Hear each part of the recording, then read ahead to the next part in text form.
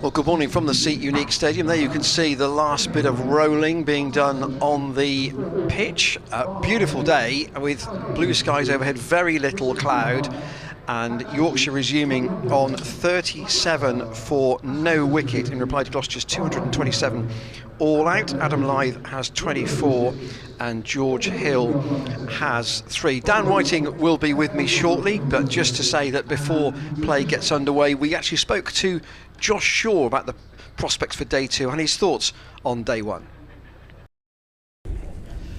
Josh, thanks for your time.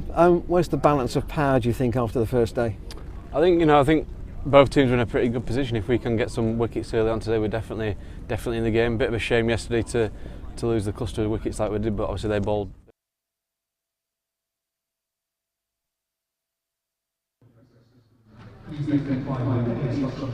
Well, I hope the rest of the day is a little more organised than that. James and Shane have done really well to upload that this morning, and then they find that for some reason it's come out inverted. Morning, Dan. Morning, Ian. How are you? I'm good, thank you. We will talk about this match in a moment, but there are two things we do want to talk about before that. The Gloucestershire thing I'll come to in a minute, but Joe Root, if you haven't heard this morning, has decided that his time as England captain is at an end, and that is his call. Yeah, that's the big news this morning for England and Yorkshire fans listening in, and welcome to those listening in from up north. The Joe Root one is interesting because England have spoken about a red ball reset, and at the moment they've got no managing director of men's cricket, they've got no head coach, they've got no selector, and now they've got no test captain, and soon they're going to have no chair of the ECB. And what is going on? What is going on? And Root has taken that call against that backdrop with no obvious success to him. Yeah, I mean, it's the timing of it is interesting. I thought he might have gone actually after the Australia, the Ashes series, but he stayed on for the West Indies. But he's done a very difficult job in difficult circumstances, and he's been in the wrong place at the wrong time, shall we say. And actually, that's something that Paul Farbrace has indicated this morning. Basically saying, Root has done the job for 5 years, which is a long time. And we were talking yesterday about the Chris Dent scenario and him doing 4 years at Gloucestershire, and how that was a challenging period. And he again took that decision at the end of last season. Graham Van Buren obviously has come into the captain's role now, but Root has clearly, I think he's got to a point where he's just drained of that role, and understandably, as various people have backed him this morning to stay on in the team. He will continue to be in England, available to play for England as just a batsman, and he is the best batsman, let's be honest. Oh, he's the best batsman of his generation. He's probably the best batsman that I've seen for England, possibly ever, actually, in my time. Kevin Peterson's probably up there. Graham Gooch was probably up there, David Gower's probably up there as well, but Joe Root, I think, is probably the best batsman that I've seen in my 50 years on this planet. But the job has a shelf life, doesn't it? The England captaincy does have a shelf life, and I think Joe Root would have been aware of that when he took the role, but I'm just finding the timing of it bizarre, and England are at 6s and 7s with regards to the administrative side of their game at present. And Paul Farbrace, of course, is the assistant coach. He said this morning, I think Joe has made a sensible decision. He carried not only the captaincy but the team. I think he's made the right decision. I'm pleased that he has been able to make it. And one thing I would say is that it's a job with a lot of focus on it. Yeah. And he has handled himself in that sense impeccably, I think, in the role. Without a shadow of a doubt. He's a gentleman, and he's come out with a lot of credit out of this. He's probably or possibly not the best tactician ever on a cricket pitch that I've seen, but he's handled himself in the glare of the media spotlight extremely well. His record, just for clarification, 64 tests, 27 wins, 11 draws, 26 defeats, and the thing obviously is that the recent run has been almost completely without victories. It's one win in the last 14, I think. Yeah. And that, I'm sure, has had some depth to Root's decision. But here in Bristol this morning, as I say, umpires Alex Wharf and Ian Blackwell just heading down the steps, and following them onto the field, the Yorkshire openers will be, as of last night, George Hill and Adam Lyth. They came out with 15 overs to bat, and they negotiated really without giving a semblance of a chance last night, Dan. Yeah, I think they both batted very well. It was an awkward time. It was an awkward 15 overs to negotiate at the close of play. And there was a bit of cloud cover there, and they're both still there this morning. And hopefully they can, you know, for Yorkshire fans, they can make hay. The sky's blue here in Bristol. It looks like a good batting day. Day 2 pitch is often the best day to bat as well. And, you know, I think Gloucestershire are up against it this morning. They'll really want a couple of wickets. They'll want Lyth out the way, and they'll want David Malan, who's a real danger man in number 3 for Yorkshire. In and out quickly. Yes, definitely. indeed.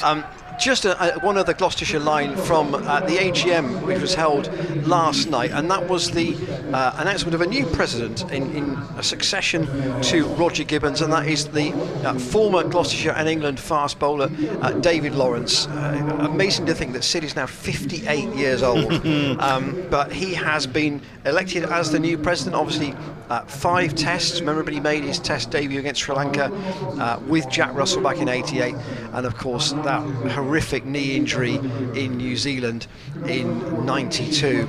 Didn't play after that, but you know, 500 first-class wickets for the club, and obviously in this EDI world, another positive example of somebody trying to connect with all areas through that role, and hopefully Sid can do that. Yeah, he was a fantastic cricketer. He was absolutely rapid, wasn't he? And you know, him and Courtney Walsh together it would have been a seriously lively opening attack. But as you say, it's great that, you know, Gloucestershire are making some really good decisions with regards to taking the game to a number of people, you know, and different areas of the community, and it's fantastic to see. Ryan Higgins is going to open from the pavilion end with 3 slips, and Dan, you want to lead us off? Yeah, here he comes, about to bowl his 7th over as he comes into the crease. Oh, and he turns Lyth around a little bit there. First ball, interesting. Adam Lyth 24 not out. George Hill just 3 of 40 balls, having a proper dig in, but he negotiated that period very well last night. Join us along. Drop us a line to commentators at glossccc.co.uk as Higgins comes in, and that's just strays onto the legs of Adam Lyth, who plays that into the onside. We had a tweet from, or a message from another guy watching us from Germany yesterday, James Peacock, who I'll come on to it after this ball from Ryan Higgins.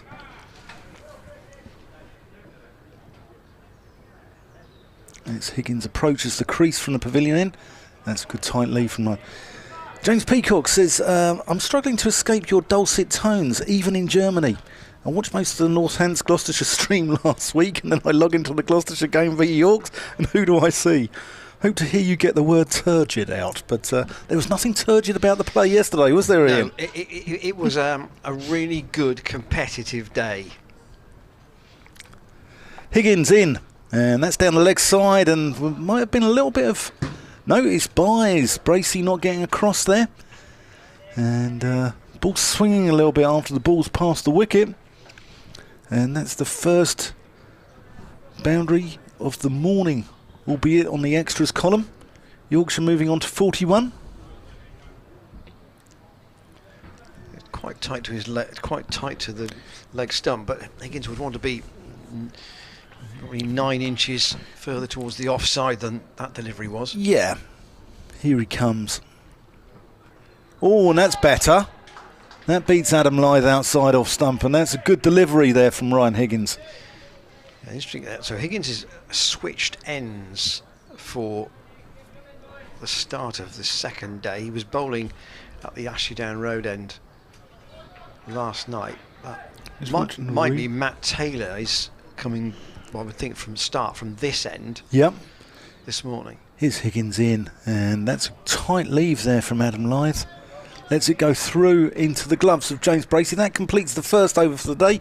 Yorkshire 41 for none. What do we know? Ajit Singh Dale has stripped off his sweater, so it may be that the youngster is going to be given the first over from this Ashley Down Road end. We didn't see him bowl last night, but and you had a look at him at Northampton, Dan. I only saw his spell late on the final day. Yeah. I thought his direction was not as accurate as perhaps you would have wanted.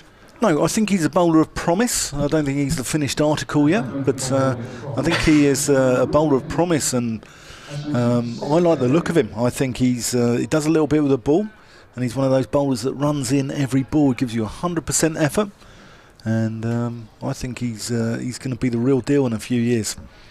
Well, I'd say he's only 21. This is an important situation for him in that against the Graham Van Buren's giving him quite a bit of responsibility here. You don't want Yorkshire to get away to a flyer.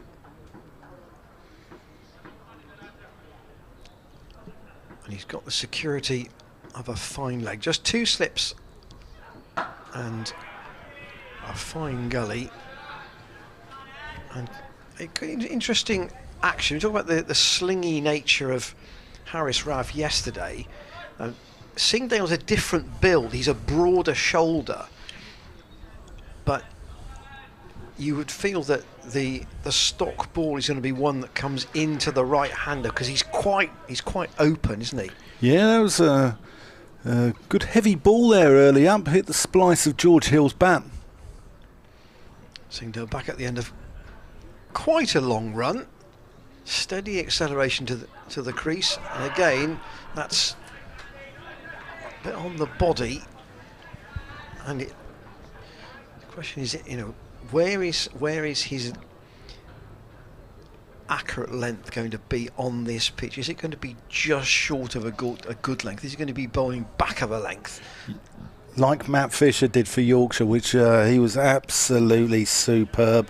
4 for 19 off 14.1, and he, I know Harris Ralph went through the middle order, but Fisher had made the inroads to open that door for him. And he was very accurate to very little on and around leg stump.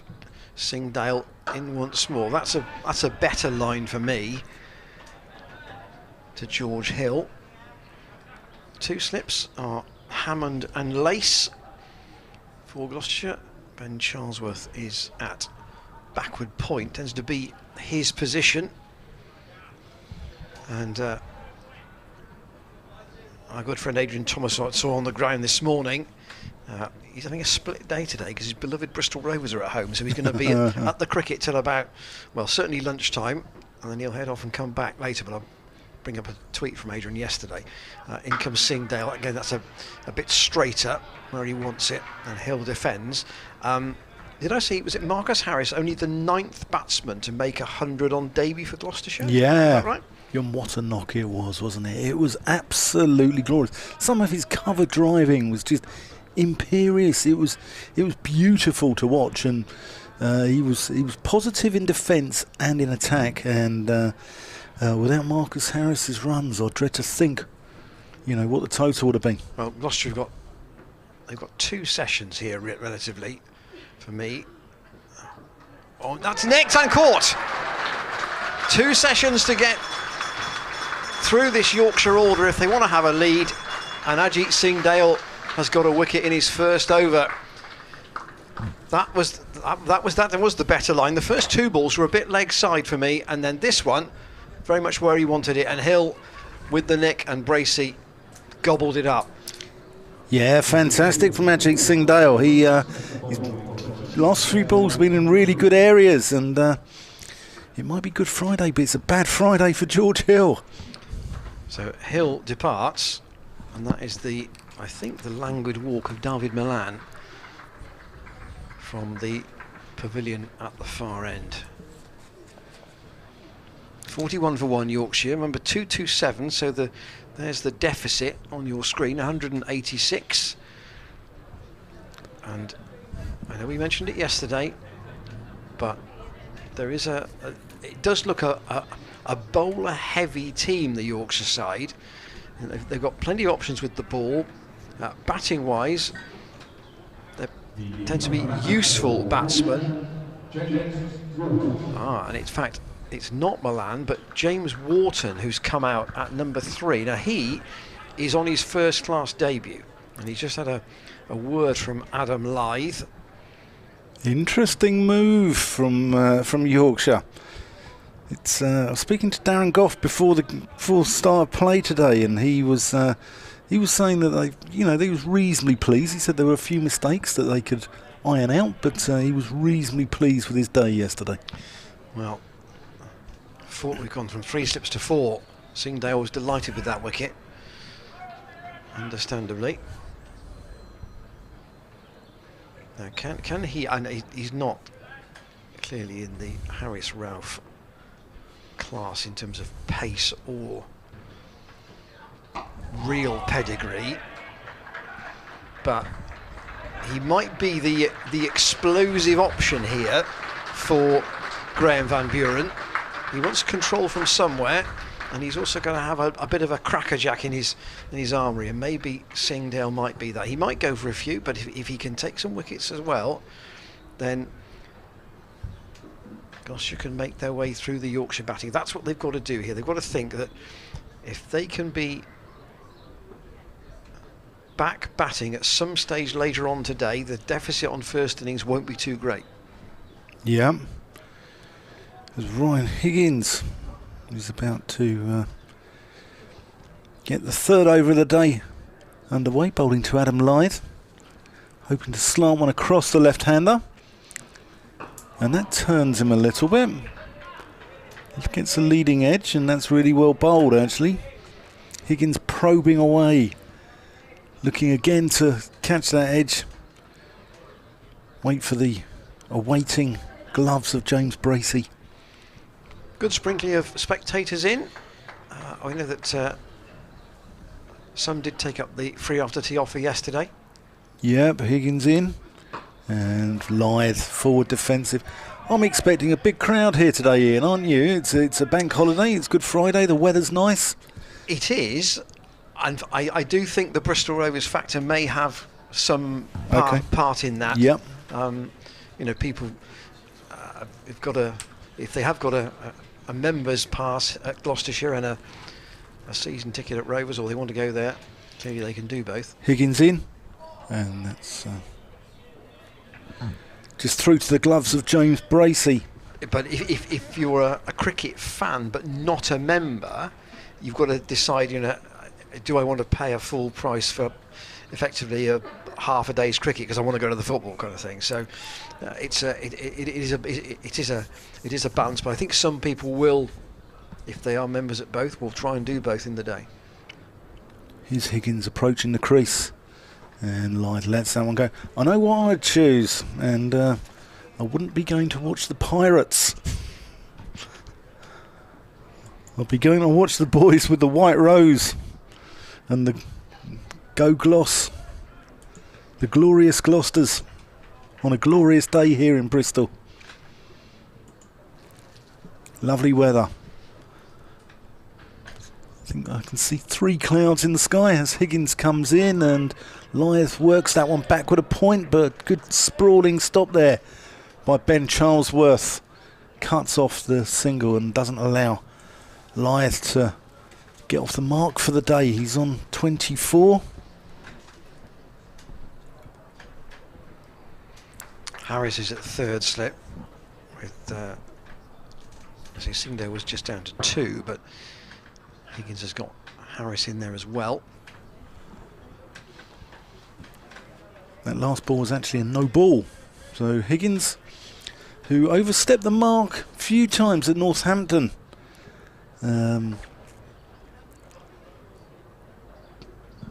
Shaw bowled 2 no balls last night. Yeah. In fact, he bowled 2 no balls in his last over, I think. And there were 4 byes or 4 leg Yeah. byes, weren't there? Which wouldn't have pleased Dale Benkenstein. Here's Higgins coming round the wicket. He's changing the angle. Thought he bowled very well around the wicket. And that's the end of the over. And we're going to have a little look at the slow-mo of that wicket. Let's have a look at it on replay. Just fending it off. A little bit of extra bounce there from Ajit Singh Dale. And catches the edge. And James Bracey does the rest. And Singh Dale opens his account here at Bristol. Just a bit tucked up, wasn't he, Hill? I don't know whether it, as you say, it just was at him a little quicker than he anticipated. And there was a bit of an element of the unknown here, because I knew that, you know, it would come back to that point we made yesterday about analysis and data and how much you can see, but they wouldn't have seen a lot of Singh Dale, even on clips. Here he is to Wharton, who lets that go. But as you said, Ian, it's an interesting lineup from Yorkshire. And we don't know in what order they're going to come out, but they've come here with a mixture of experience and youth. And you've got David Malan. Harry Brook is a dangerous customer in white ball cricket. You wouldn't see Malan batting lower than 4, surely, would you? No. But then you're looking at Dominic Bess at 6, Harry Duke at 7, and Jordan Thompson probably at 8. And then the 3 bowlers below that. Singh Dale with 4 slips in. Bowls to Wharton, who gets his first run. And he'll feel a lot better about life, having nudged a single out of into the offside. Didn't quite go exactly where he thought, but there'll be some nerves from the young man at this point. It was meant to go out on the leg side, that, I think, but he played it into the ground. And now Singh Dale will have a chance to have a look at Lythe for the first time. And he's staying over the wicket, which I think is probably the correct move. There was a couple of occasions when he was bowling right at the end at Northampton last week where coming round the wicket he was still quite wide with his line, so I think the concept of trying to slide it across the left-hander from fairly centrally on the crease is probably where he's heading. But as I say, there's almost a first, second and a 4th slip, and that's the line he wants. That's the line he wants, and he doesn't want that to the right-hander, but he does want it to the left-hander. Yeah, Bristol faithful here, taking him to their hearts. They're encouraging him all the way. Some good noise coming from round the ground here. Yes, there was a good number of spectators in the Jack Russell and Mark Lane stands below our commentary position yesterday, and similarly so today. Again, it's generally in the man stand. They're at the pavilion end rather than being round towards the scoreboard. But it's just a thin spread at the moment, but they may filter in later. And Lythe lets that go very tight to his off stump, but did that on height more than anything. I think he saw the bounce. There's the view of the apartment end of the ground, Ashley Down Road end. Those here early, one in the sunshine. Yeah, enjoying their day, enjoying the bank holiday, enjoying the sunshine. And you are quite close to the play at this end as well, because it is the shorter straight boundary. And Singh Dale, not one to hurry back to his mark. He might have to think about being a little brisker. Gloucestershire don't want to get behind on the run rate, on the over rate rather. Singh Dale again, into Lythe, who again lets that go, gets the bat out of the way, but that wouldn't have been far from his gloves, to be fair. It didn't bounce up as much as he thought. Here's a second look. His bat is quite low, really, in a sense, but he got enough out of the way of it. Going back to the over 8, Ian, it's they got themselves into a little bit of a tangle at Northampton last week, and they were wanting to keep an eye on that. -4 at one stage? Yeah, they were, and they were wanting to keep an eye on that. Singh Dale again, sprinting in, and again, that's a good line for Lythe. I've got no problem with Lythe letting it go, and Singh Dale just saying, OK, I'm going to keep bowling in that channel, and you might make an error of judgment. because if they get too far behind on the over 8, they're then forced to use Zafar Gahar, and the skipper will bring himself on because he can rattle through the overs really quickly, Graham Van Buren. And you know, they don't want to be in that situation where they're having to, you know, where his hands being forced, do they? I mean, Ryan Higgins is obviously not off the longest of runs. Yep. He gets through his overs quite quickly, but that will be balanced a bit by Singdale at the moment. So we've had only 4 overs in 16 minutes, which is, you know, borderline where you need to be. Obviously, Singdale, I'm sure, you know, in a sense, wants to take his time, make sure he's as accurate as he can. He's got to be just careful about being too slow. Here's Higgins into James Wharton on debut. Yorkshire 44 for 1. Wharton on 1. Adam Lyth on 24. And Higgins will fancy his chances here. The new ball's only 19 overs old, and he'll be still a little bit of lacquer on the ball as he approaches the wicket. And Wharton a little bit late on that. It goes out to third slip. Interesting, actually. He finished last season with a string of good scores in the seconds for Yorkshire, 55, 78 and 77 in the last 3 games. So that, I'm sure, will have sent him into the winter in good heart. And clearly Darren Goff and Otis Gibson have liked what they've seen of him. Higgins in, and Wharton solidly behind that. So the slips, you've got Miles Hammond at first, you've got Tom Lace at second, you've got Marcus Harris at third, and he's quite a fine gully. He's like a floating 5th slip stroke gully, is the skipper Graham Van Buren.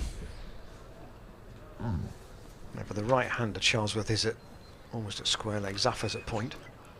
Higgins in, that leaves that one well alone, goes through to James Bracey. But in terms of the top order, I mean, we suggested this to Josh Shaw in the interview that has actually gone on the club's Twitter, but we couldn't bring you before the start of play. Lyth and Malan are the 2 prize wickets, aren't they? Yep, certainly are. They're the experienced guys. They're the guys who played for England. Ryan Higgins in, and that's outside off stump, and Wharton has nothing to do with it whatsoever. I don't. Having got the first wicket, I think Yorkshire will be quite patient. I mean, Gloucestershire were very patient yesterday in the first 45 minutes, yep, right at the start of the game, and I think every inference that Yorkshire will be the same here. That is conscious about not giving Gloucestershire a leg up. There's Higgins in, and that's well fielded there. Diving away. That completes the over. Umpires today are Alex Wharf and Ian Blackwell. Wharf with a wonderful career at Glamorgan, Nottinghamshire and Yorkshire. And had a little spell for England as well, I think, in one-day internationals. And Ian Blackwell's the other guy who had a career at Derbyshire, Durham, Somerset, and played for, I think he just played the 1 test for England in India. I mean, to me, his chief association is with Somerset. Yeah, definitely, really. definitely. Match referees Dean Koska, who had a 20-year career, won the championship at Glamorgan back in 1997. So Ajit Singdale with this floating third slip. Good description from Dan. It's pitched up this time. It's a chase for Josh Shaw as he's clipped away by Adam Lyth. They've taken 1. There won't be more than that. And Charlesworth's throw is a loopy one into James Bracey. But from a Gloucestershire point of view, lovely to get an early wicket, just to lift them a bit. They'd have been disappointed not to have got something out of last night. And if Lyth and Hill had bedded in for half an hour and got their eye in again. Do you think they were a little bit flat last night? Do you think the body language wasn't great? It's hard to know. I just wonder whether the conditions were, on the face of it, not the worst for bowling. Singdale to Wharton. Again, that's a little bit leg side. Got to just be careful with the line. It's clipped away as a chase away towards the boundary at deep mid wicket. Good sliding stop from Shaw. They'll come back for a third. That's a good throw actually to the keeper's end. James Bracey's completely obliterated 2 of the 3 stumps, but it is 3-2. Live. Here's the partial showing of the replay of the tear through for the 3rd run, but I think Lythe might have thought that was going to go to the bowler's end, but he made his ground. What happened to the days of a keeper just casually flicking a bail off Ian? Well, I think the thing was, the ball was slightly awkwardly placed for him, almost fractionally in front of the stumps. He had to go back towards the stumps to actually break them anyway. But Wharton just benefiting from Dale almost bowling the ball that you really want to a left-hander on that line. It was on and around his pads. Singdale back into Lythe. That's a nice carry. Bracey taking that almost up in front of his nose. It's a good wicket here at Bristol. It was mentioned on ESPN Cricinfo by David Hops, who thought it was a good wicket with a little bit in it for the pace bowlers, and good pace and good carry in the wicket. Certainly there were a couple of tennis ball bounces that were very high, but I think even from the first ball we saw Matt Fisher get one to climb in his opening over. Singdale running away from our commentary position, in again to Lythe, who's quite prepared to say, well, that's outside off stump, I'm not going to play at that. And Harris Ralph was he was serious wheels at times, wasn't he? Yes, he was quick, and as I said, chiefly all through the final delivery of the ball rather than necessarily being in his run-up.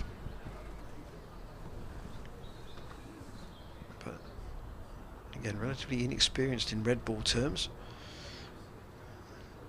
Singdale to Lythe, same line, same outcome. I think I've no problem with either of these 2 players having their own little personal duel, and Singdale will know that this is only his 4th first-class match. That it's different from playing second 11 cricket, and as somebody said to me on the way into the ground this morning, you can see the difference between Division 2 bowlers and Division 1 bowlers as well, and the same will apply to the batsmen. They make fewer mistakes. It's Singdale again, and Lythe again lets that go. He's not playing very much, Adam Lythe, at the moment. He's only playing what he absolutely has to. It's interesting to see, because it was an accusation put to him during his England career. He only played 6-7 tests for England, although he got 100 against New Zealand, but it was an accusation that he didn't know where his off stump was, because he nicked off a lot, didn't he? He nicked off to the slip cordon or behind, and he looks much more comfortable where his off stump is in this innings. He looks like he's leaving on length, and some of these are going over the top of off stump, and it's he looks like he's matured finally. Here's Ryan Higgins bowling from the pavilion end. Oh, and he's bowled him! Pole out the ground. Higgins strikes 48 for 2. Wharton is on his way back to the pavilion. He didn't expect the off-cutter there, did he, James Wharton? Here's the second look at that. He was clearly didn't read that at all, and that's a lovely sight for Ryan Higgins. And James Wharton has learned, I think, a bit today that Higgins at his pace is one of the players in the 4-day game who is able to move the ball as well as anybody, both away from and into the batsman. But the inexperienced man departs, and Yorkshire 2 down. Both the opening bowlers have got a wicket, and this is just the start that Graham Van Buren would have wanted out of his side this morning. They needed wickets early. And if they can come to lunch with 2, 3, maybe 4 wickets down, they'll have had the better session this morning. Well, I think they wouldn't want these two to bat for an hour and a half, that's for sure. But David Malan is coming out now at number 4. And Lyth has only scored a single this morning in 26 minutes. But as Dan said, he's very much been looking to get himself and his feet and his concentration back into gear again. Yeah. Doesn't matter how long it takes. And the thing about David Malan is he's susceptible early on in his innings as well. He can nick off early, he can get caught in the slip cordon, or he plays that lazy shot where he gets caught in the sort of gully backward point area. And he's susceptible early on, but if he stays there a while, he can really punish you. And I think 2 left-handers now, and I think that will help Sing Dale with his line. He doesn't have to chop and change, and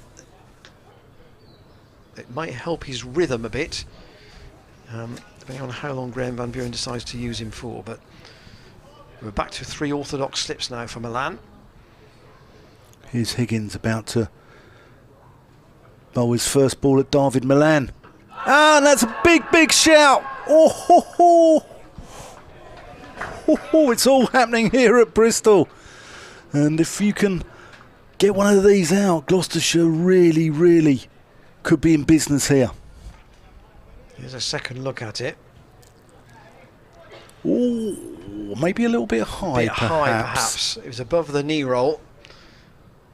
And he's quite a long way back as well. Here's Higgins to Malan. And Malan lets that one go.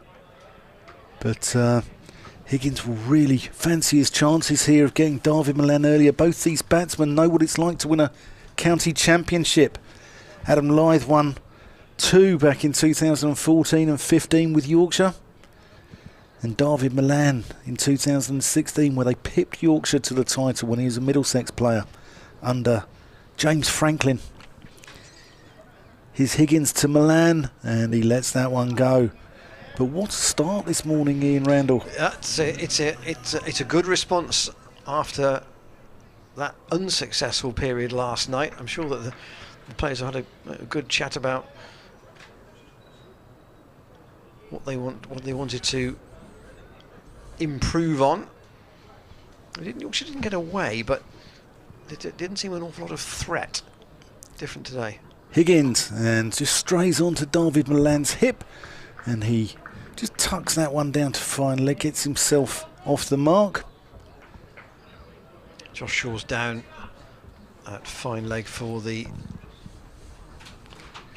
in a third wicket pair. In a bucket hat. Yeah, what did he call it this morning? A flower pot hat, I think he called it. Yeah.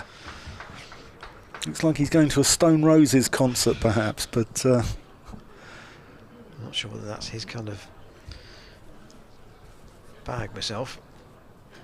We should have asked him in the interview. Yeah, we should have done should it. have done. Round the wicket, Higgins to Lyth, just trying to give him a different picture. Here he comes, approaching. Oh, and that's well bowled, and Bracey threw the ball up in the air and got us all excited here in the commentary box. But what an over from Ryan Higgins. Gloucestershire really looking to turn the screw this morning, and it's brilliant cricket, isn't it, Ian? It is. It's good stuff at the moment. We enjoyed yesterday, and if you're with us all day, although it wasn't a run feast, it was just a day of ebb and flow competitively. I mean, I read one report last night that said that Yorkshire were dominant, and I thought, actually, well, you wouldn't have said that at 3 o'clock yesterday afternoon when Gloucestershire were 150 for 3. It did look a bit like that when you got to the end of the day, but as one famous Yorkshire opener said, got to see both teams bat. Yeah, it was one for the connoisseurs yesterday. It was fine dining cuisine as opposed to fast food, wasn't it? And Malan will now have probably the little known to him, Ajit Singh Dale, to bowl at him for the first time.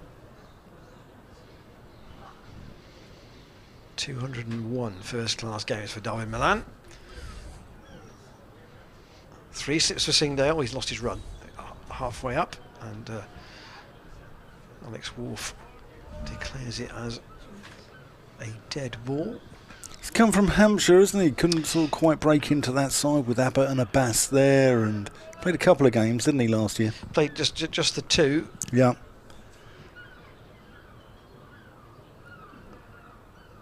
Singh strides in again, and Malan, that's got a tight leave, but again, he may have had a word from Lythe that you probably can leave it on length, and he's just, for his team, just needs to get himself in. Marcus Harris doing some limbering up would be somewhat of a different option if he was going to have a bowl. Does he bowl? I've never seen him bowl. Don't think so. He bowls about as much as Michael Klinger used to, which isn't a lot. Singdale again to Malan, same line. I mean, this is just a test of patience here, isn't it? It's who blinks first.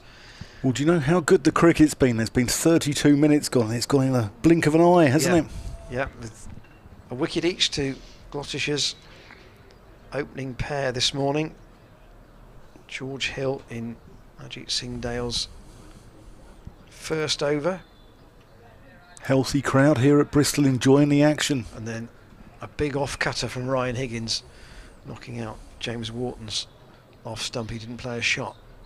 Singdale again to Malan, who drives crisply, but straight to Matt Taylor under the hat.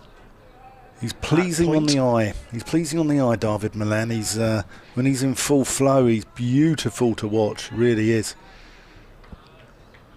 There's something elegant. There's something more elegant about a left-hander than a right-hander, isn't there? You look at Gower or Moeen Ali or Saeed Anwar or someone like that, and there's something about the angle with the left-handers that makes them look more elegant than a right-hander. Well, we might just come back to the news story of the day in a moment. Here's Singdale again to Malan. Let's that go. His front foot was right across there, but Singdale thought that just straightened a little bit, and Malan has every right. There's a good leave and a bad leave, and this is a good leave, is it not? Whereas Wharton's was a bad one. That was a good leave. Depends if you got your Gloucestershire hat on here. Yeah, yeah. Left field suggestion: would Malan be England captaincy material with Root having decided to stand down? I'll come on to that after this ball. Singdale again, still with the 3 slips. That's on the hip of Malan, who plays it safely into the ground. There's nobody in close on the leg side, so it's a comfortable single up to Charlesworth. For me, Yorkshire get to 50. 50 for 2. They've added 13 runs this morning, but they've lost 2 wickets in the process. And just where the Yorkshire bowlers were miserly in the first 45 minutes or so yesterday, Gloucestershire need to just keep a tight grip on things. And it strikes me that Dale Benkenstein is the sort of coach that would emphasise that in the team huddle before play. Singdale again, and Lythe once more lets that go. The Opta statisticians who are in the pavilion at the far end of the ground, if Jeff Trett's on the ground today, I'm sure he will be doing all the stats for Opta, and they have to record the shot that he's played to each delivery. Yep. And I'm sure there will be an option for ball left, and that will be ticking up against Adam Lythe's name at the moment, particularly to Singdale. He's not playing at anything he doesn't have to. Yep. Going back to David Malan for the England captaincy, it's a no from me. He was captain at Middlesex in the last couple of years, and let's just say it wasn't the most harmonious dressing room around, but David then went to Yorkshire. Make of that what you will, so but not for me. And also he's 34 years old, and I think it's time just to have a look at somebody else. I mean, I think Ben Stokes will be the obvious candidate if he wants it. Other names have been mooted around. Tom Abel's one who hasn't even played for England yet. There's Ryan Higgins. is about to bowl to David Malan. Just squares him up a little. And that's the concept of somebody who is perhaps thought of as a possible test player, but whose greater attribute might be seen as his captaincy ability. In the Mike Brearley mould, perhaps. Kind of. But there's a long way to go to fill Mike Brearley's shoes. One of only 3 skippers to win a series in the last 50 years in Australia. As Higgins comes in, and that bounces just short of Tom Lace at second slip. And Ryan Higgins is all over David Malan here. Yep, the other 2 also came from Middlesex to win Ashes series in Australia, in Andrew Strauss and Mike Gatting. In the last 50 years, before that was Ray Illingworth in 71. But going back to Tom Abel is one, and the other choice that's sort of been bandied around, and there's nothing concrete about it.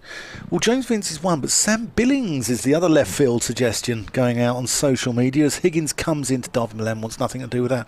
But as I say, this is only Twitter hearsay, which is a notoriously unreliable grapevine, perhaps. But having said that, social media can be a healthy platform for debate. Can be. And it can be a very unhealthy one as well. But it'll be interesting to see who gets the gig. I mean, it's asking a lot of Stokes for me. Yeah. Here's Higgins in, and David Malan works that one, lets that one come on to him, opens the face, he gets on top of it and runs it down to third man for a couple. A brace as the throw comes into James Bracey. He's a very languid player, isn't he, Malan? He's a very, very good player. I mean,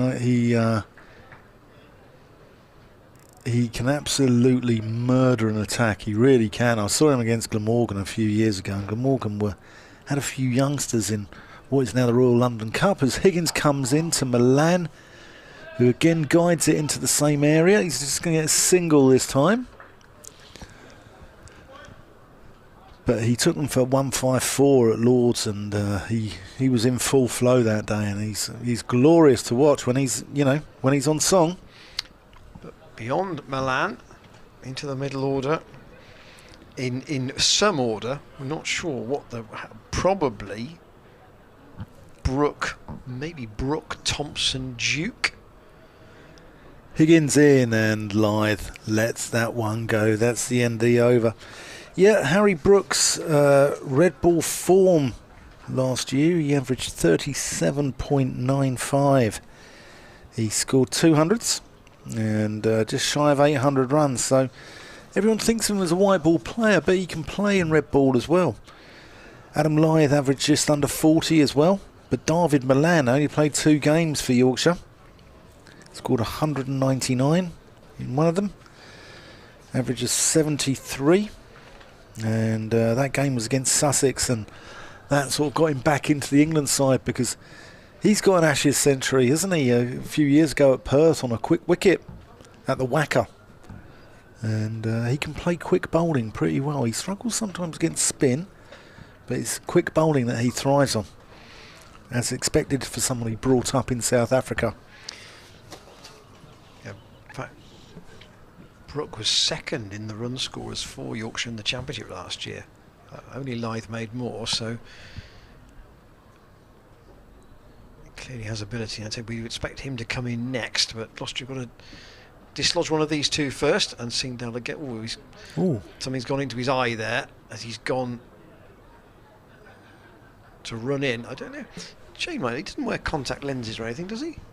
Sajik Singdale? We don't think so, but he's had a couple of instances this morning where it looks as though something has gone into his eye as he's run towards the wicket. He's going round the wicket now, just to change the angle a little bit to David Malan. He's seen Lyth leave a lot of deliveries, so how will his line be? How will his line be? Well, it doesn't matter where the line would have been for that, because that was a glorious stroke. It was well up, but it was powered away by Malan. World class. Past mid-off. World class. Second look at it. Maker's name on the bat. Holds the pose. Dispatched. Yeah, very much so. And Malan on to 9 with that boundary. Sunny day here in BS7. And Graham Van Buren watching from mid-office. He's pulled away by Malan, safely though, to Matt Taylor, who's at deep backward square. He's the only man, apart from Josh Shaw, who's either square of or in front of the wicket on the leg side. And Singdale, is he going to stay? He's going back over the wicket to Lythe, and I think that's probably the better option for me. I mean, if he had thought about trying to tuck Malan up a little bit, the first delivery was a rude awakening. He has got a wicket this morning, staying over the wicket out to Lythe. Same outcome as we've seen probably a dozen times, with Lythe leaving the ball outside the off stump. Josh Shaw's just limbering up. This will be the 10th over of the morning. But as he was saying, Ian, Higgins would have bowled 5. He might keep going, but Singdale might be best used in 4 or 5 over spells. I think it was 4 overs by and large at Northampton. in short bursts, yeah. Singdale again, briskly in, and Lythe this time gets one that's just a little bit straighter, and he's forced to play it and just dabs it neatly, risk-free, and gets a single to Matt Taylor at deep square. Number 227 was the Gloucestershire total yesterday. 4 wickets for Matthew Fisher, and 136 of those runs to Marcus Harris. And this morning, George Hill caught by Bracey off Singdale for 3, and James Wharton bowled, not playing a shot, to Ryan Higgins, who nipped one back and knocked back his off stump, knocked out his off stump actually. Singdale again, staying over the wicket to Malan, who he also lets that go. I think the slip cordon couldn't count there. They thought that was the last ball of the over, which it wasn't. As you were saying, Ian, the Yorkshire middle order might be a little callow. If you've got Dominic Bess at 6, he averaged 21 last year. Then you've got Jordan Thompson or Harry Duke, but Thompson averaged 20.55 and Harry Duke 16.41. And if Gloucestershire can winkle one of these two out, it does open the door after Harry Brook. Singdale, Malan with his bat raised and adjusted quickly there. That was again just a bit straighter, and he also picks up a single. So Singdale is not taking his sweater, just a hat at the moment, and he gets a tap from. We're going to have a look now at a sight for sore eyes for Gloucestershire fans, because it's that wonderful wicket this morning from Ryan Higgins. This is from square on over the head of Alex Wharf, and Zafar Gohar with the broad grin.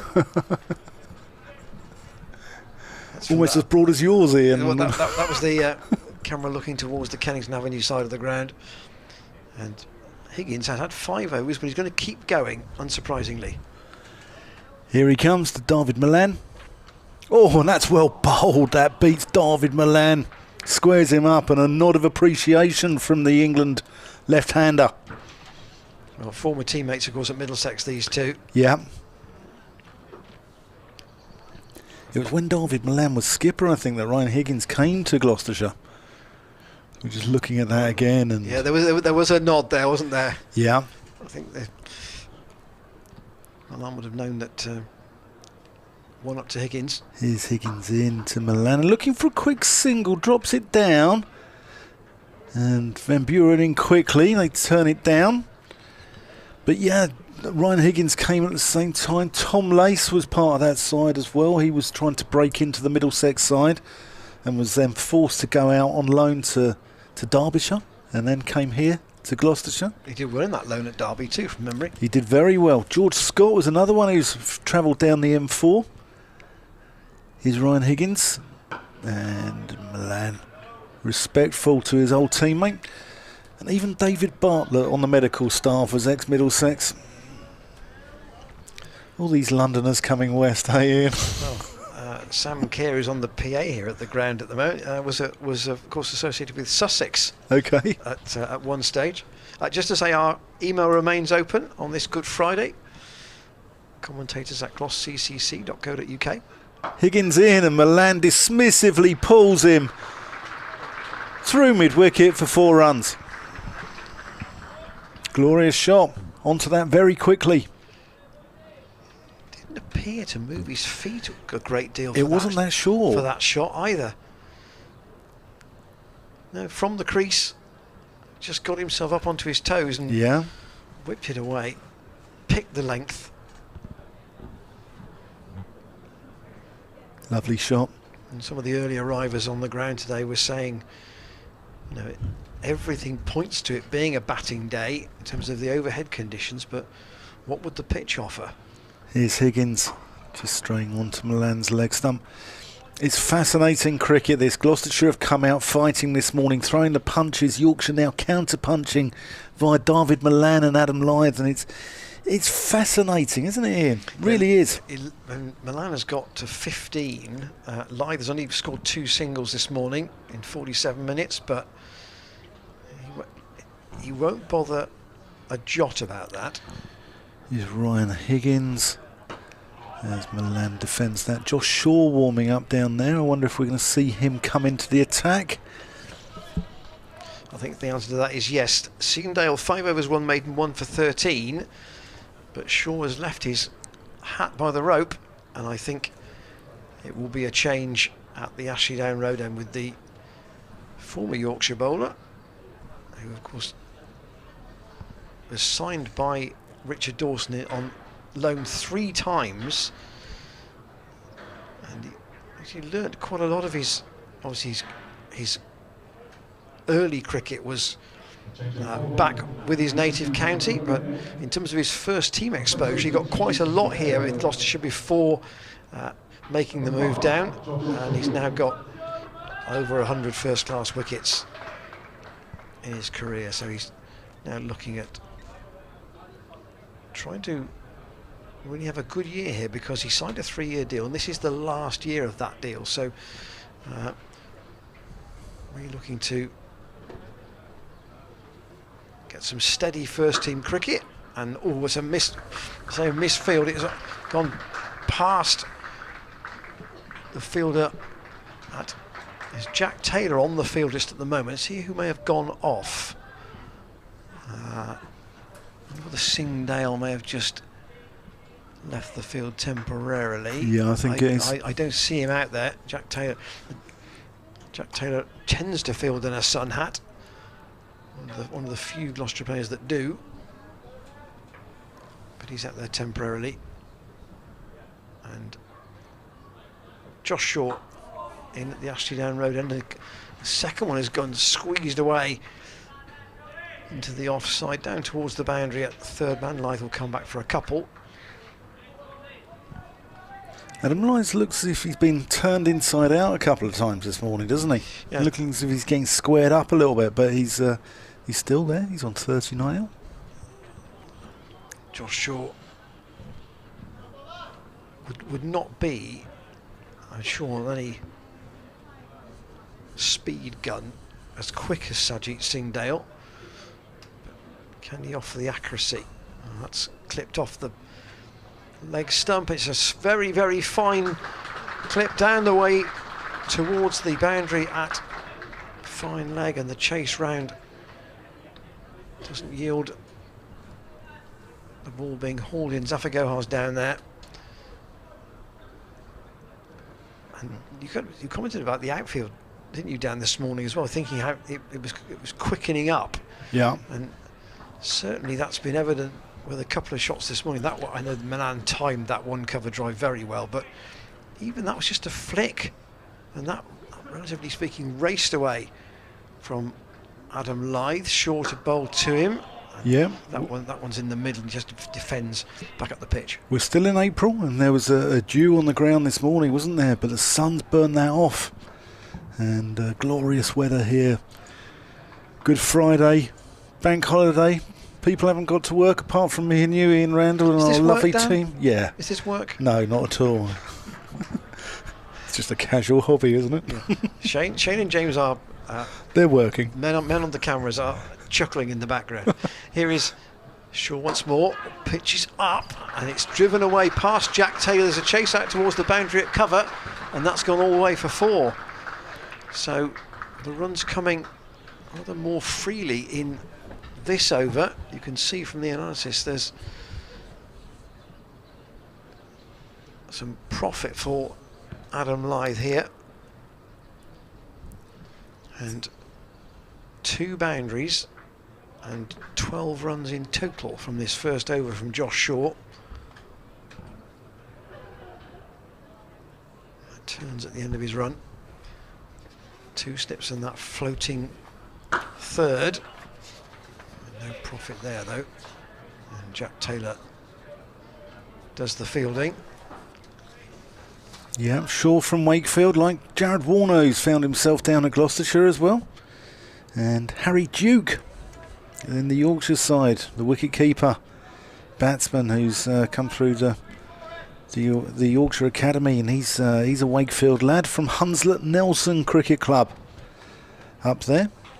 And there's a link there with him as well, because he replaced Johnny Tattersall, who came into the Gloucestershire team last year when James Bracey was away, and he did well. He hit a high score of 86 and scored 162 runs in 4 knocks. I think the 2 games he played, I think, were at Surrey and Leicester, which both ended in defeat on turning pitches. Well, Zafar Gohar's probably have an important role to play today, but he's not going to bowl just yet because Ryan Higgins has been taken off. 6 overs, 2 maidens, 1 for 10 this morning. So another good spell from him. He's taken 1 for 14 overall in 12 overs. And now Matt Taylor, who was a bit expensive last night, is going to try and split this Yorkshire 3rd wicket pair. 76 for 2. Here he is approaching his crease, left arm over, and David Malan, even though that's outside off stump, he turns it into the leg side and just works him away for a single. You were talking last night about a good batsman having time, yeah, and how Marcus Harris later on in his innings appeared to have that extra split second, and Malan there almost appeared to play that, and that was Matt Taylor's first delivery, I get that, almost a loosener perhaps, but almost appeared to play that as if Taylor was just a club bowler, dare I say. Here he comes in, lets that one go. As ex-Yorkshire and Gloucestershire fast bowler Steve Kirby would say, he's got time for his tea and biscuits. But that's what class batsmen have, isn't it? They see the length of the ball really early, yeah, and that gives them the time to adjust more often than not. Here's Matt Taylor, left arm over, and that's outside. Adam Lyth's off stump. Slip cordon, just interesting with Matt Taylor. He's bowling over the wicket. Hammond is probably a stride wider than I might expect. Yeah. And they've left a gap where he's almost got a 1.5 and a 3 and a 3/4. Do you think lace? It's a dangerous game to play, isn't it? Because if that flies in between Bracey and Hammond as Taylor comes in, and that's let go. It's a dangerous game to play, isn't it? I think with Bracey and Hammond, are they just trying to effectively avoid the complication of the 2 men going for the same ball? It gives Bracey a wider area that he considers to be his with the gloves. Potentially. I mean, I'm not a fan of it personally because, you know, you move the man into there and then it goes through first slip, and then you put him back into first slip and it goes through second slip, doesn't it? As Taylor comes in and Adam Knight just angling that one down. Ben Charlesworth equal to it. A backward point. Sprawling away, stops the one. So we've got the man at second slip. We've got Tom Lace in the gully. Charlesworth out of point. Zafika high, extra cover. Graham Van Buren at mid-off. Then we've got mid-on, mid-wicket. And we have got a deep square. And Josh Shaw down here at fine leg. And Jack Taylor's at deep square. So Singdale still off the field at the moment. Taylor in. And Lyth gets a thickish outside edge. But Charlesworth, who makes a couple of brilliant stops in the gully there last night in that backward point area with his left hand, fills that with his right hand. That's the end of the over. Yorkshire is 77 for 2. Adam Lyth is on 38. David Malan is on 16. He's moved very comfortably onto 16, and it's 28 overs gone. And we're nearly at the end of the first hour of the day. Yeah, and that's how you can judge how enthralling it's been. Singdale is just coming back onto the field now. Jack Taylor's trotting off, and 77 for 2 from 37 for no wicket overnight, so 40 runs added, albeit Josh Shaw with 12 taken from his first over today. Graham Van Buren just having a chat with his bowler. A bit more orthodox field for Shaw. It is 2 slips and it's a fine gully, or a 4th really, I suppose. And they're just putting Singdale at mid-on with Higgins now at mid-off.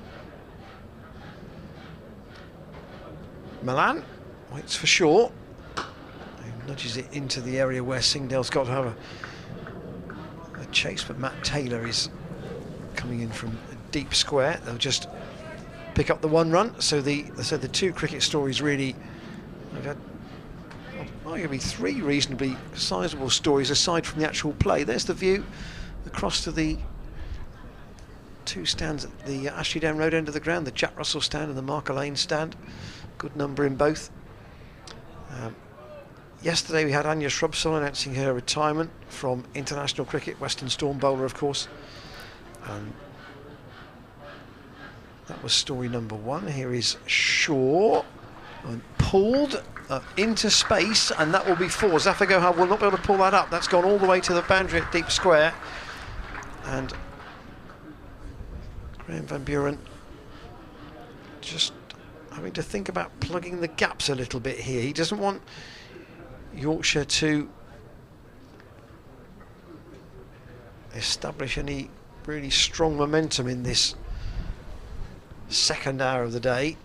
And so Matt Taylor's gone now back onto the boundary. He's taken a slip out, and Van Buren himself has come in at mid-wicket to strengthen the leg side. So just really a first and a third slip now for Shaw. He's gone around the wicket to Lyth, and that was a bit better. Was there a hint of reverse there? It looked like it tailed back a little bit. Maybe just a touch.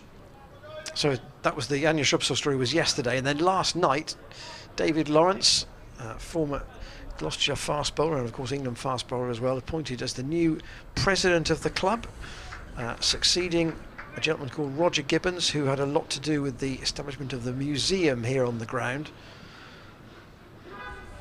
Shaw in again, that's straight a line outside the off stump, let go by Adam Lyth. And then this morning the announcement of Joe Root standing down as the England captain and adding to Dan's list of vacancies to be filled, albeit Rob Key's name is becoming a prominent suggestion now for the managing director of England cricket. That seems to be a story that's come from several well-respected writers actually have been suggesting that Key's name is coming to the top of the list, because I think it was Rob Key and Marcus North were thought to be the two that were perhaps most likely to get that job, and then at least one source there, I think, suggested that North was not going to pursue his application any further. Short, staying around the wicket to lie. That's on his hip, and it's dribbled away down on the leg side. It come off. Nothing off the bat. Short at the moment, it'll probably be a little bit concerned about the runs coming from his end of the ground. 83 for 2. We've had an email in from John Logan, and said, "Hi Ian and Dan, as Gloucestershire commentators." Well, we're neutral, aren't we, Ian? We're neutral commentators, surely. "I can appreciate you might be slightly unsure of the Yorkshire batting order. As a Yorkshire fan, I'm completely perplexed. Over the last 2 or 3 seasons, Yorkshire have, in my opinion, been playing a batsman light, and Dom Bess has quite often batted at number 6. He scored 85 batting at number 7 in the friendly match versus the university team. James Walton batted at 6, scored 13 after David Malan and Harry Brook. Apart from Walton's promotion up the batting order in this match, his selection is also surprising to me. Will Frayne is more experienced and looked in good touch as Taylor comes in to Adam Lyth. Will Frayne looked in good touch in the friendly match, scoring 122 not out, and I'm not sure what Frayne has to do more to be included in the first 11. Interesting email. Yeah, and I must confess, when the squad was announced, and I also saw that Frayne had got a century last week, the 2 players I thought wouldn't play were Wharton and Thompson. Now, we didn't know at that stage about Code, who clearly his fitness was not perhaps as far advanced as everybody thought. I mean, he would have been in my team if fit. But Frayne, having got a century against the university, I would have expected to play, but clearly Darren Goff and Otis Gibson thought differently. Here's Taylor in, and that's let go. They put Lace back in at second slip for They Lyth. have, yeah. We've also had a result of our YouTube poll, and who is more important for Gloucestershire to get out? Is it David Malan or Adam Lyth? Who would you say, Ian? Who's your pocket money on? I haven't looked. I haven't seen the result of that poll, but I would have thought Malan probably more important. Well, you'd be with 70% of the public, because they've gone with David Malan, with 30% going with Adam Lyth. As Taylor comes into Adam Lyth, I thought he'd just got a little feather on that down the leg side, but he hadn't. It's a good diving stop down there by James Bracey. But keep your questions coming in to commentators at glossccc.co.uk. And thanks to John, by the way, because he got in touch yesterday to tell us about Harry Brook's middle name. So, which we understood was Cherrington, which it is, of course. But what we didn't know was that it is very much a name used in the Brook family. Taylor in. Lyth lets that go. It's a frightfully nice name, isn't it? Cherrington. You said there's a village in your neck of the woods called Cherrington as well. There is a village near Tetbury called Cherrington. Yeah. But in fact, I'm trying to think now. A friend of mine plays at a golf club. There is, in fact, I'm sure I'm right. The Minchinhampton Golf Club, I think, has a Cherrington course on it. There are 2 courses there, and one of them I think is called the Cherrington. Is that in the Cotswolds, or it's just out of the Cotswolds there, isn't it? Oh, very much in it. Oh, it's in it. Taylor in to Lyth, squares him up a little. Lyth pushes that out into the offside. And you've got some lovely places down there. Stow on the Wold out that way as well. And that's geographically, that's so Minchinhampton is very much towards Stroud. Yeah. Which is Forest Green Rovers territory. Forest Green Rovers territory, yes, indeed. Yeah. But not today, only on Monday. And Stow on the Wold obviously is north of Cheltenham, northeast of Cheltenham. Taylor in to Adam Lyth, who leaves that one and is well judged, and that's the end of the over. 83 for 2. Nice part of the world, and that Bolton on the Water, that's a nice part of the world as well. And There's a place up there that's always fascinated me. I've never been, but Crocodiles of the World. There's a there's a tourist place called Crocodiles of the World, which Stowe, Morton, and Bourton are the. If you are not from the West Country and you perhaps think of Cotswold tourist attractions, those three villages tend to be the three that people think of, and they're in very close proximity to each other. we were just on telly there, Ian.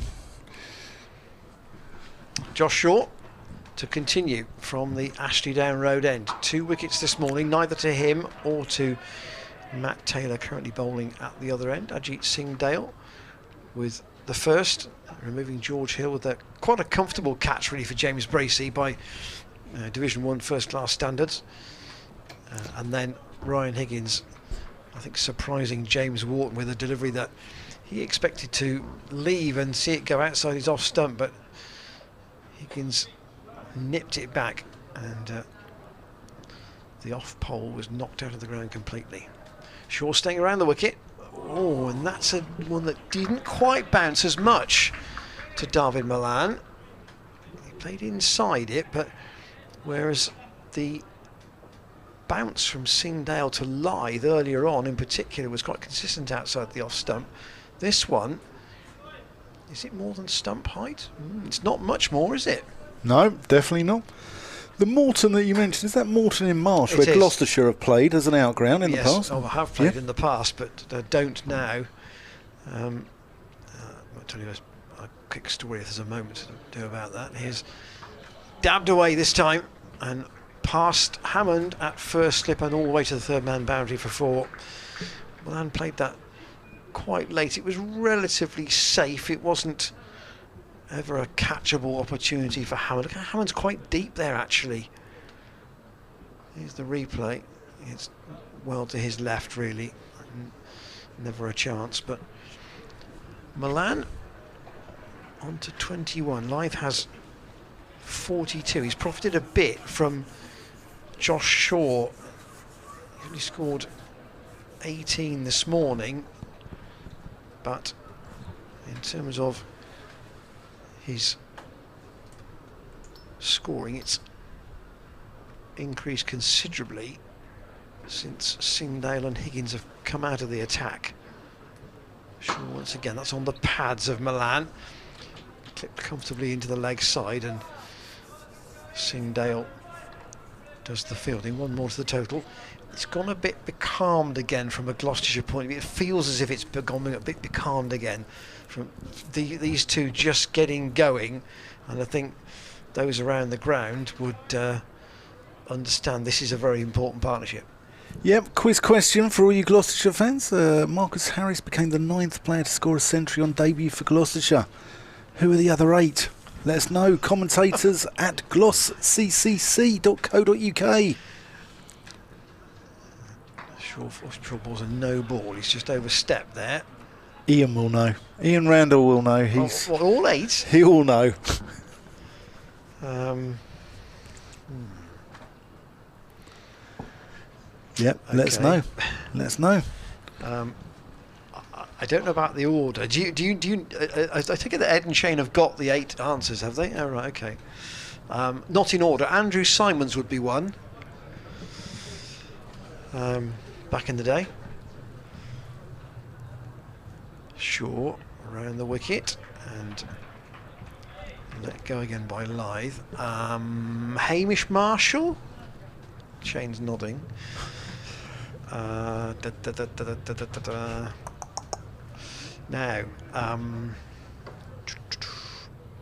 do I want to say Ed Cowan? Ooh, that's a name out there. Right, we'll leave it there until after this ball. Shaw in, stretched for by Lythe, tempted.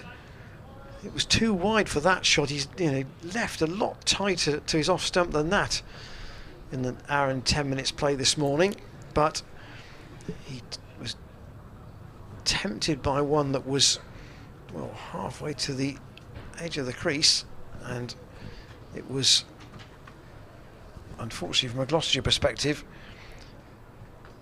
not a wicket. The others, dare we say? No. Let's get people to Okay. let us know. Let's let the public tell us. Those are 3 for starters. How many Yep. more are there? 6. There are 8. There are 8 more. Yeah. 8 more. No, 8 in total. So I think you got. How many did you get? 2 or 3 there? Well, if you exclude Harris, obviously from yesterday, Yeah.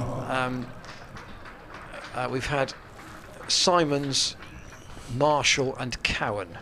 So that's 4 out of the 9. So you want 5 more. Yeah. We're going to see Zafar Gahar come into the attack as the ice cream van's over there. Should do a good trade today, Ian. Should do. Yeah. I came here last year and worked on the Gloucestershire v Northamptonshire game, which was played under battleship grey skies for 4 days, and the ice cream van was here then, and it was an optimistic sales pitch, to say the least. And I think the only person I saw all day was Northamptonshire head coach in 4 days, was Northamptonshire head coach David Ripley at the time, who went for a 99 flake with some sprinkles on, I believe. So there you go. There you go. Matt Taylor's spell hasn't lasted that long this morning, with Zafar Gahar coming on. No. Taylor, in fact, has only bowled 2 overs. We're going to see Zafar Gahar. The hold up is just some protective gear going on. I think that's Tom Lace who's going to be donning the pads under the whites and a helmet. And he looks like he's going to go in at short leg. Is that Tom Lace there? It is Tom Lace, yeah. Yeah. Yeah, and he looks like he's going to go in at Boot Hill, as it was known back in the day. He's got the lightweight pads under his trousers. Yeah. Yeah. Not like the old days when Brian Close used to go in there with nothing on, is there? But here's Zafar Gahar bowling to David Malan, and he's hit that one firmly. Has that carried? Not quite, I don't think. Right by his feet. It would have been a brilliant catch if he'd taken it. Let's have a look at the replay.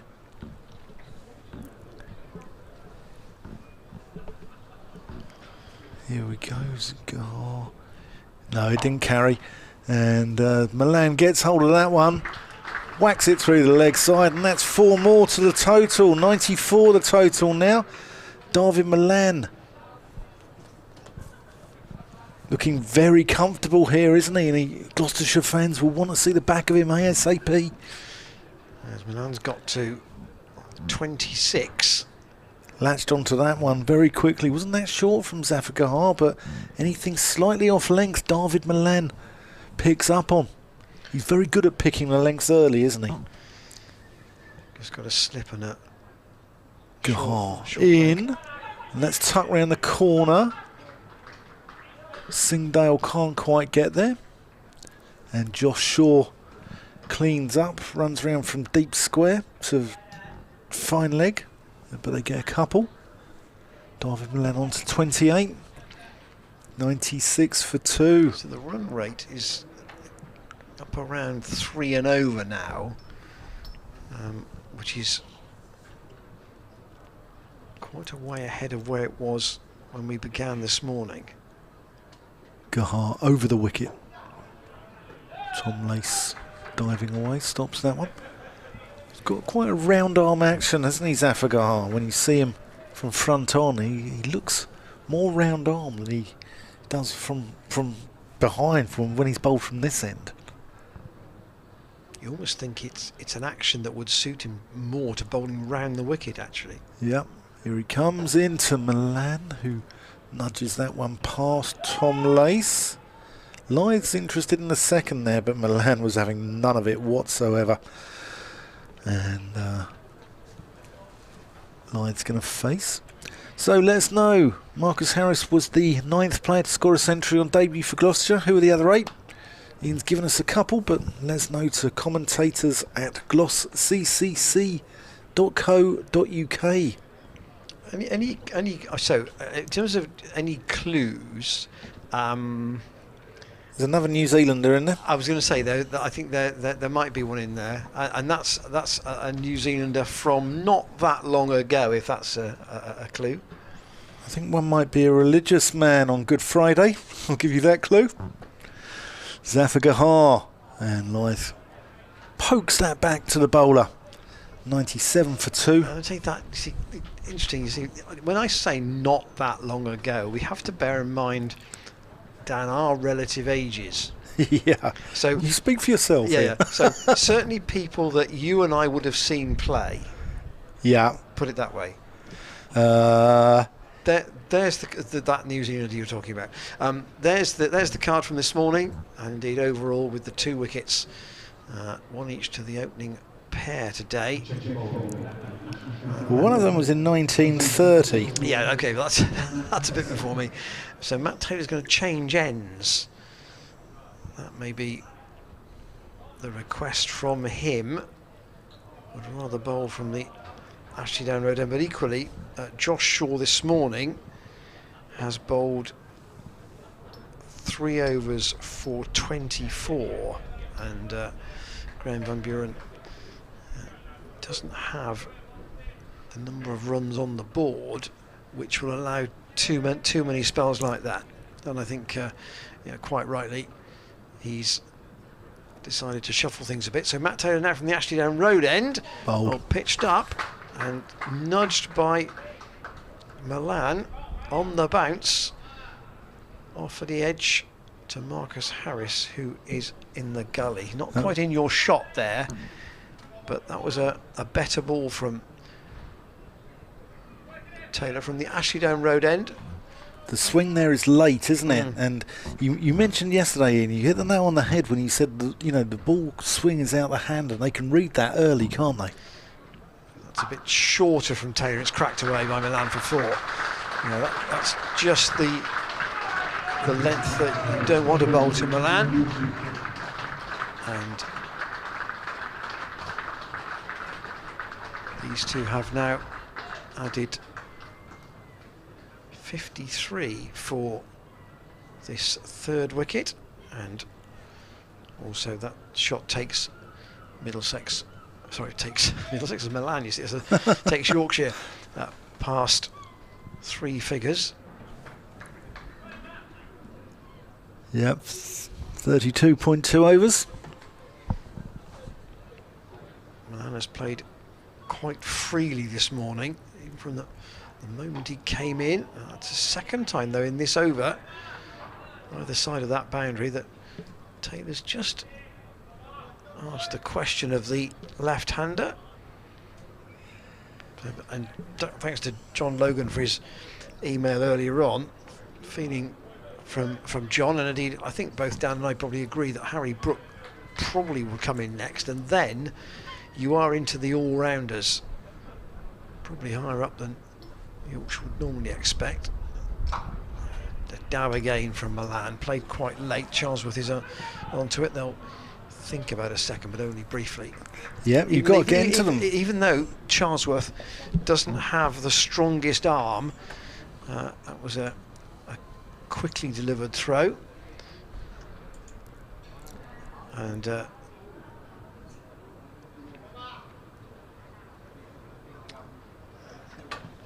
Tonka Toy 86 says Will Tavray, I'm sure, scored 100 on his debut. I would need to look that up, and whether that was a university game. He's not one of our names. Short from Taylor, pulled with his front foot up in the air by Adam Lyth out to Singdale. Nathan Cavin says might be obvious, but WG or Wally Hammond? Don't think so.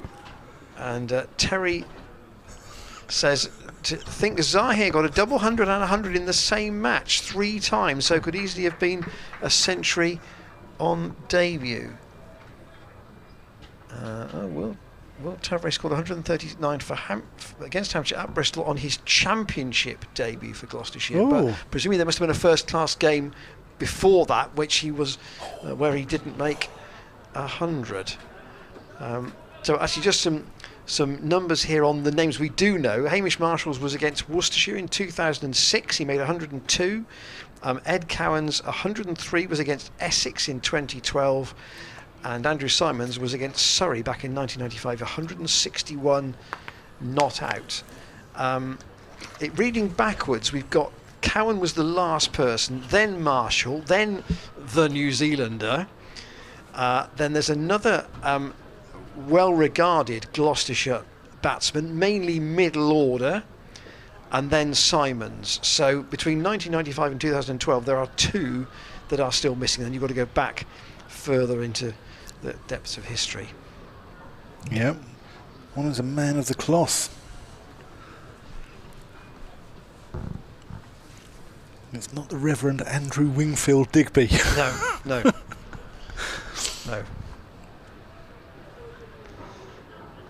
Zafar Gahar tossing the ball from hand to hand. Here he comes in to Adam Lyth, who gets a long way across to the offside there. No run. Van Buren is in at short mid-wicket, so he's got an orthodox mid-wicket, a short mid-wicket and a short leg for Zafar. Here he comes, Zafar, and Lyth gives himself room to cut, but again, fantastic work in the field from Ben Charlesworth. Stops what looked like could have been a boundary there. Yeah, he for somebody who, I say, he doesn't have the strongest arm necessarily, but he makes up for that with agility. Yeah, he's got shoulder issues. It's Zafar Gahar into Adam Lyth. David Malan wanted the single. And I think just to, and I know what you mean by that, Dan, in the sense that I think because of there have been previous niggles with shoulders, and Ben's an important player for the future of the club, so. Zafar Gahar. Lyth pushes it back, he goes sprawling away, stops it. I think that's part of the reason why he is used sparingly as a bowler, and he isn't often a boundary rider in the field because, I say, his arm isn't the strongest, but I say he took some good catches at Northampton and some good stops yesterday. Here's Lyth. Just pokes that one back. Yeah, the first answer of someone make 100 on debut was against Oxford University in 1930. Then I'm man of the cloth. And then the man of the cloth. Gahar bowls. Lyth pumps it out to mid-on. Although no run. Not this particular man of the same name, you understand. Because this D.R. Shepherd was not a reverend. Ah, okay. Okay, well, there's one of your answers. And then the one perhaps that was the tricky one, Richard Scott.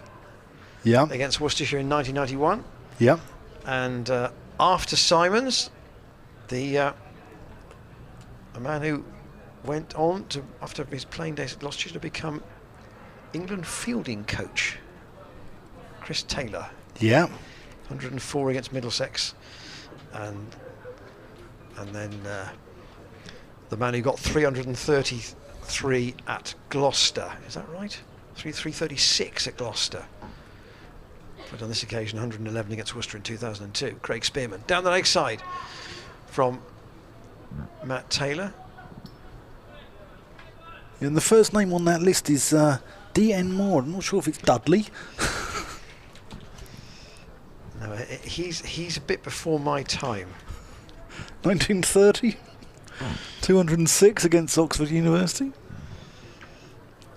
Yeah, so D.N. Moore, David Shepherd, Richard Scott, Andrew Simons, Chris Taylor, Craig Spearman, Hamish Marshall and Ed Cowan. And Matt Taylor has got Malan playing a big drive at that. The thing about David Malan is he's a very good player and he can punish you, but he will give you a chance like that even when he's well set. I thought we got a little feather on that for a while. 103 for 2 from the position where they were, 48 for 2. So this is an important partnership in the context of the game. Matt Taylor, that just back of a length. We saw yesterday wickets falling in clusters. I mean, Gloucestershire were 99 for 2, weren't they? So, you know, it's even Stevens. But what we saw with Gloucestershire was they were 152 for 3, and they were looking at building a total of around the 300 mark. And then Fisher, Patterson and Harris Ralph blitzed the middle and lower order. Malan 34 off 42 at the moment. Waits again for Matt Taylor. That's just going away on the drift outside the off stump. He swings it, doesn't he? Yeah, although, again, that was largely to a point where it wasn't dangerous to Malan. Good number on the Hammond roof today. Tend to sit on the end of that stand towards the pavilion, which is understandable, so you're as close to the play as possible. Now Taylor's lost his run up. He's got something in the eye as well. Yeah, I don't know what. That's twice from this end. Singdale, and now Taylor once has stopped. There's swarms of locusts flying around the Bristol area at the moment, or I thought that was only in a Monty Python sketch. Taylor, this high-stepping run of his comes in and bowls, and that's the second delivery this morning that we've seen keep quite low. Josh Shaw bowled one to, I think it was Lythe, that went through at just about stump height, and that one very low. There's the Hammond roof. It's rather different guys now, of course, with the terrace to its right. Yep, the Corriff terrace. Your left as you look at it. Used to be seating right the way across there, but the concept of that changed last year. Taylor again, close to the stumps and let go by. Yep, seeing the umbrellas up there really makes it feel like spring is in the air, isn't it? I came up from North Somerset this morning, drove up into Bristol, and there was a sort of mist over Bristol, and it looked an absolute picture. Do you have a permit to get out of there, do you? There's the card from the Yorkshire innings, 2 wickets down. And Zafar to continue. Might have got a long bowl today, you might think. I think so, and it wouldn't surprise me to see the skipper having a little wheel away. Zafar in from the pavilion end into Adam Lythe. Fields off his own bowling. He scored 19 in an hour and a half this morning, Adam Lythe. Yep. Booked himself in, hasn't he? Here's Zafar, Lythe, forward defensive. This is looking a little bit ominous for Gloucestershire at the moment. Well, no, with a sort of 1 wicket brings 2, as we saw yesterday, but they'd like to see the back of one of these 2 before lunch. Half an hour left to lunch. Zafar comes in and floats that one up a little bit, tossed above the eye line there. Well bowled. Looks like he's bowling a little bit slower than he did at Northampton. I don't know if it's the pace of the pitch, but I thought he was a little bit flat at times at Northampton. Whereas he's getting the ball above the eye line here. And that's short, and Lythe pumps that where it's stopped by the midriff of Tom Lace at short leg. Singdale is on the single at short fine leg. He's got a man out at deep square. Zafar again throwing that one up, tempting Lythe, who doesn't fancy taking it on. I mean, the one thing you would say about that, the long bowl at Northampton in the second innings, is to have that early in the season will have done his rhythm a lot of good, you would have thought. Yep. Here's Zafar. Turns that one around the corner. He's going to get a single. I like the field here because he's left him extra cover and the cover region open. Zafagahar is coming over the wicket at the left-hander, so he's offering that to drive with a view to turning the ball back through his gate and bowling him. And it's good captaincy from Graham Van Buren, and it's tactically very astute. So that's the end of the over. 104 for 2. 36 overs gone. Josh Shaw, hat in hand, comes across from the leg side for Zafagahar to mid-on for Matt Taylor. They've put Singdale back out on the deep square boundary. Higgins is at mid-off.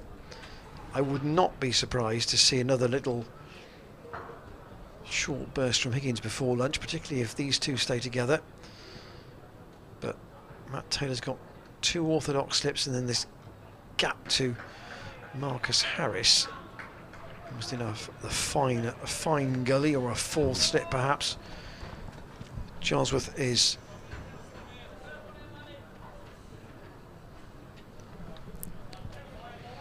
just a reminder, if you're at a loose end this evening, fancy little drink in the sunshine before you go out tonight in central Bristol, come down. There's free entry after tea here at the Seat Unique Stadium, and cracking cricket on offer. Division 1 cricket on offer. Taylor in, that's a nice shot. It was, again, pitched up almost half volley length, but Lythe quickly onto it, picked it and dispatched it. Is that to say it's a floated half volley? This is a bit unkind, but it was quite wide, and Lythe might have let that go earlier in the day, but having had an hour and a half out there, he was able to pick it, and Ryan Higgins has to retrieve the ball and now go back to his position at mid-off. Lythe to within 2 of his half century. Once again for Matt Taylor. And I'm trying to think of what a delivery this morning where he's really played at one he didn't need to. And I can't think of one, because he has judged what to leave and what to play at very accurately. Yeah, he had a little bit of a waspish swing last night at one, didn't he, outside the off stump, but this morning he's got his head down. 300s in the championship last year. That does come back a bit from Matt Taylor. I don't think he read that particularly well either.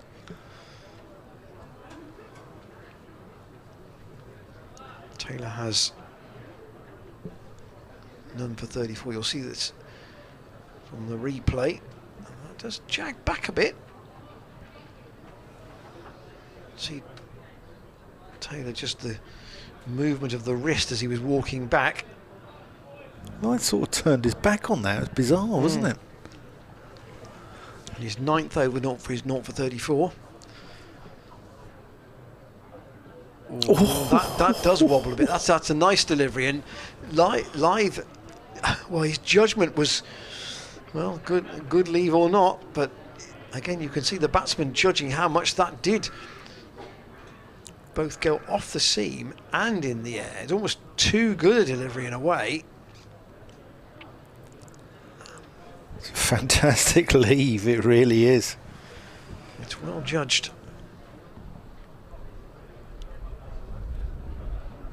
Singdale just doing his laces up. Well, there's a brief pause. Taylor in, and again that's let go on length by Adam Lythe. 123 balls he's faced, 124. Now with that one, there's a scorecard in front of me, just ticks up. He is for his 48. Malan has 34 from 46. And Lythe has been the anchor of this Yorkshire apply to 227. This morning he's lost Hill for 3 and Wharton for 4. The wickets going at 41 and 48.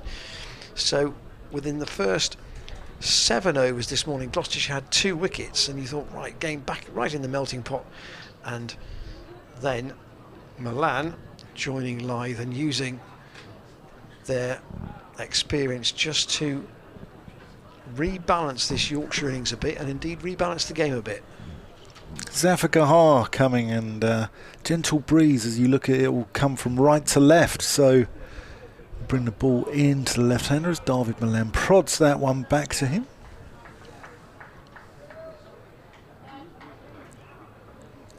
Yep, bowling from right to left as you look from the pavilion end. Flagpole just fluttering there on top of the club offices to our right hand side. That's tossed up by Zafar Gahar, and Malan just plays that comfortably towards the mid-wicket, mid-on area. Yorkshire could be around about 100 runs behind at lunch. Gloucestershire. Zafar Gahar, that's down the leg side, and that's sharp work there by James Bracey. It's a good take as David Malan swings the bat, stays low, ball goes into the glove, and he whips the bails off all in one movement. Sharp from the Gloucestershire stumper. Zafar Gahar to David Malan, flicks that into the onside, no run. If there is any turn out there for Zafar, it looks very slow. Yeah. So Malan's got time to adjust. Zafar Gahar, short. Malan rocks onto the back foot, punches it out to mid-off, just wide of the fielder. They're going to take a single, 1 run. Yeah, you're right, Ian. It is slow, and you've got time to adjust to it, haven't you? It's not quick turn at all. It's and this might be semantics here, but what's the diff? If somebody said, "Is the ball turning or is the ball spinning?" Do you think that the one term is different to the other? Zafar Gahar here, and Lythe goes sweeping. He's going to get that fine of the man. He's going to get 4 runs, and that is his 50. 52 off 125 balls, 8 fours, 1 6. Well batted, Adam Lythe.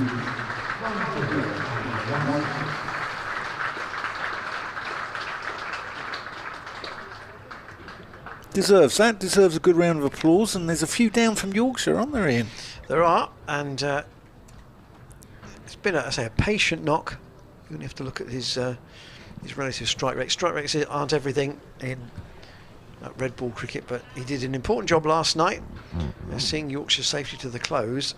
And then when the 2 youngsters departed this morning, he made sure that David Malan could set himself with Lythe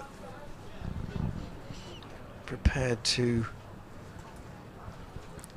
patiently build not only his own score but the Yorkshire 3rd wicket partnership at the same time. View of the club offices there with artwork of the Clifton Suspension Bridge by Bristol artist Silent Hobo.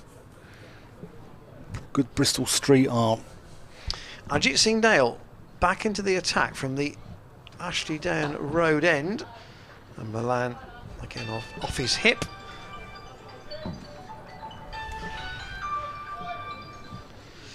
And it's just 1 more to the total. Note to self: please turn phone down. We've all been there. We've all been there. I think we're in that crossover part of the year where you've still got football and rugby on, and perhaps people haven't worked out yet that the cricket season started if you haven't got a real interest in cricket. Off the back foot by... I don't know if it's me, Ian. I don't know if it's me, Lythe. But I could not wait for the county championship season. I was like a kid counting down the days, you know, like they do to Christmas. And what all cricket fans do is you sort of cross off things like, firstly, the Cheltenham Festival, then the the boat race, the Grand National, the Masters from Augusta, and you count them all down one by one until the cricket season's in full swing. I'm sure everyone else is out there the same. Singdale again to Lythe. I'm sure all those cricket badgers out there love this time of year. There's so much sort of hope ahead, isn't there? And everybody starts the year with an optimistic tone, don't they? Yeah. You all think, right, we're going to have a good season this year. We've recruited well, and we've heard all the right noises from the hierarchy of the club. Yeah. And every club cricketer out there thinks it's going to be his year, despite a career batting average of about 16. They think this is his year of 1,000 club runs. Singdale again. Oh, it's a very short one down the leg side, and Lythe lets it go. That's the view from the pavilion end camera, with Singdale coming towards us, and from the Kennington Avenue looking across the ground towards the main stand. It's probably a day for a hat of some sort, certainly later on. I mean, we've had a very nice morning with a very little cloud cover. And Singdale's already got 3 overs here between now and lunch. Back into the attack. And again, that's across Lythe. Adam Lythe's booked himself in for a big one here, I think. I just wonder whether Lythe thinks that, although Singdale, as you put it, bowls a heavy ball, is he going to move it off the seam back in, such that me leaving that alone is going to be of any danger at all? At the moment, he's picking both on direction and length, but he must feel that he's not seen enough movement to suggest there's any risk in doing that. No. Well, very short again from Singdale. That was down the leg side, and an easy one for Lythe to sway out of the way. There's our free app, by the way, to the top right hand corner of your screen. The Gloucestershire County Cricket Club app. You can download it for free and access various bits of club information. And to those of you, if you are actually up in Yorkshire following us today, you might be off to a local league match this afternoon, either to play or to watch. Hope the weather's good with you. The county team, meanwhile, have had probably on balance just about the better of the morning as things stand. Only 2 wickets down. I think Gloucestershire will want another one, and they've had another change. 5 overs of Zafar, 4 of which have been this morning. We're going to see Ben Charlesworth for the first time. Yep, good luck to all club cricketers embarking on their season coming up. We're just under halfway to a new ball. 39 overs gone, new ball due at 80, and we've got about just over a quarter of an hour left till lunch as well. So that new ball would be due an over after tea then, in theory, wouldn't it? So 15 overs last night plus 64 today. Yeah. It's Charlesworth, first delivery in, and that's driven firmly by Adam Lythe out to mid-off. Charlesworth's a handy bowler. He can break partnerships. They use him in short bursts, don't they? He's had shoulder problems, he's had shoulder issues, but he's a good all-round cricketer. He can bat, he can bowl, he can field. And he's got a younger brother pressurising him. Here he comes, and that's a full toss, which David Malan wants nothing to do with whatsoever. Leaves it through to go through to the gloves of James Bracey.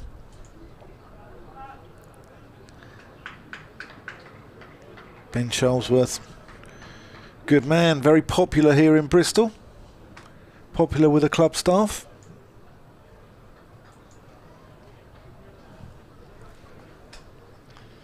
That's a dead ball, he just pulls out. We've seen that a few times this morning, Ian, haven't we, with bowlers just pulling out in their delivery stride or before their delivery stride. And you can understand, it is an interesting concept to me about bowlers' run-ups as to whether you would literally put your disc down at the end of the run, or put it as a marker halfway up. Yeah. Here he is. He threw that one, and David Malan plays that through the offside, and that's a good diving stop there. Is that Jack Taylor on the substitute fielder again? It's Matt. Matt Taylor. Matt Still. Yeah, Ben Charlesworth took a wicket in the first innings at Northampton last week. Didn't really get much of a bowl in the second innings, but took 1 for 20 in the first innings. Yep.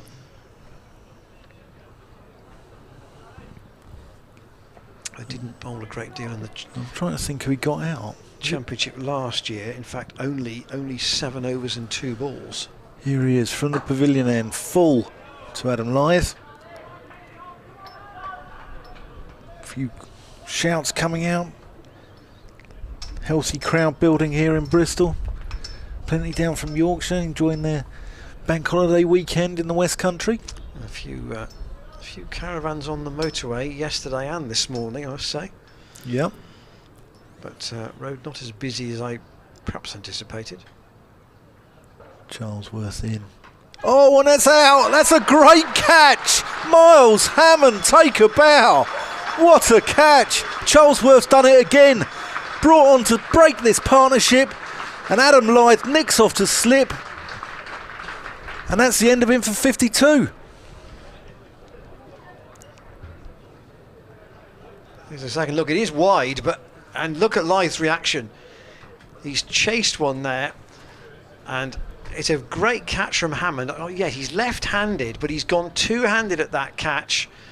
And first slip is such an important position, and at times last season you felt that Gloucestershire's close catching might have been the tipping point in some results, and Hammond there, the really sharp chance, and he's taken it. So Lyth has to go for 52, and it's 115 for 3, and that just, for me, puts the balance of the game back on a pretty even keel again, with one of the big wickets having been captured just before lunch. Yes, Malan looks in pretty good form here at the moment, but he's now got an element, whether protecting is too strong a word, but he has got to play the Marcus Harris role for Yorkshire and hope he can find somebody to bat with him. And it's Harry Brook who's now coming in as expected at number 5. Yeah, 52 off 131 balls there. And Ian, we said last night the first hour this morning was going to be crucial. I think it's the next hour after lunch, which is,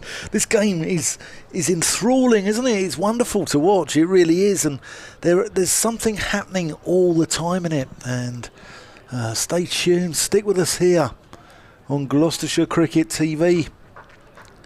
It's all happening here at Bristol. That's if you cannot make it down to the ground, of course, which come and watch it live if you can, if you're down the road in Bristol. We've got a wonderful afternoon's play in store. Russ from Berlin has been on the email. We'll come Berlin, just from Berlin, not down the road. We'll come back to him in a moment, but Brook has got again. It's that concept of a batsman having 15 minutes before a break. We saw this at least twice yesterday, both before lunch and tea. We had batsmen having to survive testing little periods. Yeah, and that's just outside the off stump. Harry Brook's first ball lets it go through to the keeper. Ben Charlesworth's done the trick there. Gets a warm round of applause here from the crowd. And this game is in the balance. And get Harry Brook out or get David Malan out. And I think Gloucestershire are in pole position here. But at the moment, I think it's 50-50, even Stevens. Yeah, Charlesworth gets a tap on the back from Josh Shaw, but I think he would be ready to admit that was as much due to Miles Hammond's agility. Wonderful catch. At first slip. Russ, who's in Berlin, says, on his day, there is no better stroke player in the game than Lyth, especially his attacking through the offside, but the amount of times he gets out playing shots is huge. If I was bowling, I would buy his wicket. It may be at a cost of 20-30 runs, but he just can't resist on so many occasions, and perhaps that was one of those. Yeah. Ajit Singh Dale, sun's just gone in temporarily. Comes in and bowls to Malan, who, with 10 minutes until lunch, might just try and see if he can take the bulk of the strike here, with young Harry Brook at the other end. But he's, I say, 23 years old. Harry Brook, he averages 27. He's got 4 first-class hundreds already. So he clearly is a player of some ability, and Yorkshire like the look of him. And here he is, coming in with a game balanced on a knife edge. Singdale.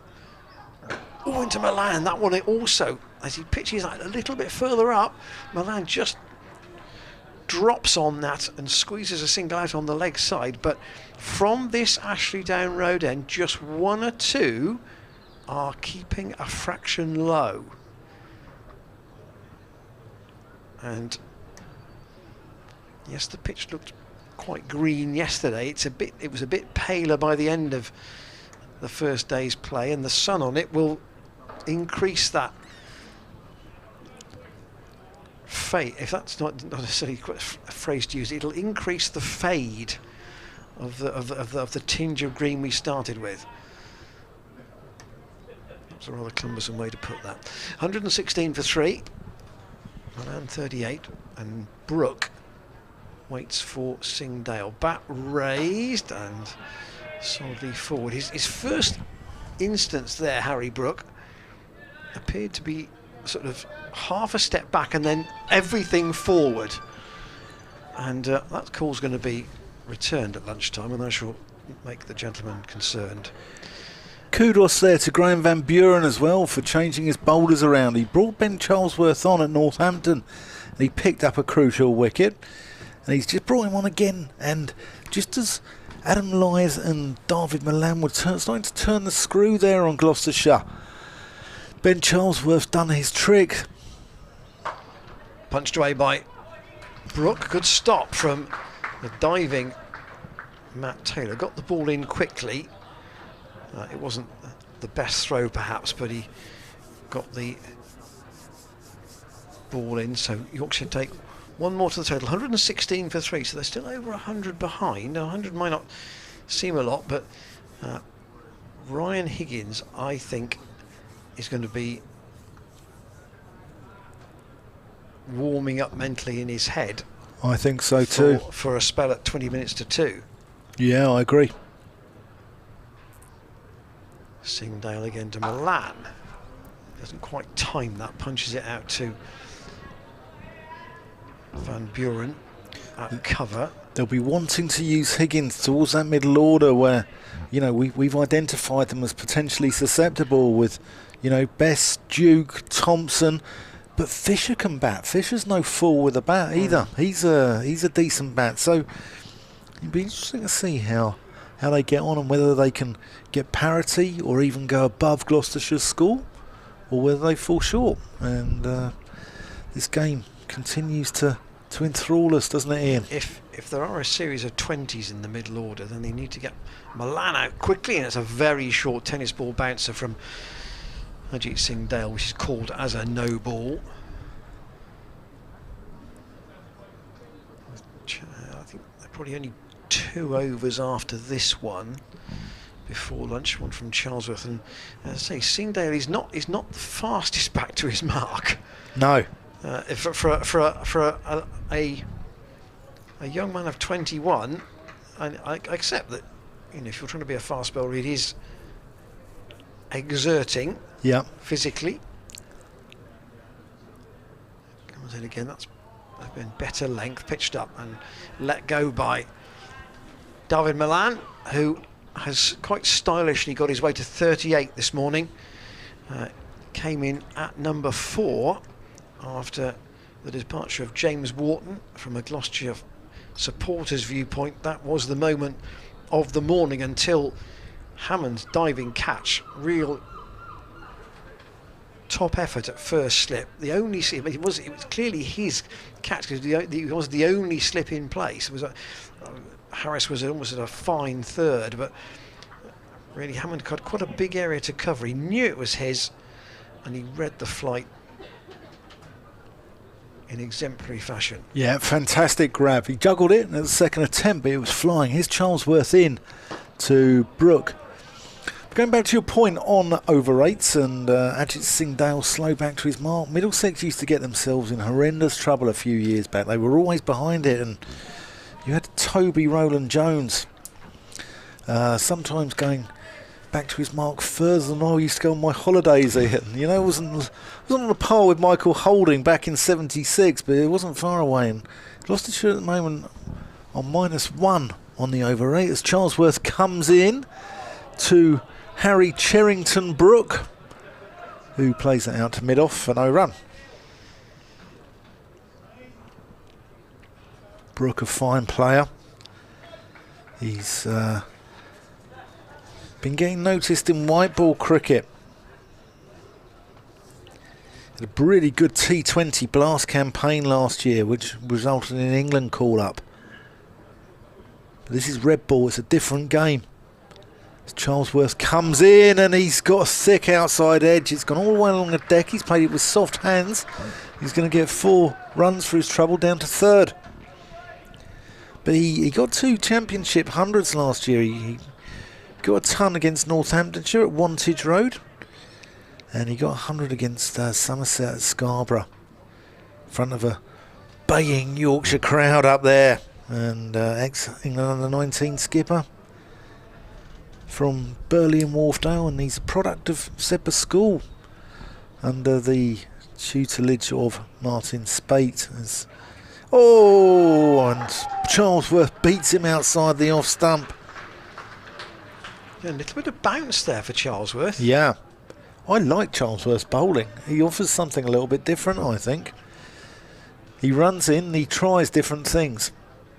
And that bounce has come in, and partly, this is an old-fashioned discipline, I know, but he's very close to the stumps when he delivers the ball. Therefore, you know, even if it's a straight ball, he's making the batsman play or look to play almost every delivery.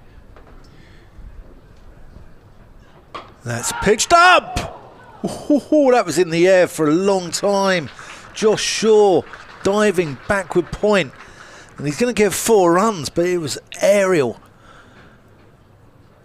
And he moves on to 9, but if that was another wicket before lunch there, I'd say that was Gloucestershire's morning without a shadow of doubt. Well, I wonder if Charlesworth himself would have liked Charlesworth fielding in that position there, because that's where he was absolute mustard yesterday in the field.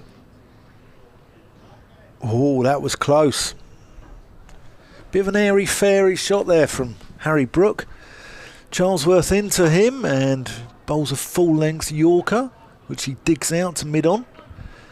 That's the end of the over. It's 12:58. I think we're going to get one more in before lunch, so I'll let Ian Randall take us through to the lunch break. Well, Ben Charlesworth had 2 pretty eventful overs. He's taken a wicket. He's drawn an edge and an aerial shot from Brook, and Brook has 9 with 2 boundaries, but one of those was very much off the edge. And here is the wide angle view looking across from the Kennington Avenue side of the ground at Miles Hammond's catch, and you could see how he had ground to make up. It was a nice height for him, I suppose you could say that, but they're still going, the ball's travelling pretty briskly. And here is Ajit Singh Dale to David Malan, who I'm sure is going to be chiefly on the defensive, but I say that, and he clips a ball that he clearly saw as a run scoring opportunity out into the leg side, and Graham Van Buren does the fielding. Exactly 100 is the Yorkshire deficit, 127 for 3 wickets down this morning. The important one of Lythe going after he'd batted for 2 3/4 hours for his 52. And Ajit Singh down now to Harry Brook, and we're back to a more orthodox sort of second slip and a fine gully. Brook waits, and Singh Dale posts him a ball which he seemed to have an awful lot of time to play that. Almost as if that was not one of the really fast ones that Singh Dale has on occasion tried to pull out of his locker. Didn't have a bowl last night, got a wicket early this morning, that of George Hill. 1 for 13 in his first 5 overs. And now, under almost cloudless blue skies, trying to York Harry Brook, and he very nearly did so there. Brook playing across the line, and Charlesworth with the fielding. I'll give you the scores from the other matches. These are all later scores approaching lunch. At Canterbury, Lancashire batting on 466 for 5 against Kent. Essex have collapsed this morning, 179 for 9 against Somerset, but they still lead by 70. That game's progressing very quickly. Here's Singdale in again to Brook, who just defends out on the leg side. And at the Oval, Surrey 400 for 6 after being put in by Hampshire, but 19 wickets in 4 sessions at Taunton. That's 6 more than we've had here. And Somerset having already lost at the Ageas Bowl in the first round, with an awkward deficit on first innings on the first home game. Here's Singdale to Brook, last over before lunch, and Brook nudges a single out to Charlesworth that will give David Malan 1 delivery to face. But overall, this morning, we've had 92 runs and 3 wickets for Yorkshire. And in fact, my good friend Pete Lamb, who works a lot in the community for Gloucestershire cricket, said Yorkshire at lunch, he said, somewhere between 110 and 130 for 3. He's very much on the money there. And Singdale wants an LBW off the last ball. He's not going to get it. And umpire Alex Wolf calls over and also calls lunch as well. Taps the bails off at the bowler's end of the ground and gives Singdale his hat. Enthralling stuff this morning. 3 wickets for Gloucestershire, and Yorkshire up to 129 for 3. They still trail, as you can see, by 98. Gloucestershire know that after tea they will have a second new ball if they need it, but before then Yorkshire have got 2 hours to try and get to somewhere near parity. How close will they get, I wonder, Dan? Yeah, it'll be interesting to see. Ajit Singdale's never going to get that LBW ball, pitching outside leg stump there. And David Malan just trotted off for a spot of lunch, but this morning's been enthralling. We had with George Hill caught behind by James Bracey off Ajit Singdale for 3. Then James Wharton left one that he shouldn't have done, which was a beautiful delivery from Ryan Higgins. He departed for 4, having lost his off pole.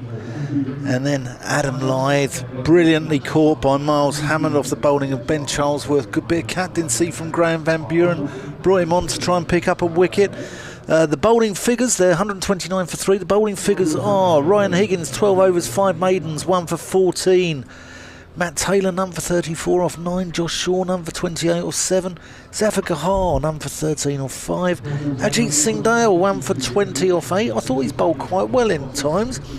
And Ben Charlesworth, 1 for 9 off 2. But he's making things happen, Ben Charlesworth. And a couple of those have been down through the slip region, or one which nearly resulted in a catch. So I don't think Graham Van Buren will mind that. So fascinating afternoon. I think we're going to go and grab a spot of lunch, aren't we, Ian? And we suggest you join us back in half an hour.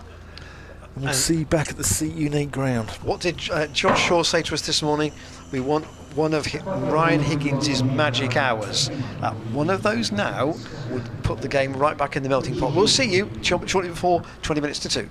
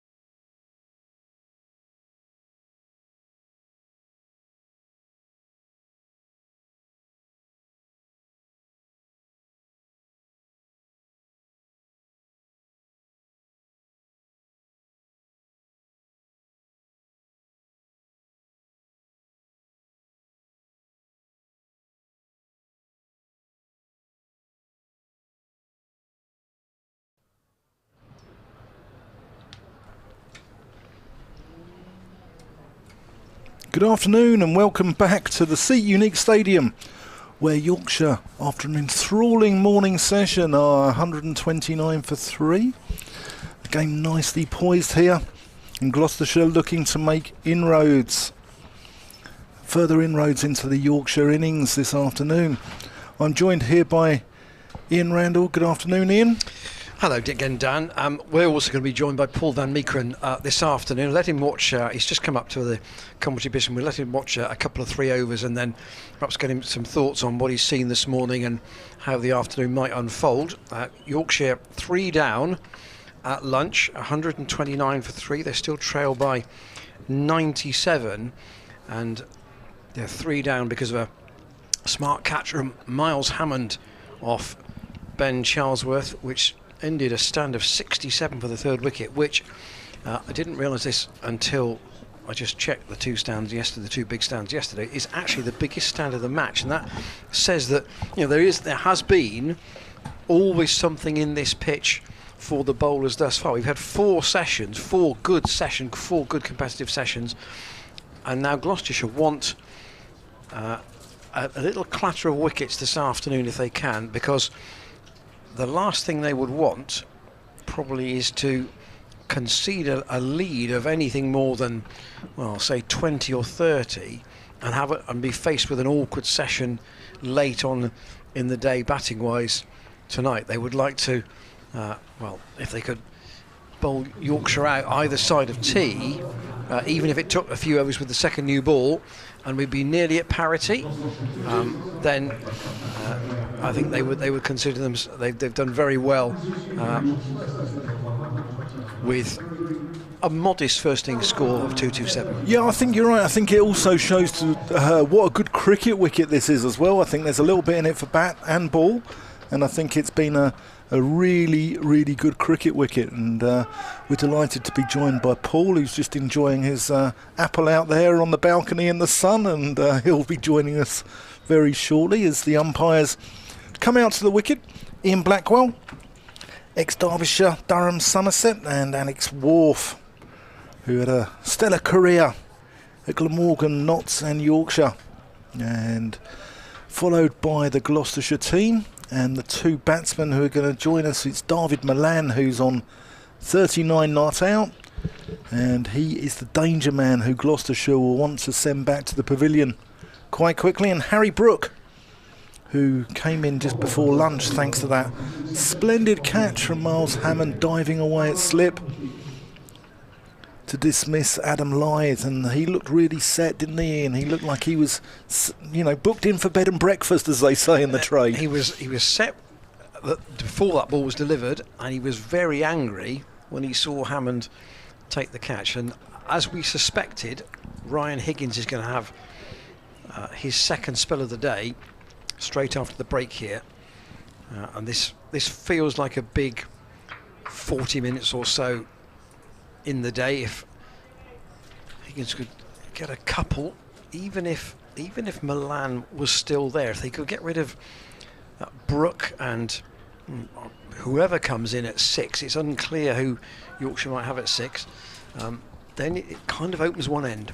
Here's Higgins from the pavilion end, first ball after lunch, and Brook goes onto the back foot and punches that gloriously through the offside for 4 runs. And don't know what he's had for lunch, but that was a lovely shot. Well, I didn't take any time at all to judge that was short enough to be cracked away. Higgins was, I think he's called it a no ball as well, Ian Blackwell. Yeah, it was a no ball, yeah. So 6 off the first ball after lunch. Higgins bowled a few of these at Northamptonshire, and it's not a huge cause for concern as that one just goes through to James Bracey. Not a huge cause for concern, is it, Ian? But it's a slight worry. It just comes back to what we were saying yesterday about the discipline of the Yorkshire bowlers. Not a single no ball until I think very late in the piece, and only 9 extras in the whole innings. Here's Higgins. And that's played into the offside. Ben Charlesworth doing the fielding. There have already been 23 extras in this Yorkshire total. Yeah. So, you know, that's in a game so far of modest totals. Extras can tot up against you. It could be match defining, couldn't it? Here's Higgins. And that just cramps Harry Brook for room a little bit, but he plays it into the offside. So Hammond and Lace in the slips. Harris at fourth, or a fine gully. Charlesworth at point. Van Buren extra cover. Singdale at mid-off for Brook. And then Matt Taylor and Zafar Gohar patrolling the leg side with Josh Shaw down at fine leg. Higgins, that goes through to James Bracey. Brook wants nothing to do with that. Umpires always seem to indicate 4 balls gone between themselves, don't they?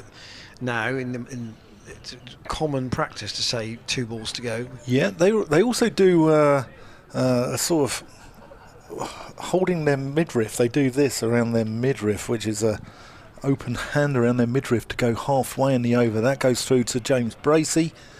No run.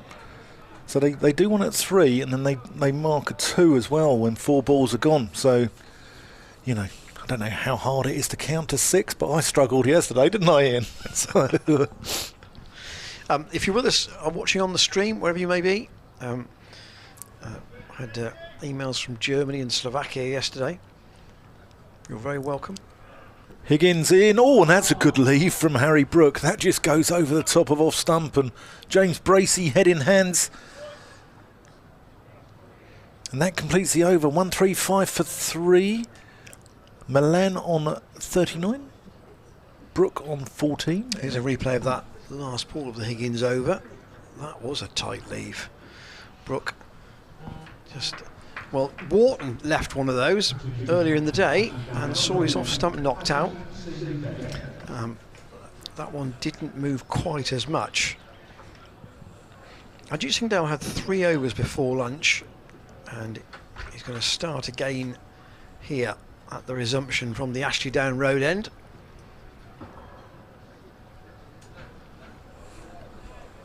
And David Malan, who looked in good touch this morning. 39 not out. Remember this. Yorkshire's total in reply to Gloucestershire's 2-2-7, and Singdale to Malan, who drives pleasantly up to mid-off, and it's fielded by Graham Van Buren.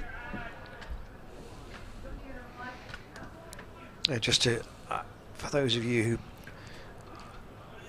didn't catch our guest this afternoon, Paul Van Meekeren, obviously previously at Somerset.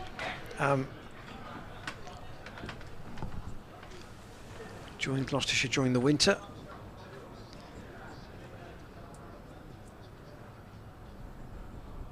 Singdale over the wicket past umpire. Wharf, he's bowled him! Malan drags it on. It was a bit tight to him to play that stroke, and Singdale has a big breakthrough. Malan stands very tall. Singdale has been pushing them across the left-hander, but he's played it clean onto his leg stump with some force. It will go down in the book as bowled, and that might be a moment to bring Paul in actually for the first time. Paul, good afternoon. Welcome to our end of the ground, the balcony at the Ashley Down Road end. What joy for Ajit Singdale! A wicket in his first over this morning, and a wicket in his first over after lunch. Yeah, couldn't ask for a better start in the commentary box for myself with an early wicket. So I'll claim that one for the boys. But yeah, I mean, he's been, I think, quite a threatening bowler together with Higo. They look like the wicket takers at the moment, I feel like. And what a start for him as well for his new club here in Gloucester as well. Have you had much chance to speak to him about how much he likes bowling to right-handers or left-handers? Because he seems to be happier today bowling to the left-handers. No, we've played a bit of pool together over the winter, so I got to know him a little bit. But we haven't really spoken about what we prefer to the left-handers and right-handers. I can tell you I prefer bowling to the right hand at the moment. But he's got this very skitty angle, and he gets the ball to jack away to the lefty and into the righty. So he's quite a handful, to be fair. And I think this is one of those deliveries where, as a batter, you almost had to play it because you weren't really sure if it's going to nip away or just hold his line. Well, success for him in this over, and Harry Duke has come in at number 6 for Yorkshire. So that would mean, for me, Dan, it'll be Thompson and Bess will be 7 and 8. Yeah, I think Bess probably 7. I think Thompson probably at 8. Be interesting to see. We'll see. Yeah, be interesting to see. So here is Singdale in, and we're now into the right-handers. There isn't a left-hander. Oh, Thompson's a left-hander. He's the only left-hander remaining in the Yorkshire batting order. We're back to 2 right-handers now. And Harry Duke, the wicket-keeper, coming in at number 6. Paul, doing our research on you, I noticed that you took a job at Uber Eats at one point a couple of years ago, and we're very disappointed you didn't bring us any lunch over. It's got to be said. I didn't get the notification on the phone, to be fair, so I'm not sure if you got the app downloaded or not. But Singdale with a short one. Yeah, if the order would have come in on the phone, I was more than happy to bring something up here on the 3rd floor. Yeah, 3 flights up. We are at the Ashley Down Road end, looking towards the pavilion, and looking down on a scoreboard, a small scoreboard at that Hammond roof end of the ground. 135 for 4, and 2 young men now at the crease for Yorkshire, 23 and 20 respectively. And the important wicket of Malan, taken by Ajit Singh Dale. That's squeezed off the outside half of the bat from Harry Duke, who was involved in one of the key moments yesterday when he dropped a difficult chance off Marcus Harris. It was right on the end of his gloves, but it was an important moment because Harris profited from it. He only had 18 at the time and went on to make 136. Yeah, I don't want to keep going on about that because Harry Duke's a young lad, but that could be crucial to the outcome of this game. Duke waits nice and still for Singdale. That was well pitched up, and you could see the joy in both his dismissals today. He's been aware that, you know, at the start of today a first breakthrough for Gloucestershire was important, and now to get one of the big wickets will, I'm sure, give him some confidence. That's a first over after lunch. He might, having bowled 4, albeit with a break, there'll be at least another 1, maybe 2 more, I would think, in this spell. And the thing, Paul, for me about Ryan Higgins is that some of his spells can be extended, but he can probably go 6 or 7 or maybe even 8 at a push because of his consistency and his relative economy in his approach to the wicket. Yeah, he's got a... That's just run away off the outside edge there. Down to 3rd man. It's a long chase, but he's not going to cut that off, and that's going to be 4 runs there to Harry Brook. You know, Higo is one of those guys who probably looks quite easy when he bowls and doesn't look like it takes a lot of energy out of him like the big fast bowlers do. So, you know, he's one of those guys who moves the ball both ways, but also holds up an end really well, which makes it for guys like Ajit and Shawsey and Matt Taylor the opportunity to really attack the stumps and attack the batters trying to get those wickets. Higgins in, and Harry Brooks firmly behind that. Paul, how are you settling into life in Bristol? Are you enjoying it here? Yeah, it's lovely. I mean, I've been in the UK now just over 6 years, and it's the first time living in a city. And me growing up in Amsterdam, being a city boy, is actually exactly what I needed. It's been, I think I've realised that the little town lives and village lives are not for me. I do like the energy and the vibrant cities. So coming to one of the best cities in the UK is awesome. Higgins into Brook, who just puts that into the offside. And there are a number of Dutch cricketers in the UK. I mean, Tim van der Gougten, is that how you say it? Is my Dutch good enough for you? Well, if I go really Dutch, it's the Guchten, the Tim van der Guchten, which probably doesn't sound great if people are listening, so I apologise for that. But if we go real Dutch, that's the a bit of a nasty sound, I would say. Here's Higgins in. to Harry Brook, who defends that resolutely off the back foot, and Ryan Ten-Doeschate, he's another guy who's made his way here as well. And there are a number of decent Dutch cricketers. Dutch cricket's quite strong, isn't it? They're at club level. Yeah. So I think the beautiful thing about Dutch cricket is we get the good overseas over. I think Peter Malan. Higgins in to... Oh, that's a good leave from Harry Brook. Carry on, yeah. Yeah, so Peter Malan, who's actually played for South Africa recently, is one of the overseas in the top Dutch league. So we get strong overseas players, and we can sign up to I think it's now 3 overseas players per team. So it's good to see those strong big players who play first class cricket in Australia and New Zealand and South Africa to come over and play club cricket, which is good for the young guys coming through. Yeah, here's Higgins coming in from the pavilion end, and again Harry Brook leaves that one. Tight leave over the top of off stump. And the strong clubs out there, VRA are a strong club, Den Haag are strong. Yeah, so at the moment it's a club called Punjab who have been leading the way the last couple of years. Yeah. With some very grown Dutch talent and a few overseas that they signed. And then there's the club VCC now on the edge of the Hague, who are very strong. Okay, as Higgins comes into Harry Brook, and the Netherlands national team, they play at Amstelveen, which is the home of VRA, is that correct? Yeah, correct. Most of the games we play at VRA, we try and play at a few other venues as well, but we're hosting England this year, Pakistan and the West Indies for ODIs, where the England and West Indies series will be hosted at VRA and respecting good crowds. Yeah, and the Netherlands famously beat England over here back in, I think it's 2009 in the T20 World Cup. Not that we'll mention it for too long, Paul. You know? Well, I'm not sure if you knew, but we've played 2 T20 internationals against England and we've never lost. So that's a very proud thing to say. But we got a few ODIs up and coming, and that's obviously a different story. Singdale from the Ashley Down Road end, edged away on the bounce through the slip cord and down towards the third man boundary, and it will run away for 4. Harry Duke is off the mark, but Singdale is bowling at a lively pace here.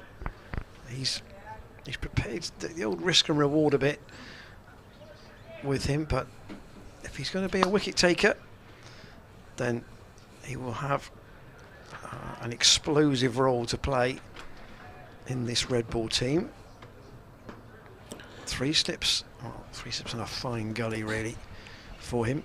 Duke just has 4 and plays that comfortably from the crease out on the offside. Paul, can I ask if it's not too leading a question, why did you think Gloucestershire was for you after some time at Somerset? Well, I got released in 2019, so obviously I was a bit in no man's land. I call it the wilderness a little bit. Obviously, with COVID happening, counties couldn't really get trialists in. So I was lucky enough to get picked up by Durham last year in the 50 over comp, and I did quite well against Gloucestershire. So they asked me about my availability. I was like, I would love to come and join the club. Singdale in again, off the edge, or partial stop. Run him out. And as run him out again. Direct hit, a possible direct hit again. And communication between Brook and Duke there left a lot to be desired. It was a good stop by Marcus Harris initially that caused the confusion. You might have a look at this on the replay. There's the throw with both men mid-pitch. And I've had a bit of a calmer head. Possibly Harris could have even possibly run to the striker's end with the ball there, because Brook was so far up the pitch. But 2 throws, both missed, and half a chance gone, but made initially by Harris's tumbling stop. Singdale again to Brook. Paul, that was a yes, no, wait, sorry, wasn't it, at that moment when, unfortunately for Gloucestershire, the sorry wasn't said between the 2 batsmen. We almost had two bites at the cherry there, so it would have been nice to pick up a wicket that way, but hopefully there's a bit of doubt in the batsman's mind and a bit of unclarity, and maybe pick up a wicket now where they're resetting themselves. Singdale, sun's just gone in temporarily to Brook, almost a Yorker, it very nearly gets through, and Singdale with a good stop off his own bowling. This has been a good little spell either side of lunch. Aside from the wicket, his overall figures much more economical than they were at Northampton, and there may be an element here of bowling a lot to the left-handers in the one spell, and now he's got the two right-handers in. We might have a look at the second look in and over a two if we can get back that delivery that almost forced the run out, and Singdale now beats Brook outside the off stump. Quite a bit happening in that over, not least the confusion between the two batsmen. Yeah, even Paul Van Meekeren here with us has got his head in his hands, and the neutrality of commentating has gone out the window here, Paul. But I'm just looking at here, and you played out in the Caribbean. You've sent for Kitts and St Nevis. Correct, yes. Yeah, how was that? That was last year. Unfortunately, I missed the semi-final and final in the 50 over comp for Durham, but I was lucky enough to get contacted about a month before that if I was available to be a replacement, and it was a bit of a too good of an opportunity to let go by. So yeah, I came over. I went over without any expectations. I managed to play a fair amount of games, and we ended up winning the tournament, which was a nice little bonus. Fantastic. Higgins in, and Duke behind that. Harry Duke at the crease, and Dale Benkenstein. You enjoying working with him? To be fair, I haven't managed to do a lot of working with him. Obviously, my back at the moment is a little bit sore, so we were trying to get that back on track. But since he's joined, they've been away to Dubai, and the pre-season has hit where there's been a few away games. Here's Higgins in, and Harry Duke, the Yorkshire wicket-keeper, lets that one go through to the Gloucestershire wicket-keeper, James Bracey. So with all these away games, I haven't really actually seen him a lot. We've had a few conversations, and yeah, I like his energy, I like his vibe, I like the way he speaks. So hopefully I can get back to training full time in the next couple of weeks, and then actually start working with him, which would be nice. Yeah. Here's Higgins in, and Duke leaves that one alone. And the boys are looking after you in the dressing room? I'm not sure if they're looking after me or I'm looking after them, but no, it's been good. I really settled in really nicely. I got to know a few of the guys and spend a bit of time with them, which is awesome.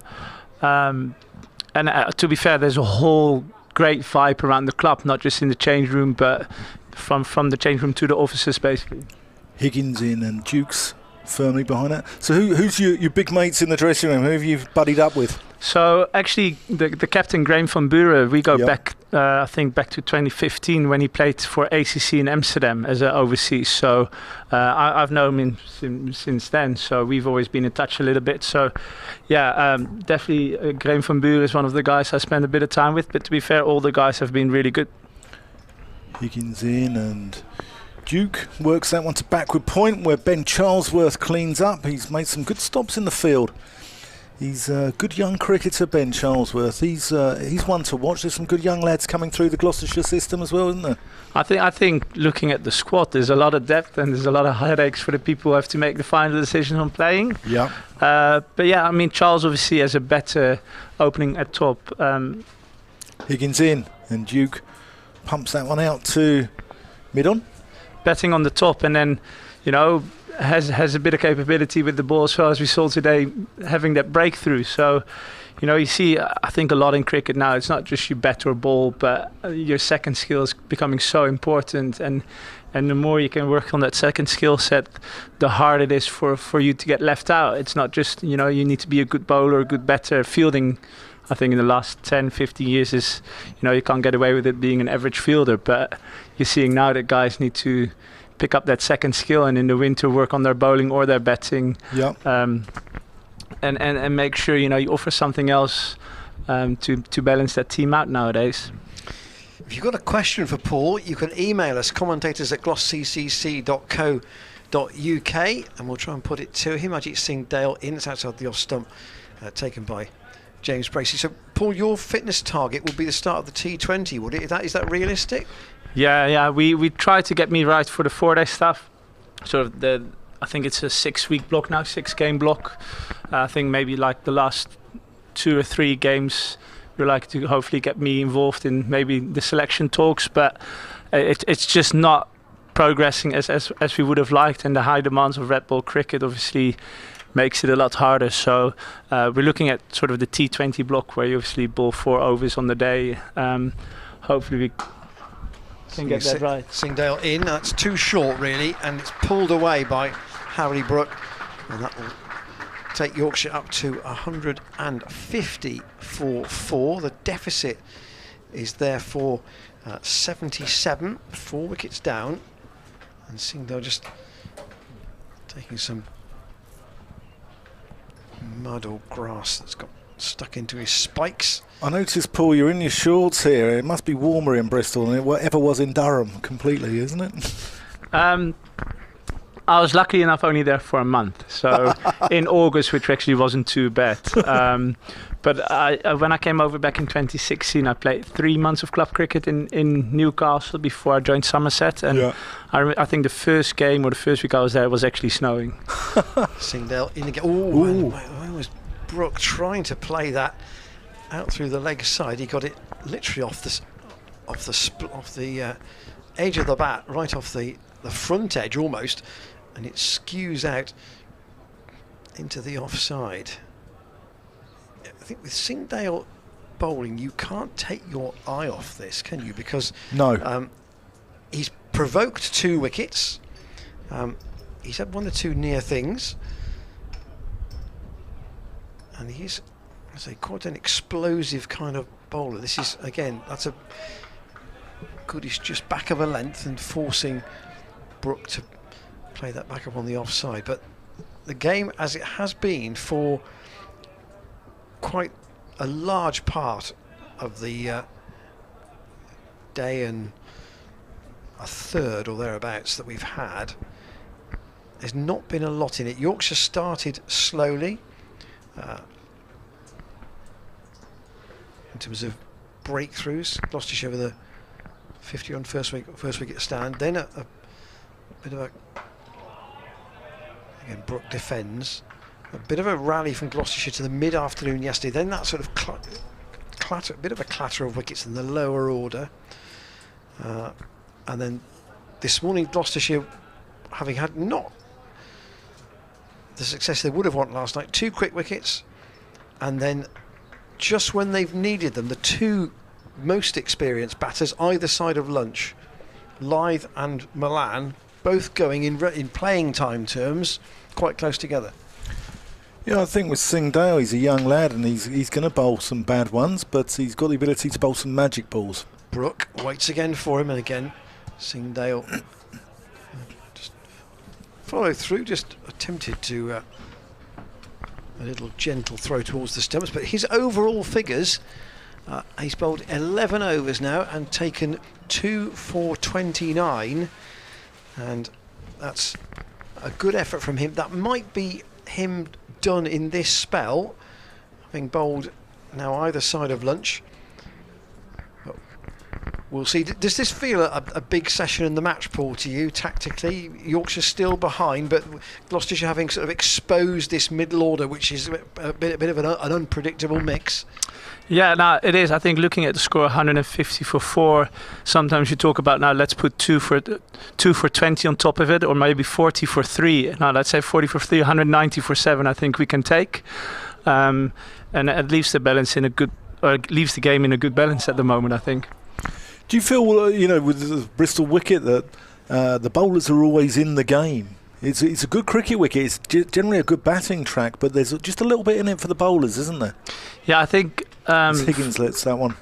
I think speaking to the guys during the pre-season, during the Glamorgan game and the Exeter Uni game, it's not very famous for a lot of bounce. So Higgins in, lets that one go through. Obviously, the wicket, the stumps are always in play, LBW, because you don't get that excessive bounce in general here, from what I've been told. I'm still learning the wicket as well, and learning characters of the wicket and the square, but it just sounds like one of those wickets where it's maybe a touch slow, so that's why probably the bat has come into play, and it's quite easy, maybe not easy to score, but it's hard.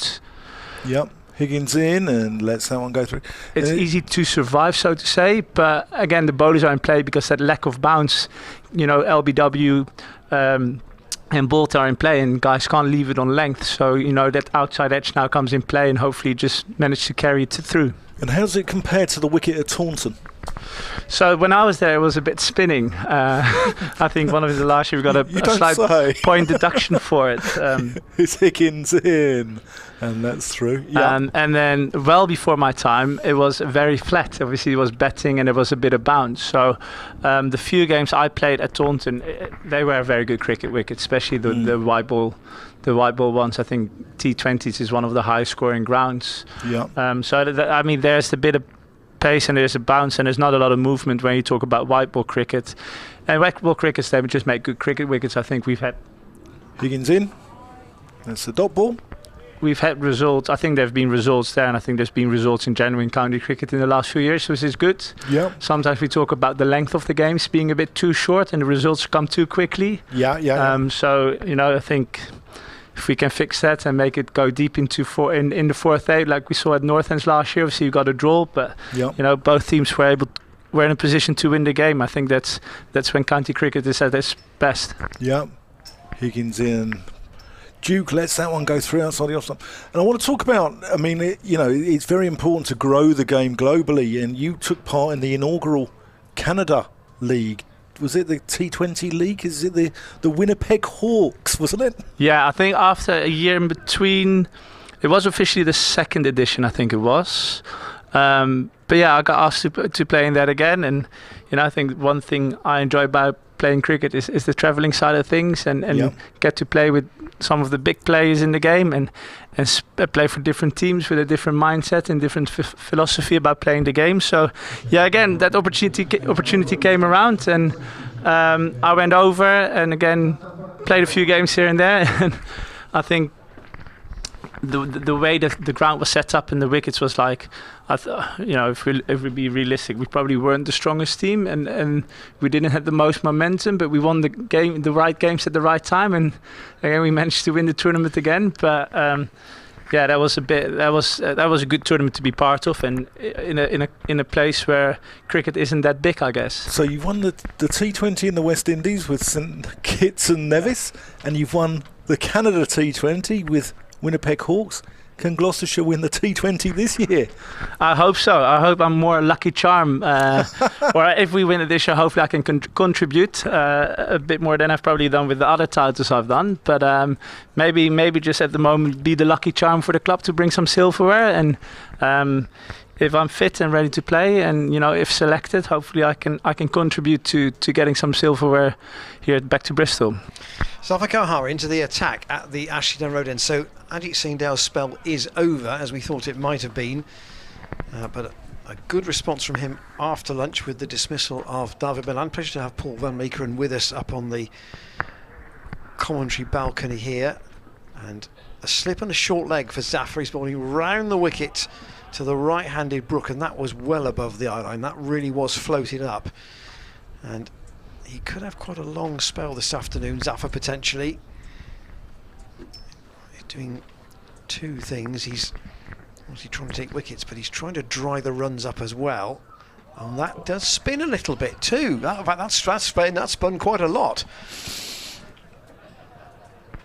Rolling around the wicket to the right-hander. There is obviously a little bit of rough there for him. Not a huge amount, but if he pitches it right up, it might just spin a little, and he's drawing Brook forward here. Have you faced Zafar in a net, Paul?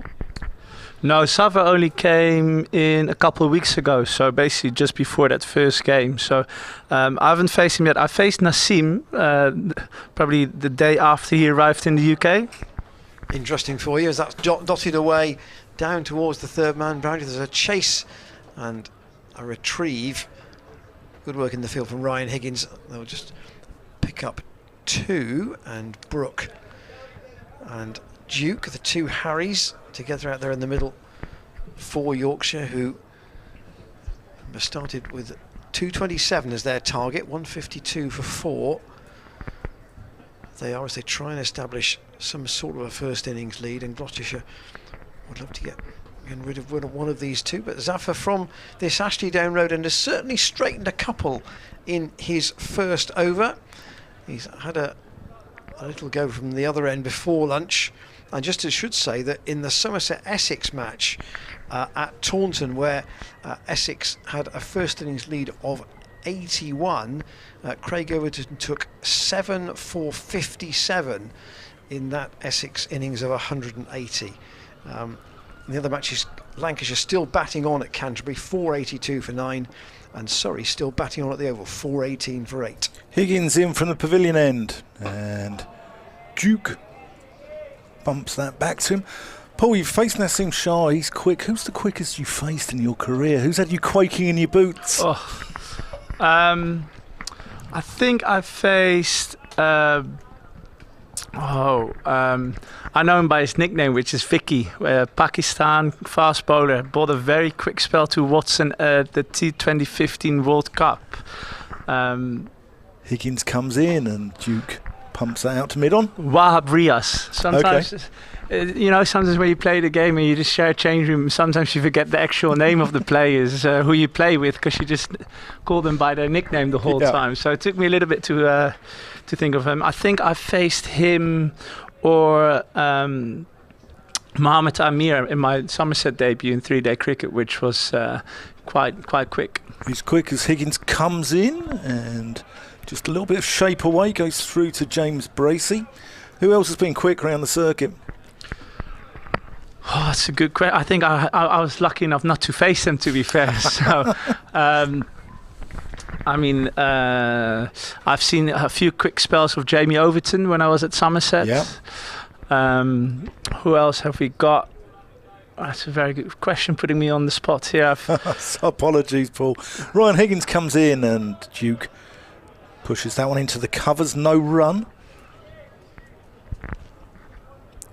Sam Connors at Derbyshire, I like the look of him. He's a youngster coming through. He looks quite sharp, and obviously Nassim Shah. And I thought Harris Ralph bowled with some venom in the first innings here as well. I thought he came through quite sharp. It looked like after that drop catch and the edge that dropped short, that got his tail wagging and got the speed gun up a little bit, I think. I think so. That's a dot ball there through to James Bracey. Yeah, you could see the steam coming out of his ears there, but it was fantastic, high-octane cricket. You were part of the Dutch side that went to the T20 World Cup last year as well. Good times?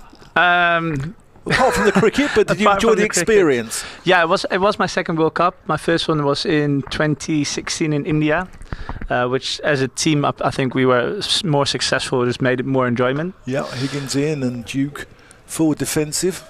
Any World Cup you can play, it's an honour. Unfortunately, the way it's set up is that we were like in a little qualifying group again against Sri Lanka, Ireland and Namibia. Which didn't go according to plan for us. The time we were living in, obviously we were still heavy in the bubbles, so we saw the cricket ground and the hotel basically. So it's not. You love to play cricket, and the World Cups, going to a World Cup is awesome, but I think we miss a little bit the exploring of Dubai, even though we know it quite well. But we saw the team room a lot, and the training facilities and the matches, the match grounds. Zafar Gohar from the Ashley Down Road end, wheeling away in his second over of a new spell. The sun just drifting in and out a little bit. A little bit of higher cloud over the ground, but still very pleasant conditions, and a slip and a short leg for Zafar, who forces Brook to go back, and that's just quietly played out with no great force into the offside, and fielded by Jared Warner, who's out on the field at the moment. And if I didn't know, I would say that Ajit Singh Dale has gone off, because he went off after his first spell this morning and Jack Taylor was out on the ground, and now Warner is fielding as a substitute as well. I think it is Sing Down who's gone off the field. Here is Zafar Gohar round the wicket. Oh, and it's a loopy edge. It's picked up by Ryan Higgins. It goes past Miles Hammond at first slip. It wasn't a catch, but it was an encouraging moment for the bowler to see Harry Duke not play that with any comfort at all. Second slip would have been interesting there. Zafar now to Brook, who cuts, and that's one for Warner to say chase. It's a comfortable haul in for him and a single from that deep point boundary. How much do the bowlers, both red ball and white ball, share ideas about how to develop skills and get batsmen out? Yeah, a lot? Yeah, a fair amount. Definitely during the winter months when you try and sort of pick up a few bits and pieces. So for me, it was sort of a ball that wasn't swinging away, or maybe try to swing it back a little bit. So speaking to the guys, Joshua Shaw is quite a good one that holds his line and nips back in. Zafar in once more, and again that just straightens. A little bit more than straighten actually, and goes past the outside edge of Harry Duke, who didn't really play a shot at it. End of Zafar's over, 155 for 4. There you can see the full card, the wickets, all for today. 2 to Ajit Dale, the important one of Malan since lunch, and Gloucestershire now down into this talented but perhaps a bit unpredictable Yorkshire middle order.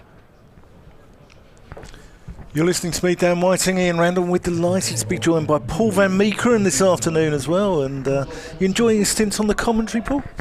Yeah, I've always enjoyed it. I did a little bit in my time in Somerset when I was obviously not playing. Nip into the commentator box and hopefully give a bit of insight of, you know, what we do during the winters or what goes on behind the scenes. So any questions again, you know, feel free to ask, and I can share, hopefully without giving away the top secrets. Within reason. Within exactly, reason. yeah. We're going to have a change of bowling at the pavilion end. It looks like Josh Shaw. He's going to have his first bowl of the innings from that end. Yeah, Ryan Higgins has spelled 5 overs for 12 since lunch, so tidy, but no success, so a change. Here's Shaw approaching the crease, and that goes through to James Bracey. You talked about Josh Shaw. You said he's got one that nips back in.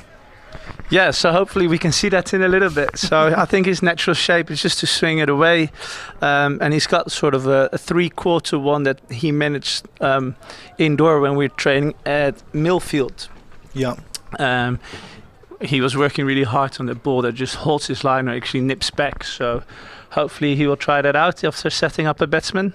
Here he comes, and that's well bowled, and Harry Brook drops his hands on that, and it goes downwards to third slip where Marcus Harris is there. Well, he's not at third, he's actually at a floating third, between third and sort of gully. He's at a very fine gully, and they've used this position quite a lot today. Paul, how important is it, you know, for us to grow the game and for the likes of, say, Ireland and the Netherlands to come through and to play the main test countries? We'll come on to that after this ball from Josh Shaw. Oh, and that's a big shout. Oh, LBW was in the equation there, but Ian Blackwell having none of it. As we watch the replay here, Shaw comes in, and the ball just nips back in as Paul was talking. Oh, that's very close. That is extremely close. Paul almost called that one there. Yeah, just a little inside edge saved him there. That looked out for all sorts if he didn't hit it. Yeah, here's Shaw in, and Brook pumps that one out to mid on. Yeah, so how important is it for the Netherlands to play, you know, England regularly and to grow the game around the world? Yeah, so you know, there are a few challenges. One is the amount of people who play the game in Holland, which is probably not enough to really grow a very strong pool of cricketers, unfortunately. But it's just one of those sports. There's a lot of tradition. It's been around for a long time. There's a big history of cricket in Holland. Shaw in, and that's Shaw, and Brook pulls it through mid-wicket, and it's Graham Van Buren, the skipper, and Paul's buddy, chasing that one out, and he gets a couple. But we just compete with a lot of things during the summer, like the school holidays when the families pack up the car and drive to France for a couple of weeks. So like the kids get taken with, and we lose up some of the kids then.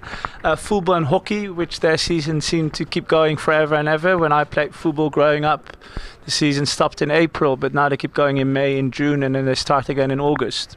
Here's Josh Shaw. Oh, and that's late on that from Harry Brook, and that slides past the leg stump, and that's good over there. Good start from Josh Shaw.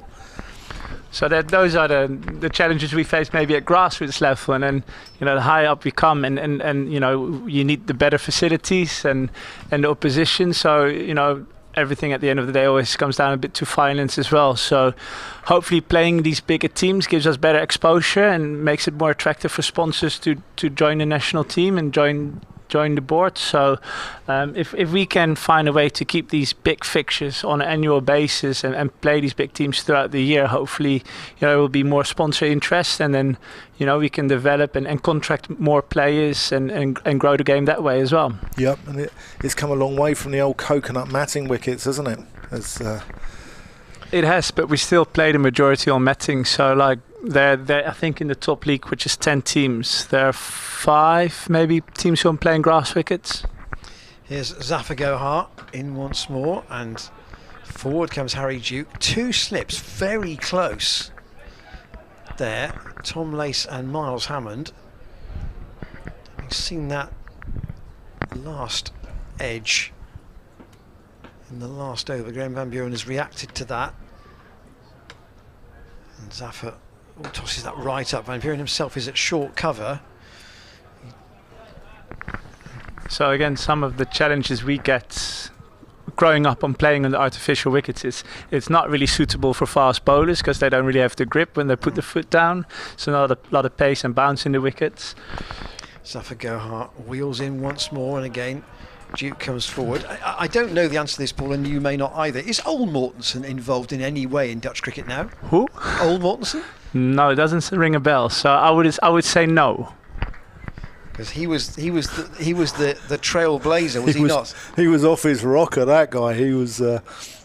So he was the first Dutchman I can remember playing county cricket. Danish. Was he Danish? Was he Danish? Yeah, I think he was Danish. I've got my geography's wrong on that. They used to call him Blood Axe. And hang on, I'm going to check my geography now. He was off his rocker. He was absolutely mad, and if you think Harris Ralph got fired up after that, yes, he was Danish. Apologies, not Dutch. Zafar around the wicket. Oh, nice drift on that, and forcing Duke to come forward. No, he played at Derbyshire back in the day. In fact, 11 years at Derbyshire, in fact. Catch. What bowled again. Catch was from Paul van Meekeren, and slashed away off the outside half of the bat from Harry Duke. Zafar doesn't feel that luck is with him at the moment. He's toiling away. He's spinning the ball. It is turning for him, albeit quite slowly. But the edges aren't going to hand just at the minute. He's just got to keep persevering. And these two, important little stand for Yorkshire after the departure of David Malan with the score on 135. So they've only added 24, but we haven't seen many big stands in this match. The highest stand of the match, in fact, 67.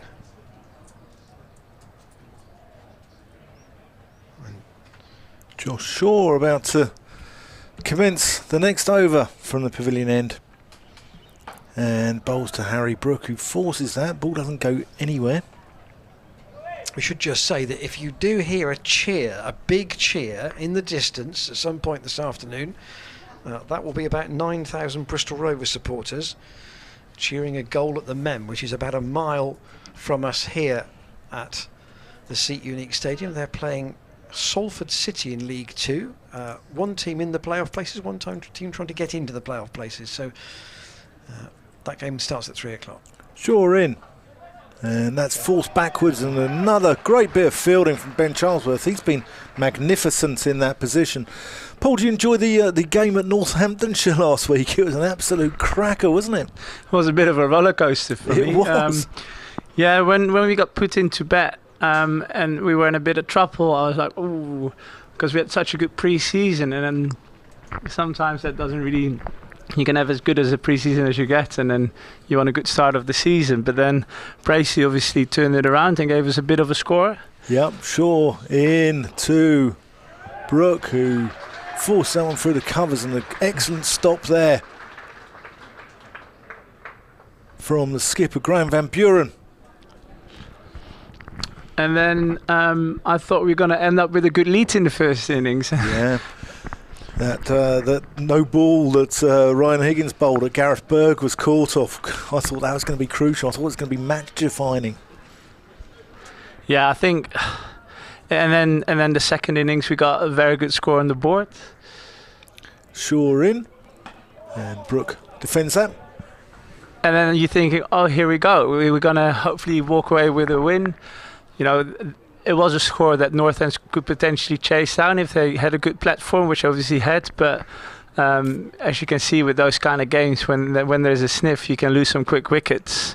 And we just were a little bit of time short, weren't we? So, yeah. You know, there was a bit of rain around during the week, and we lost a few overs. So, you know, if we had 4 days of full cricket, there definitely would have been a result. Yeah, as Shaw approaches the crease, and that's a short one, which Brook leaves to go through to James Bracey. I think, yeah, the first day was crucial because we were on and off. Was it 8 times on that first day at Northampton? And there was all sorts around. There was hail, snow, sleet, rain, wind, and I think the only thing we didn't have was a plague of locusts coming down, wasn't it? So, but no, I thought it was a fantastic game of cricket, and what a great advert for County Championship cricket as well. Here's Josh Shaw. That's well bowled, but Harry Brook equal to it, and that completes the over. 159 for 4. Harry Brook on 28, Harry Duke on 8, and it's the crucial time in the game, isn't it, Paul? It's going to be an interesting session, this. Yeah, as I said, we were when it was 150 for 4. I said, you know, put on 30. What did I say, 40 for 3 or 40, something. So 40 for 3, you said. 40. So if we can get those 3 wickets in the next 30 runs or so, then, you know, we're probably just ahead.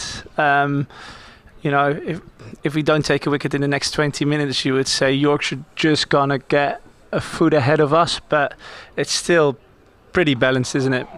Zafar Gohar back into the attack, and a nudge round the corner from Harry Duke for a single. Paul, you said you've known Graham Van Buren for quite some time. Was he an obvious captain to you when it came to selecting the captain for this year?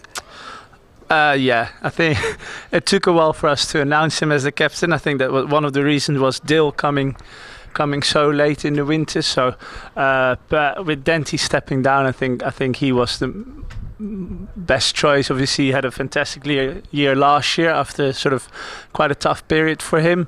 And he's actually quite a born leader. You know, he works hard.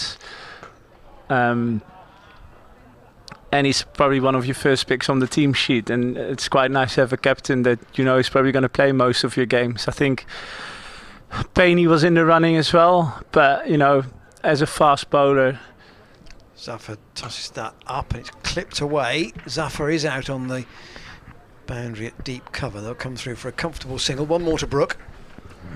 As a fast bowler who's in and around that white ball team for England, and has the ambitions to play for England, you know, it's quite hard to pick someone who might not play every game for rotation or whatever reason there is. So having Graham here, and you know, he's going to be available throughout the year, and probably one of your core players with a good cricket brain was probably the best best fit for the team, and he's a little bit the daddy figure, I think, as well, the father figure in the team room, and you know, checks up on everyone, and everyone is quite comfortable around him. So yeah, he was a very good pick. Zafar in again. That's clipped away. Ajit Singh Dale with a tumbling stop. They've kept him down to 1. Oh, might have gone past him there, but he made sure that he got his body in the way. And these two just rallying Yorkshire a little bit.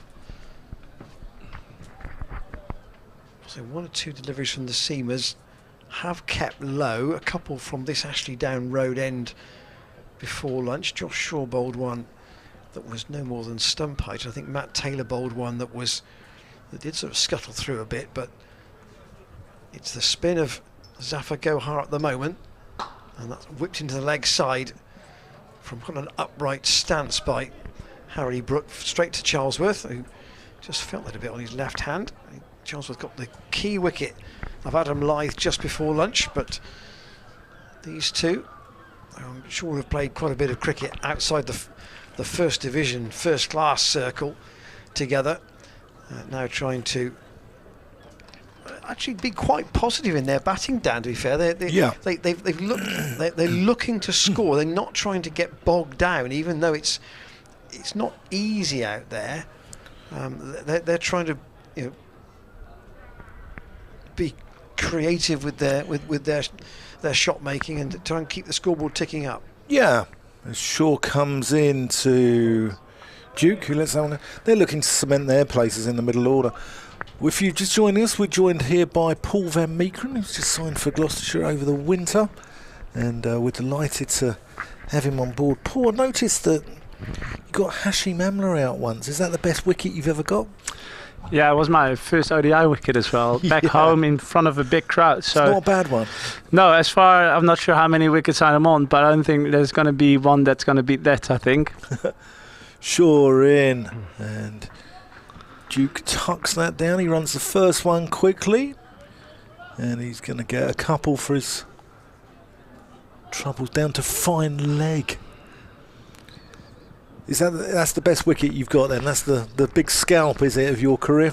Yeah, that's one, and there was an article written about it, and the way the wicket was described is something about a flower just before reaching full blossom, something like that. It was unbelievable. I think I've got it somewhere, either on my laptop somewhere or maybe somewhere deep in my phone, but sure. Yeah, if I knew where to find it, I would probably read it out, because it's actually one of the best pieces of writing I've ever seen about cricket, and I've never seen anything like it. So talk us through the dismissal. What happened? To be fair, we had taken the slips out and we spread the field a little bit, because obviously me being a 19-year-old probably didn't bring the consistency that we needed against a world-class player at that time. Yeah, here's Shaw into Duke. Short ball lets it go.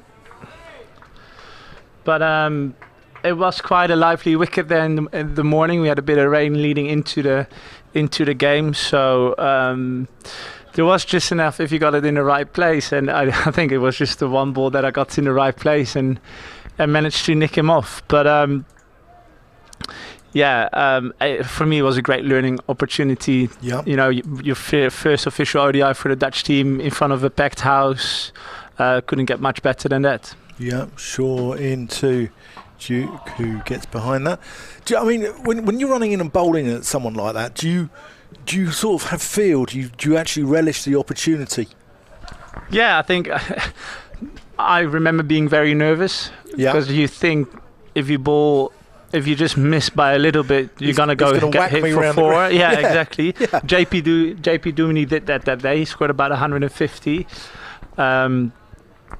So I experienced that late in the innings. But yeah, again, I think he was the number one batter at that time. Just so anything a little bit wrong and you get punished. Sure, and that's a very tight lead from Harry Duke. In the over, 164 for 4. Duke's on 12. Harry Brook on 29, and these pair of Harrys are rebuilding the innings.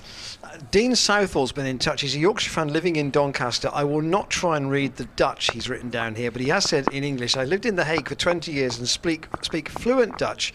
I can do the G and the sh sounds. I went to see the Netherlands play twice at VCC in The Hague. I saw them play a 4-day game against Afghanistan in 2016 and a T20 versus the UAE in 2019. Did Paul play in either of those two matches? And how does Dutch local cricket compare to England? So, if he lived in Den Haag, he must have taught the but Den Haag has a place called Scheveningen, which is what he's talking about, which is the beach area. So he probably lived in the one place where you had to pronounce the ch and the sh a lot. So I'm not surprised he's got that under control now. Here's Zafar Gohard to continue to Harry Brook, who gets awfully tied up by that, but he does defend it satisfactorily. If I would have to compare the Dutch, like the club cricket, it's pretty similar to sort of your local cricket in every area. Zafar around the wicket, and Brook goes back into his crease and forces that up to Josh Shaw at deep mid-on. He'll just pick up one.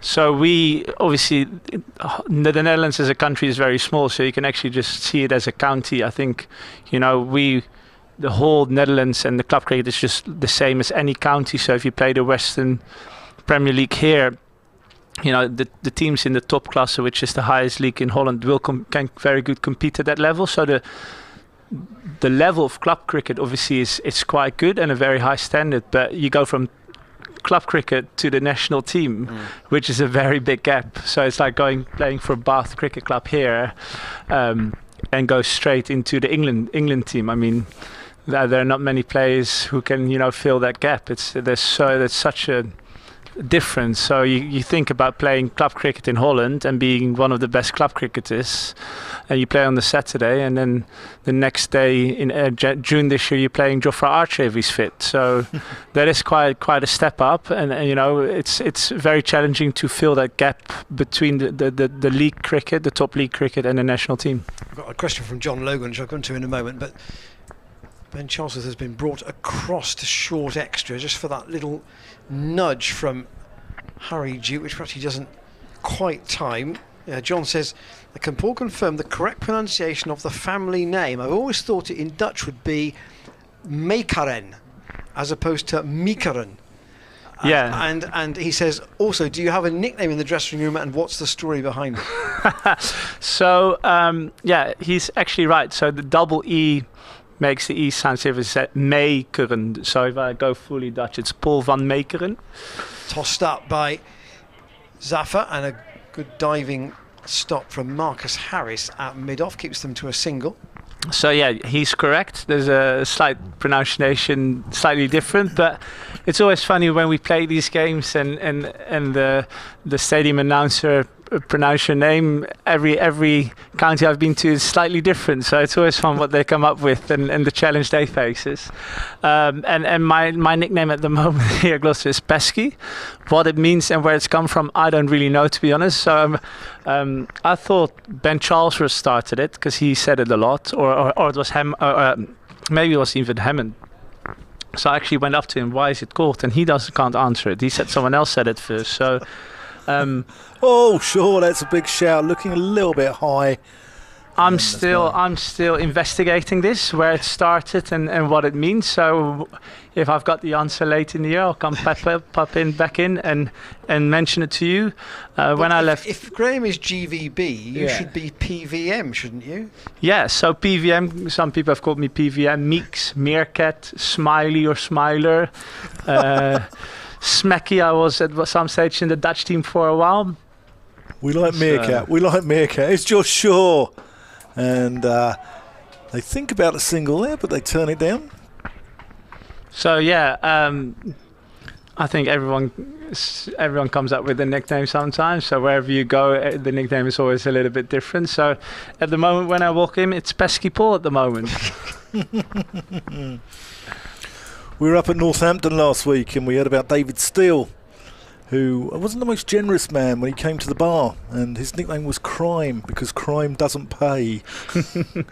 Here's Josh Shaw into Harry Duke, who pumps that out to point. Ben Charlesworth equal to it, and nothing's going through him at the moment. He's absolute mustard in that position. Nearly 55 minutes these two have been together. Yeah. Since the dismissal of David Malan, who dragged on a delivery from Ajit Singh Dale in the first over after lunch from this Ashley Down Road end. He's Shaw, and that's a bouncer. And I thought that might be a no ball, but he's got away with it. It's just one over the shoulder. There, Ian Blackwell signalling them. Josh has bowled a couple of those in this spell, probably one in each of the last 3 overs, and a couple of them have bounced a very long way over the batsman. Yeah. Can I also mention that the bouncer overhead height being called a no ball is one of my biggest peeve hates here in county cricket. It should be a white, and no one can change my mind on it. Yeah.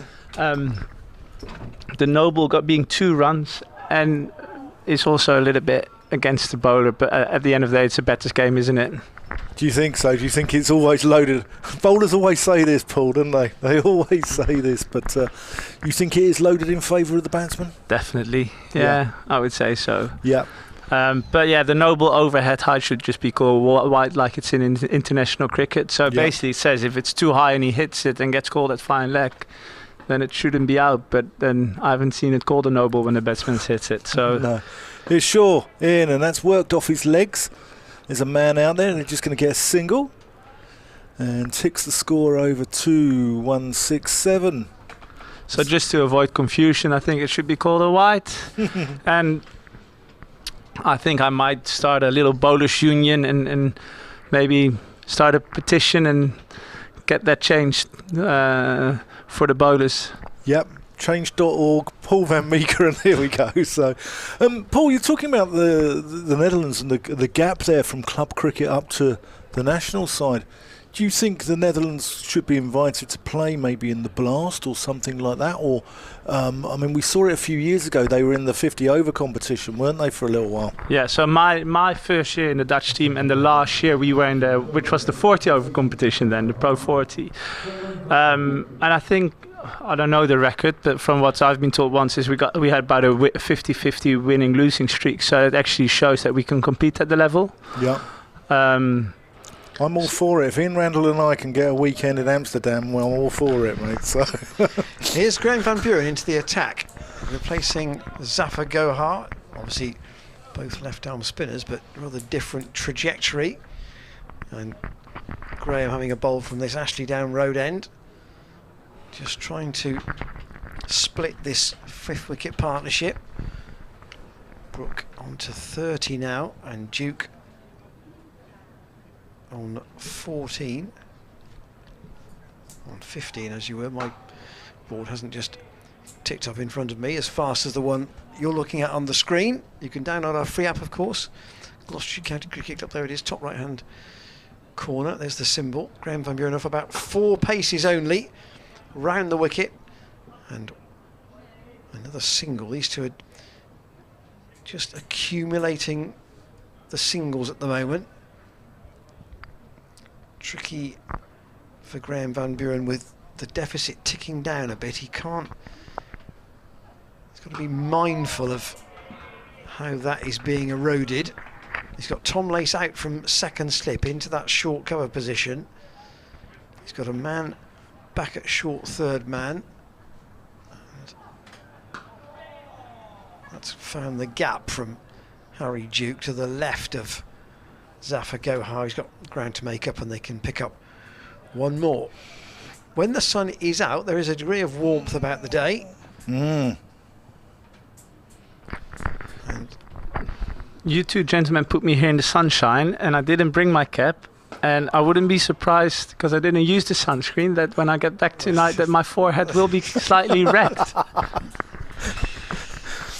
We're just trying to make you the colour of your national kit, Paul, you know, so... But that's orange. Do we get orange when that's when you use the fake cream, isn't it? The fake tan. Here's the full card then of this Yorkshire innings today. Charlesworth and Higgins with a wicket each, and then Ajit Dale either side of lunch. And there is Paul van Meeker, and you can see him out on the balcony here. That's our vantage point. And pleasure to have him with us this afternoon on this Good Friday, second day of this match with Yorkshire. Let's hope it's a Good Friday at the end of play. Yeah. Here's Josh Shaw coming in, bustling into the crease.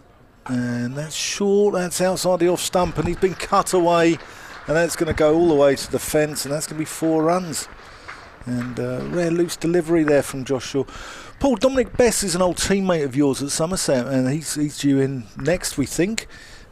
He's can bat a little bit as well as, you know, he's known for his off-spin bowling, but he can bat a little bit as well, can't he? Yeah, he's definitely more than capable to bat. I think he had quite a good start when he made his test debut with the bat. He scored some crucial runs for England, if I'm not mistaken. I haven't followed his batting as much as his bowling the last couple of years, so I'm not sure how his stats are with the bat, but hopefully after this week they haven't improved, and hopefully they've slightly declined, to be honest.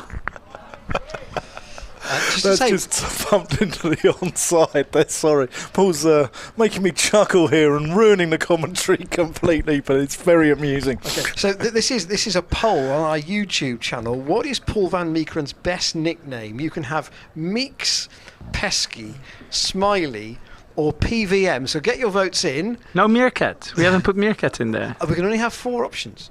Get Pesky out, put Meerkat in, I would say. And Shane will tell us what the results are later. Here's Shaw in, and that's worked through the leg side, and that's going to go all the way to the fence as well. That's a lovely shot there from Harry Duke. Shaw just straying onto his pads and putting him away through the onside. Lovely shot. Yep, PVM or player valuable most. He'll be getting all sorts of messages on his phone now. I bet. Right, Gloucestershire really need a wicket here. The game's just drifting away from them slightly. 178 for 4. As Shaw comes in and Duke gets up on his toes. 61 overs gone. New ball due in 18 after this one. And the new ball's crucial here at Bristol, isn't it, Paul? Well, let's hope we don't need the new ball. That would be even better. But yeah, I feel like if we get to that new ball stage, you know, we probably a little bit behind the game. Yeah. That might be even or maybe just ahead with the runs. So yeah, if we get to that new ball stage, we need some very quick wickets and make sure when the guy. Oh my God! He lost the ball. And I don't think Charlesworth picked that one up at point because that's gone through him for 4 runs. With the commentator's curse there of me saying not a lot's gone through him, and that one's gone completely through him. I don't think he picked that one up at all, actually. He just stood there and it wasn't that far away from him. Unfortunately, the camera on the man stand doesn't show you crocking across to the Kennington Avenue. It doesn't show you Ben in shot, but yeah, I think he just didn't read it at all. Yeah, expensive over this one. Paul Marcus Harris, you've just come over this week. What's he like as a teammate? I mean, he's a fantastic cricketer. What's he like as a teammate? I think we'll find out in the next couple of weeks. But yeah, he came in and I had a brief chat with him the day before the first game, and you know, sounds like switched on and a good character. So I'm sure he will fit right in. If he can have another summer as he had last year for Leicestershire, that would be very handy for us. And the way he started shows that he hopefully will. Yeah, and I'm sure you'll show him the Bristol cider scene as well. So that's the end of the over. 182 for 4. Yeah, Dan was talking about the new ball, so to speak. We have 17 overs to go until tea, and we have 18 overs to go until the second new ball, and therefore Gloucestershire have got to bowl the whole of this afternoon session with the old one, and Yorkshire, well, I'm sure will be sure about that in terms of how they attack this period of the game. 182 for 4, still trailing by 45, but increasingly with these two looking quite well set. Duke has almost caught Harry Brook up. Actually, he's almost faced the same number of deliveries as well, so he's had a greater proportion of the strike, and that's a full toss from Van Vuren, which is punched down the ground, and that will be 4. Shaw can't reach it, and it goes thudding into the advertising boards. 50 partnership with these two, and it's come up in 18 overs, so it's not been fast, but it's been a steady rebuilding job. Well, it's been an absolute pleasure to have Paul van Meekeren here this afternoon. And Van Buren tosses that up once more. They've put Josh Shaw back to long on. Well, Paul, a pleasure to have you with us. Thank you ever so much. And I hope the fitness work goes well. And that when we get towards the T20, we can see you in and around the squad. Certainly available for selection anyway. Yeah, thank you for having me. And hopefully maybe pop in at some stage this summer and do it all again. It'll be a pleasure to have you. Thank you. Enjoy your afternoon. So Paul's going to leave us and go back down across to the pavilion side of the ground, and Graham Van Buren continues to wheel away from this Ashley Down road end.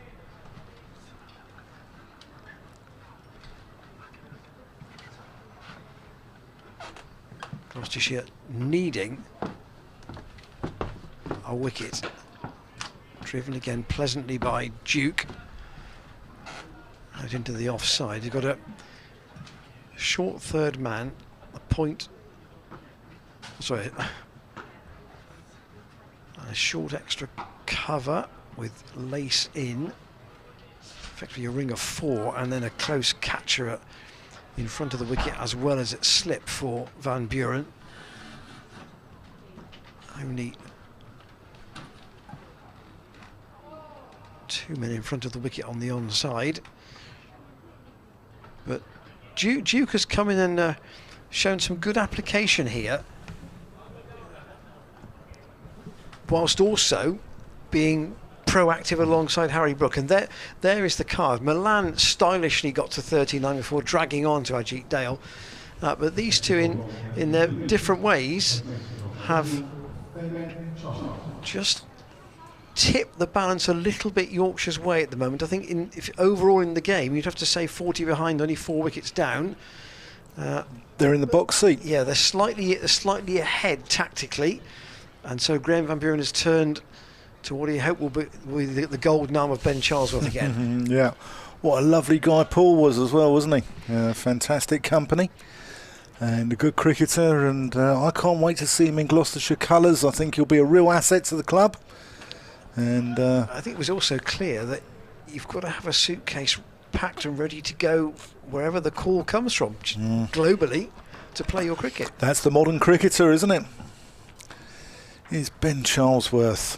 What can he rustle up into the crease? And that's short, and that's put away by Harry Brook. Good bit of work out there on the fence. And he's only going to get 2. But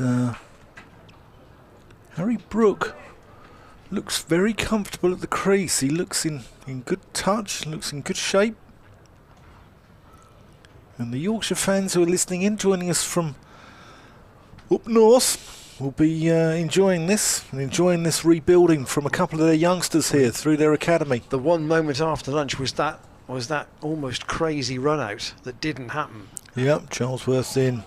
Brook leaves it well alone. One wonders, if it's an if that will only be debated depending on how the game unfolds from here. But Marcus Harris, having made the stop, and with Brook so far down the pitch, and with Duke having not really left his crease at the other end, he almost could have run to the stumps, but he chose to throw the ball. It missed, and the return throw also missed. So 2 chances went at begging there. Ben Charlesworth in, short and wide, crunched through the covers. Beautiful shot there from Harry Brook. That's going to be 4 runs. And Graham Van Buren has gone a little bit flat for Gloucestershire out here. They'll be wanting to make something happen, and they could do with seeing the back of one of these players. Trying to open an avenue towards the lower order. These are 5 and 6. Jordan Thompson and Don Best, useful bats at 7 and 8. Yep. And Yorkshire will be, well, they'd be thinking here potentially. Could we bat for the rest of the day? That will be their target, you would have thought. Yep, I agree. Is Charlesworth in? And that's better length and line to Harry Brook. And if they do, Dan, they will probably be they'll be 100 runs ahead. They would be. And that will be a dangerous scenario for Gloucestershire to be that far behind on first innings. It will be, but Gloucestershire are no strangers to winning in adversity and coming from behind, are they? And they won many games last year, batting, in that final innings when they were up against it. Charlesworth into Brook, who biffs that one out to mid on. The deficit last week was about 60, was it, at Northampton? Yeah, it was. It was. It was sort of 220, played 270 or something like that. I think it was 58 or something like that. But they overturned that, and they nearly won that game last week as well. So Gloucestershire are fighters. They're street fighters, aren't they? They will battle all the way. Charlesworth comes in, and that's short and wide, but the point has gone out onto the fence. It's Zafar Gahar out there. That completes the over. 194 for 4. Graham Van Buren has used 7 bowlers, including himself, in this Yorkshire first innings, albeit Ben Charlesworth only bowled 3 overs and he's only bowled 2. The work's been fairly evenly shared, and he couldn't find anything in his own bowling at this Ashley Down Road end. So the lightest used of them, Matt Taylor's coming back for a new spell. And is he going to start by bowling over the wicket? Looks like he is. And we're just about at 3 o'clock. So in theory, 40 minutes until tea. In practice, probably the best part of an hour with 15 overs to go until tea can be taken.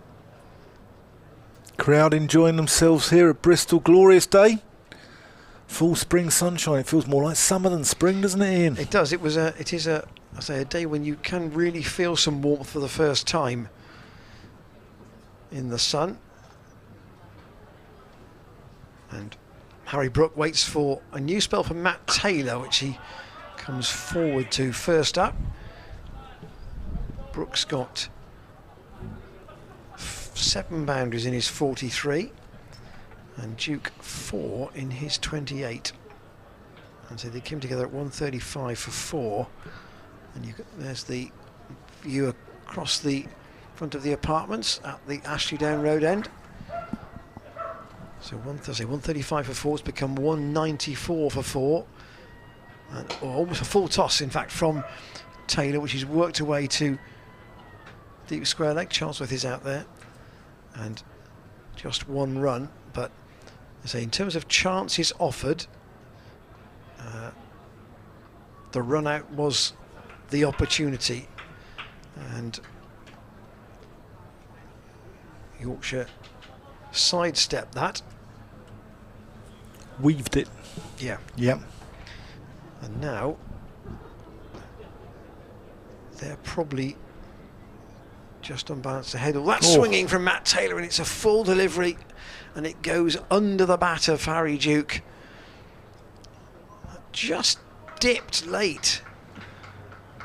It's a ball that's 65 overs old, but here's the replay. Just arced across the right-hander. Duke playing the shot he wished he'd played. Dropped on it a bit late, but got away with it because it was just outside the off stump. Taylor gets quite close to the stumps, and Duke defends. Remember our email, commentators@glossccc.co.uk. I'm conscious it is a bank holiday, and you may be out and about or doing some tidying up in the garden. It's often a weekend, the first opportunity people get to think, right, need to do some serious work in the garden at this point. Taylor again, a little bit of swing, but from the hand rather than late, and it's picked by Duke. There's the scene in front of the Thatcher's bar. Spectators in deck chairs, and in front of that area, and further above the bar you've got the the terrace, and then the Hammond roof stand in the far corner. That end of the ground quite reshaped quite a bit last year. Moving of the steps to actually get up onto the Hammond roof, that used to go from right to left, not left to right as they now do. Taylor just taking his hat, wiping away some perspiration from his forehead, and Graham Van Buren trying to keep the energy levels and the morale up of his team without a breakthrough for a while in this, still fascinatingly poised game. Yeah, the Seat Unique Stadium was described as the most colour coordinated ground in the country by David Hobbs on ESPN Cricinfo, and it's a lovely venue, isn't it? And it's got an atmosphere all of its own. And it's been made more of a venue by the apartments being in the ground, because the Avesey Down Road end was very open before, and this has kind of closed it in. Yeah, here's Charlesworth in, and that's pumped out to mid-off and no run. And it's in touch with its community as well, with the street art, and it sort of epitomises Bristol in a way. Yeah, there are, and it's not just on the club building. It's in the on the Walk of Legends, which is beneath the apartments. Yeah, here's Charlesworth, and that's one run into the offside off the back foot, and also the groundsman shed over there as well. That's with hashtag #GoGloss on the roof, and some street art on there as well. I've just turned to Shane for advice on this. Was it last year where we had a correspondent on the social media who thought that was a beer, the Go Gloss? He says, shaking his head, he can't remember. I'm sure that somebody said that they thought it was an alcoholic drink. Charlesworth in, bouncer, ducks underneath it, no run. But all the infrastructure for the ground staff on the Kennington Avenue side of the ground. That's to our right. There is the infrastructure, and a short ball from Charlesworth, easily ducked under by Harry Duke. Not the tallest anyway, to be fair. Charlesworth in, and Duke's behind that. Gentle breeze just going from our left to right as you look towards the pavilion. So just fluttering the flag on top of the flagpole on the club offices there. And just above the scoreboard, which shows 196 for 4. The smaller the scoreboards here. It's Charlesworth in, and that's a drop. That's Marcus Harris at Gully. Sick outside edge. And that's gone in and out. And he's kicking the turf in frustration. It was low. That could be crucial. Bracey head in hands. And if you'd expect anyone to hold it, you'd expect Marcus Harris to hold it. And Charlesworth, again, nearly the golden arm. He's making things happen. Here he comes into the crease, and typical, he gets driven down the ground, the ball after.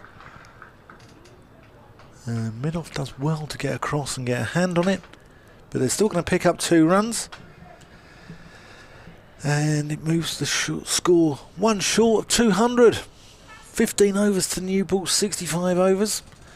And we have got quite a few overs in the day. We've got 45, so we've still got 13 to bowl before tea. Gloucestershire just getting a little bit behind the rate here. Well, over rate rise, they're only -1, but in the game, that Harris himself obviously was dropped yesterday and profited, and now it's a question for Gloucestershire: can they prevent Harry Brook from going on to a big score? He's got 47, he had 45 at the time.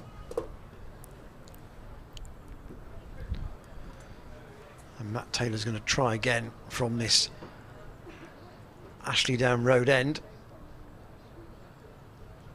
Outside the off stump, and Duke lets it go. Credit to Yorkshire for their stickability, if I can call it that, through this sort of hour where these two have stood up. They've not crumpled, they've not shown their inexperience, if you like.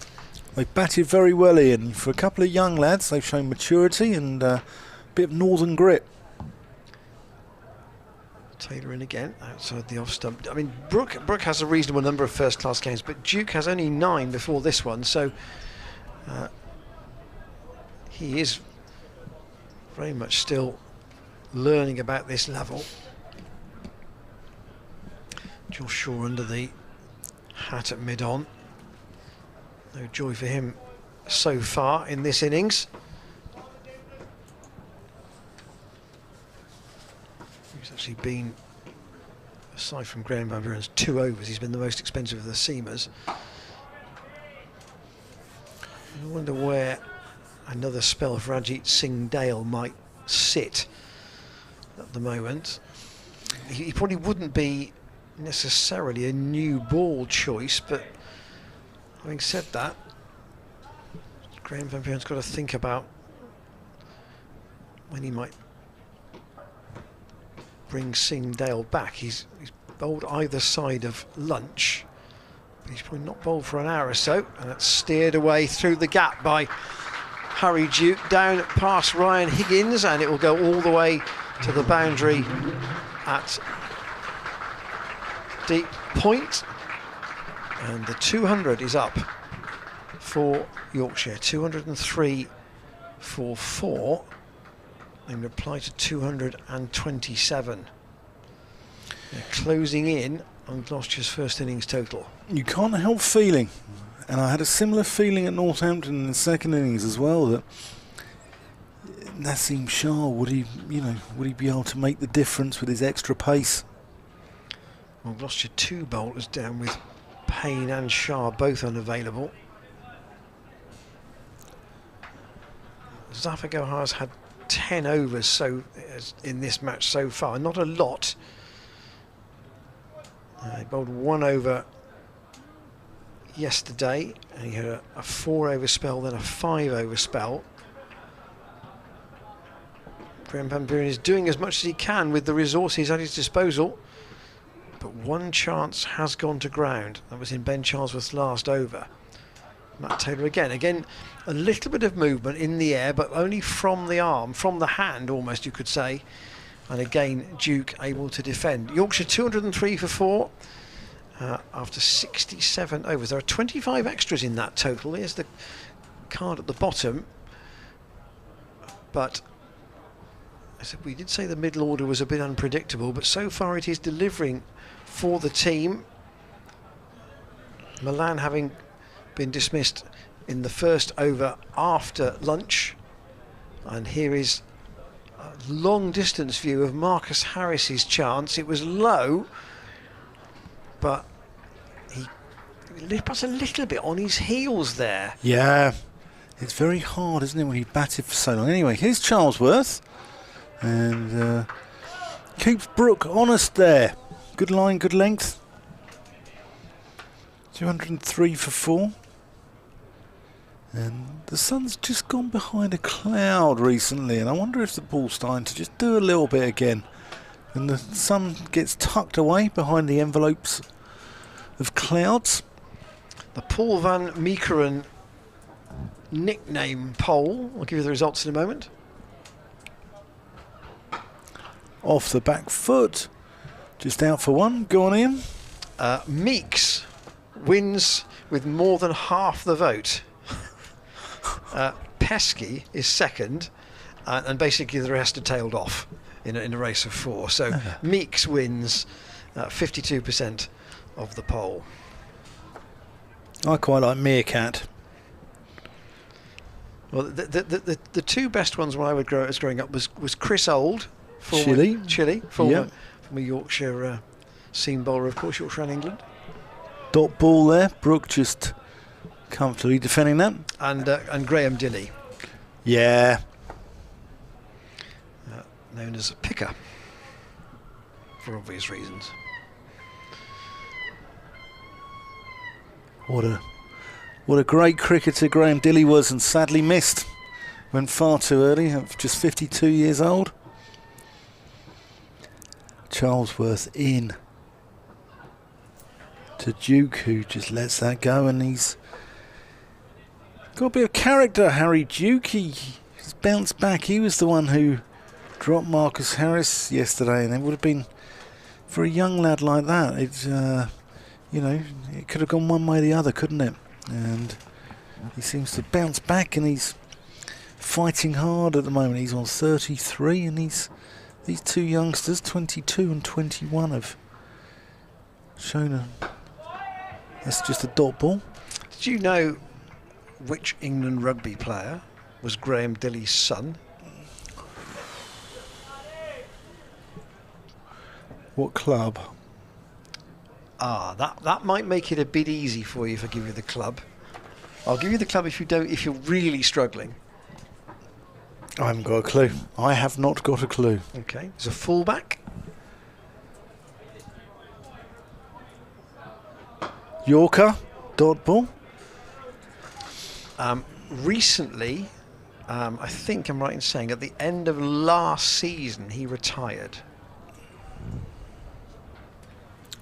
Played basically all his club rugby for one team.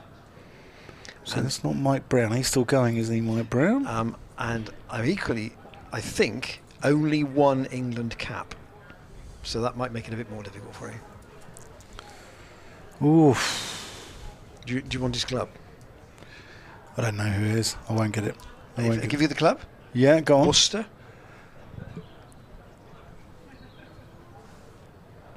Nope. Okay, 204 for 4. I'll tell you after this. Does James know? That's No, he doesn't. that's suitably admonished in Ian Randall's world. Here's Matt Taylor continuing his spell, and Brook again works that behind square down to Ben Charlesworth. Chris Pennell played something like 14 years at Worcester. Graham Dilly was his dad. No. And I think retired at the end of last season, from memory. Just in terms of, here we are, 3:15 on this Good Friday afternoon. If you haven't caught the two main cricket stories since the close of play here last night, we'll just remind you of those after Taylor bowls again and Duke defends. David Lawrence, former Gloucestershire and England fast bowler, named as the new club president at the AGM last night.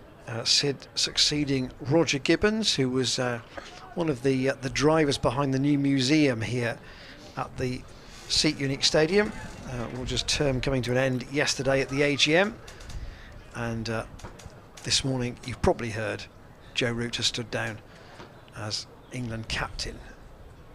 Matt Taylor here striving for a 5th wicket, again on the pads of Duke, and it goes down once more to Charlesworth in front of the small scoreboard. Yorkshire creeping towards the Gloucestershire total on this second day. Yep, Joe Root should be thanked for his time as well for England, because he's handled himself with dignity. And it's been a difficult job, and I'm sure there are far easier times to skipper your country rather than him, and he's carried the weight on his shoulders, and his own batting performances haven't suffered. Harry Brook, as you were, needs 1 run for his half century. You won't get it there. Matt Taylor just trying to keep these two honest. They've, to some degree, just dried the boundaries up here at the moment. It is a lot of singles.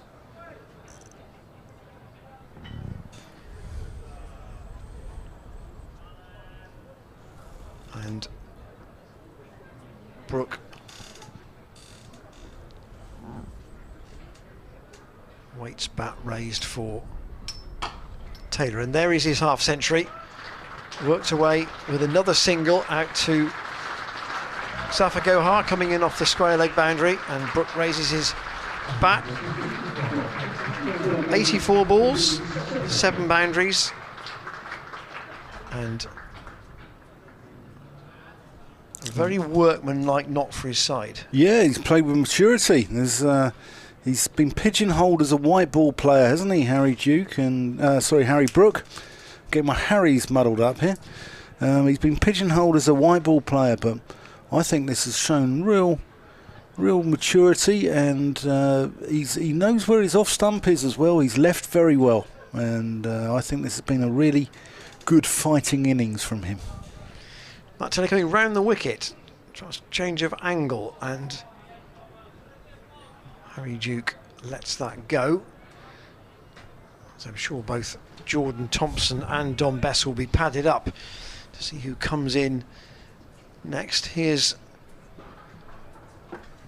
the replay of that last delivery from Matt Taylor, which is let go outside the off stump. Charles's going to continue this short spell from the pavilion end.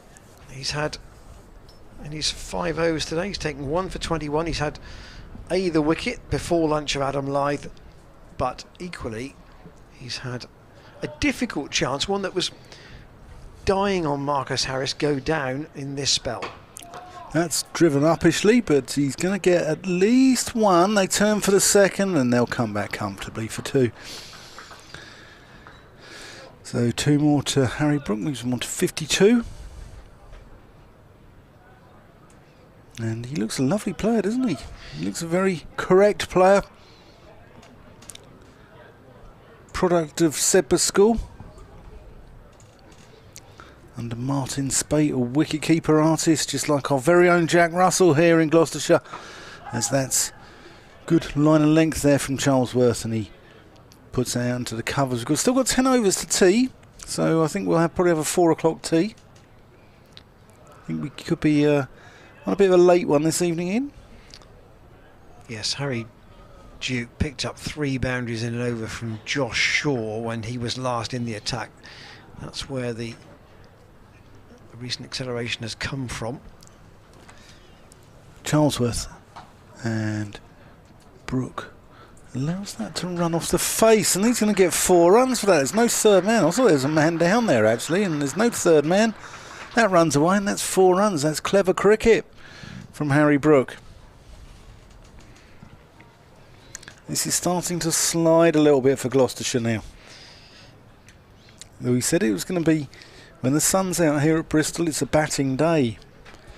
But after dismissing David Malan, after Ajit Singh Dale dismissed him just after lunch, I thought it might be time to break through and look at this callow young middle order. And he's got away with that, so that just goes through there. We've had an email from John Logan. John Logan, is it? Yeah, John Logan. Keep them coming, John. On the topic of nicknames from a Yorkshire perspective, my own personal favourite was Peter Hartley's nickname of Daisy. So named due to Peter's inconsistent bowling displays. As many used to say about Peter, some days he does it, some days he doesn't. Brilliant. John, keep them coming. Keep your nicknames coming. That's just worked for a single there. I managed to get the nickname of Sevi at my cricket club when I was captaining the first team back in the 90s and not contributing much with the bat. Non-playing captain? Is that what Non-playing captain. Mr. Ballesteros was the non-playing captain at the time of the Ryder Cup side. And I managed to get the nickname of Sevi, which is still stuck to this day. As Ben Charlesworth comes in, a little bit of shape away. Harry Duke just lets that one go. That's the end of the over. 2-1-4 for 4. Duke 34, Brook 57, and this pair of Harrys are really frustrating Gloucestershire, aren't they? Yeah, 9 overs to go until tea, and there looks to be very little doubt now that Yorkshire will get there ahead, unless the runs really do dry up. Graham Van Buren just having a chat with Ajit Singh Dale, I think mentally to prepare him for a return. In fact, Ajit is just now doing some limbering up. They just looked at the maths, presumably. I don't think Singh Dale for me would be a new ball choice, although he did have it for 1 over at Northampton right at the end of the game last Sunday. Here is Matt Taylor though. In and again that's cut. It's an area where Harry Brook can get that away past Ryan Higgins. It's just wide enough and he plays it quite wristily. And Brook and Duke are showing that perhaps we were wrong to question this.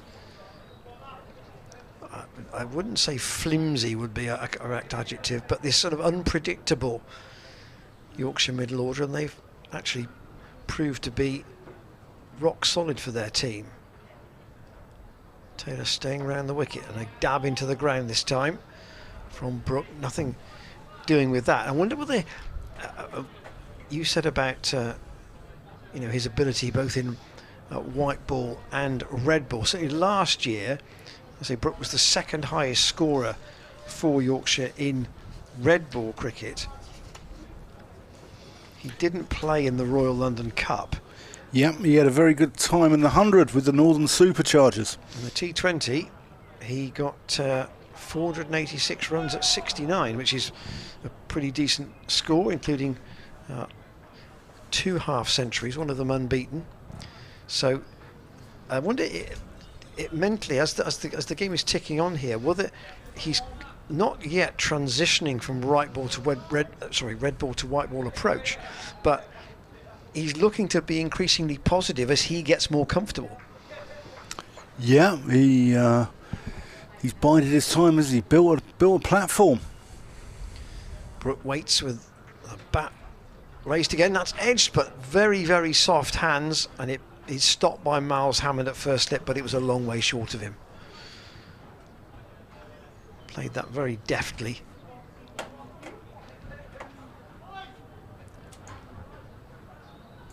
And Yorkshire almost at parity now.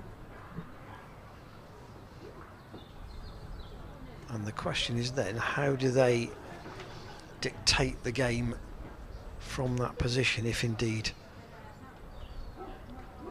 they can or do, and steered away by Brook. It is a warm afternoon, particularly for the quicker bowlers. Quite a few players fielding in sweaters, although I say there is some warmth out there, and particularly when the sun is out. In fact, one of the staff from the Premier Club I saw on the way into the ground today said warmest day of the year. That was the forecast. Pleasantly driven, but nicely driven with timing out through the offside. That may beat the chase of Tom Lace, but he's got some help from Ryan Higgins, and between them, the two of them adopt the relay, and they do come back for a third run, but that's 1 run saved.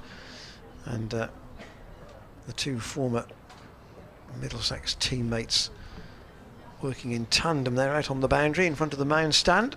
A couple of West London boys. Higgins coming up through, we played his early years in Africa, didn't he? But his home club in the Middlesex County Leagues, Richmond.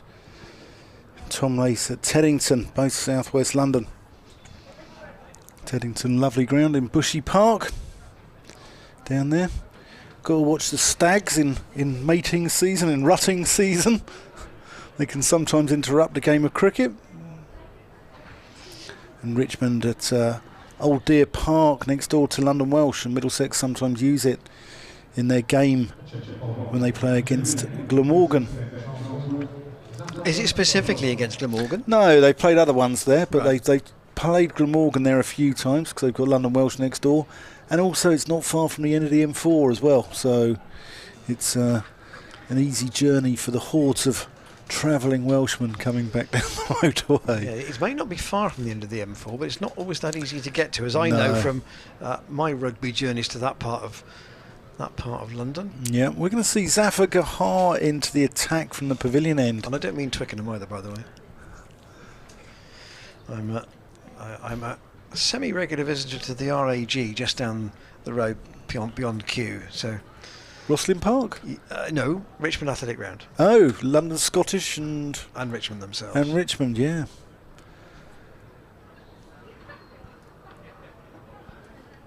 Here's Zafar Gahar. Changing ends again. Yeah. He's going to come in from the pavilion end. Short steps into the wicket. And bowls to Harry Brook. He was having some success before, just after lunch as well. He was floating it, tossing it up.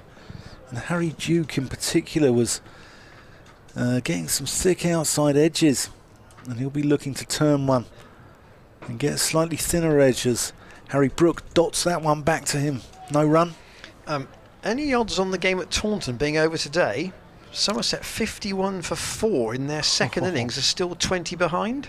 They're really struggling with the bat, aren't they, Somerset? And Zafar Gahar coming in here, and Brook uses his feet and drives one back at him, and he fields it, reminiscent of Roger Harper back in the Rest of the World 11 in 1988. Hurls it back and it hits the stumps directly, but Harry Brook made it back to his ground.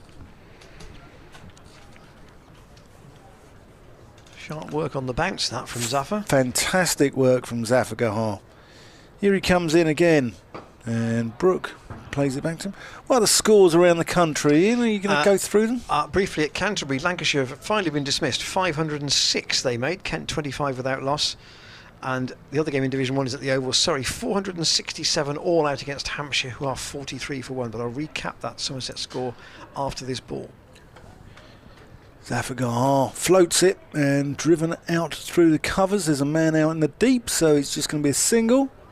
So Somerset 109 all out, Essex 180 all out. That was on the stroke of lunch. 7 wickets for Craig Overton, and now Somerset 51, 52 now for 4 in reply. So they still trail by 19. Well, I think Somerset, we're only 2 games into the season, but if their batting's failing like this, there's real issues down there, aren't there? And we've got a West Country derby here in mid-May, and I'm really looking forward to it. Zafar Gahar comes in and bowls to Harry Duke, who runs that one down off the face to short-third man, and that's the end of the over. But I can't wait for the West Country derby. It's supposed to get a little bit spicy. I've been to a Roses game, and I've been to Middlesex, Surrey, but this is my debut as a West Country baptism of fire, and I can't wait, Ian. It does get a little bit fiery, doesn't it? Well, the game here last year was heavily affected by the weather. There was only really one good day out of the 4, and Somerset batted for most of it, and then decided to. It was as if they were going to bat all day, and they made an attacking declaration with about 25 minutes to go. I think got to 300, right. And it just kind of, and then the volume in the outfield went up, as you can imagine. They were really keen to get some wickets in that closing phase of the game. The rest of the match largely obliterated by rain, so it will be good if we can have some weather like this for that weekend, Thursday, Friday, Saturday, Sunday. They bring a big crowd with them? They will do, I'm sure. Yeah. Ajit Singh Dale is recalled into the attack, and 2 slips for him again here as he comes in and bowls to Harry Brook. And Brook lets that go outside the off stump. Brook batting at number 5 with Harry Duke, wicketkeeper for Yorkshire, at 6. Still to come, Thompson, Bess, and then probably, I would think, Matthew Fisher, Patterson and Harris Ralph. But Yorkshire shortly will be ahead in the game, and the question then is, how do they dictate it? Are they trying to do what sides often did in the uncontested toss days here at Bristol. Bat once, bat big, and leave yourself only a smallish total to chase in the 4th innings.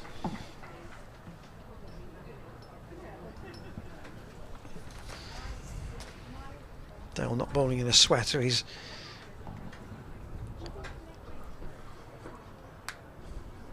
back at the end of his run under now cloudy skies. The sun's just drifted behind some high cloud, and that's some width given by Singdale again to Brook. Out through the offside there is Ben Charlesworth in front of the mound stand. It's on the single, but it's a comfortable one with him being so deep, and the boundaries square of the wicket here at Bristol being the longest on the ground, much longer than the straight ones. Yeah, Yorkshire nearly with parity with the Gloucestershire innings, and it's been a long afternoon in the dirt, hasn't it? Just the one early success for Singdale. Now back into the attack. And when I say one early success for him, that is both true for him and of the team, because none of the other bowlers have taken a wicket since Malan dragged on in fairly forceful circumstances after lunch. He just got a bit tucked up, didn't he? That dismissal. Yeah, he did, and his off pole went cartwheeling as well, didn't it? As we saw James Wharton earlier on as well. That was a spectacular one when Ryan Higgins got him. Higgins been held back a little bit this afternoon as well. 2 snips and 2 gullies for Harry Duke. Graham Van Buren feels that he's got to try and dry up the runs through that area, but a little bit at the moment it feels as if Gloucestershire can't quite stem the runs. It's been a steady accumulation. These two taken the score from 135 when the last wicket fell to 223, and Yorkshire have scored 94 in this session so far. Singdale again in a bit of a yelp from him as he delivered the last ball of the over, which he's let go. But Yorkshire scored 92 in the morning session, and they've scored 94 in the afternoon session, and there are 5 overs to go until the tea interval. Yeah, definitely Yorkshire's session. Darren Gough, interim managing director of cricket. Well, I wonder, and when you say interim, yeah, how long do you think interim might be? I don't know, but long enough for him to leave his role at TalkSport. So, but he was very pleased. I had a little chat with him before start of play today, and he was very pleased with how they'd performed yesterday. He said there were a couple of mistakes, but in general, he was very pleased. So, his Zafagahar. Oh, and that's nearly got through the wall of defences of Harry Brook. New team there, Otis Gibson, Kabir Ali, Alistair Maiden, who's ex-England women's coach. Zafagahar bowling, and Brook plays that late off the back foot, and he's got it fine enough. He's going to get a couple, big throw in, goes over the head of James Bracey, but well backed up by Ben Charlesworth. It's what's known as doing the ugly stuff, I believe. Is that right? The backing up? Is it? It's what you're taught as a little kid, though, isn't it? Oh, it is. It is. We had one last week at Northampton where Ben Curran threw it to the far end. There's no one backing it up, and it's gone for 6. So it's gone for two runs and then 4 overthrows. To much merriment from the Gloucestershire travelling fans. Here's Zafagahar. And Harry Brook just brings his bottom hand into the shot there and works it through mid-on for a single. Zaf has been tidy. He's only conceded 2 boundaries. Yeah, I thought he was a little bit unlucky earlier. but there doesn't look to be a lot. I mean, the ball was turning very slowly. It doesn't look to be a huge amount there for him yet. Gahar in, and I think that one just turns a little bit, because if that had gone on with the arm, that would have been a very dangerous leave there from Harry Duke, Yorkshire wicket-keeper.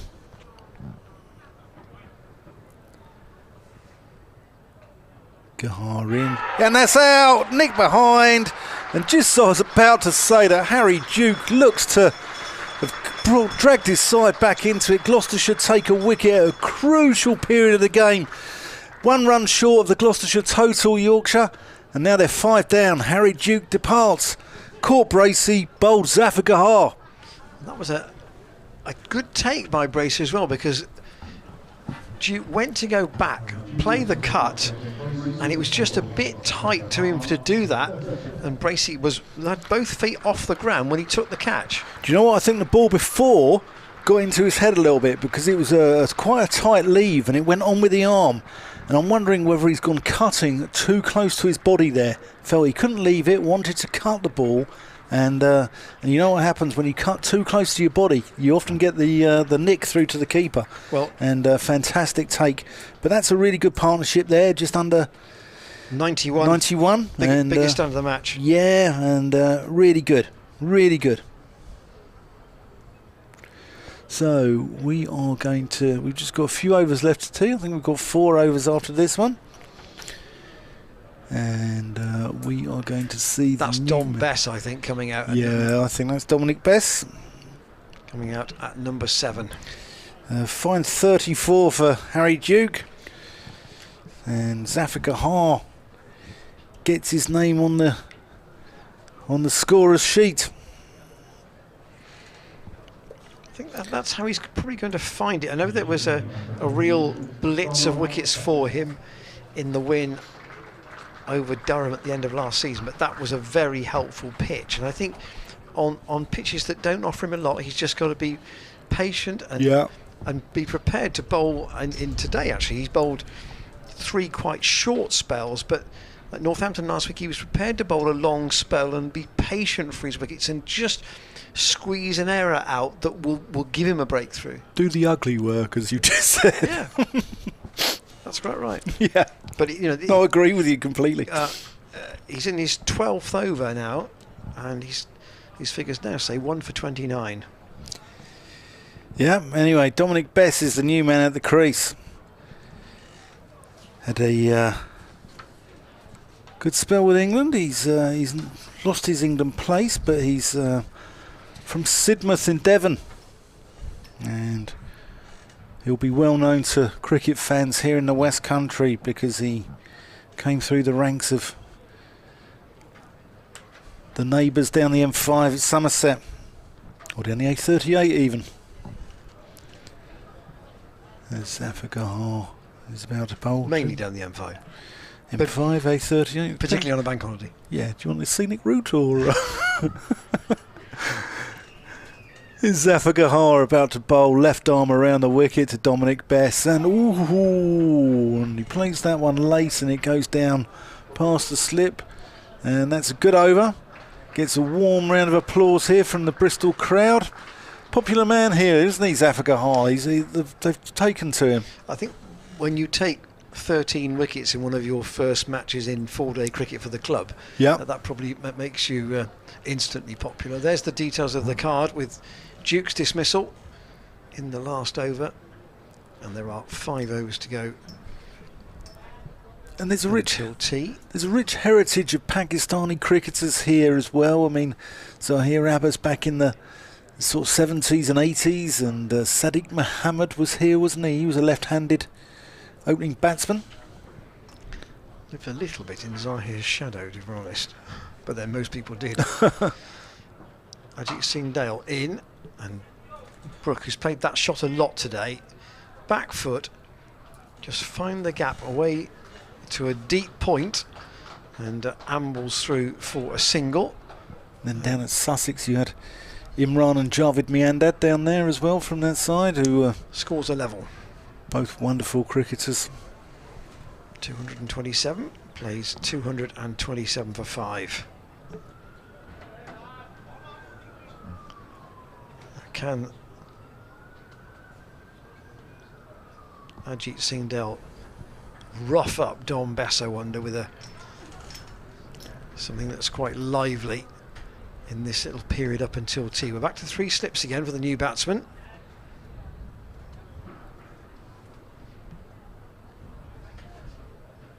Bess isn't hurrying.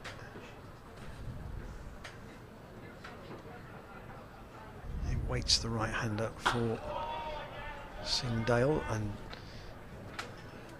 just a measured defence.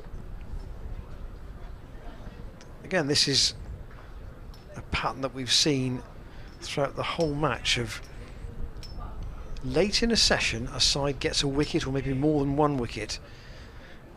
It just emphasises the competitive nature of this match, that neither is prepared to give the other an easy option at all. Singhdale with a short one that is just called as one for the over by umpire Alex Wharf. 37 for no wicket was where Yorkshire began the day.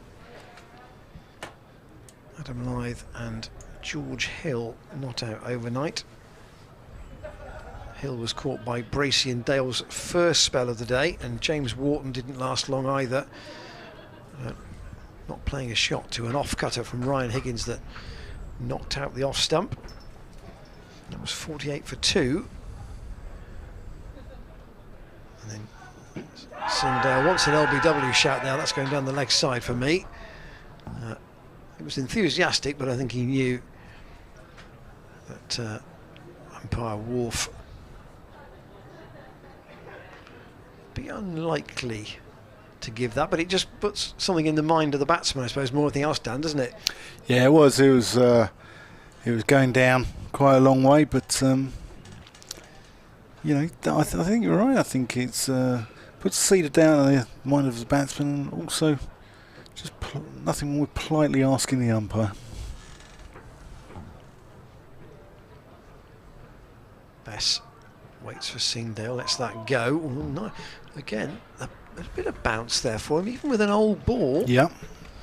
So the 2 early wickets, and then quite a wait after that, and Gloucestershire took 2 more wickets either side of lunch relatively quickly in terms of the scoreboard. Only 20 runs between Adam Lyth's dismissal just before lunch, when he was caught by Hammond, very smartly caught, diving away to his left at slip off Charlesworth for 52, and then after lunch, David Malan, it says bowled Dale on the scorecard, but he dragged it on in a big way.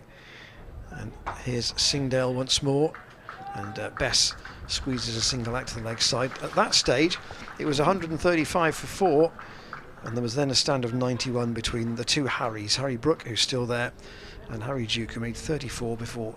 In this spell from Singhdale, I mean, we've been brought back. He's teamed up with Zafar Gohar to force a wicket, and the wicket was Duke, who was caught by Bracey. A little jumpy catch, but he took it well off the spinner for 34. We've got 4 overs left up until tea.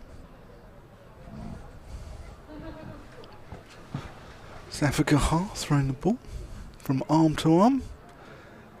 Oh, and he nearly gets Bess in the same fashion that Harry Duke went, stepping away and cutting a ball probably too close to him. This one not finding the edge. Dominic Bess very lucky.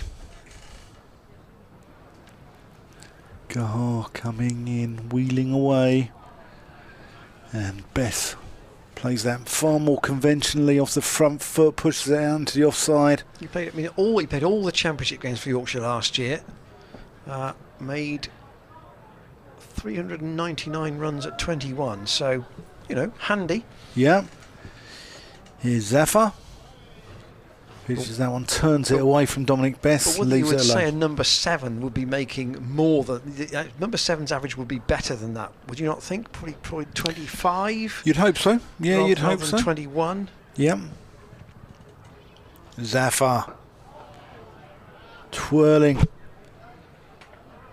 into Bess. No run.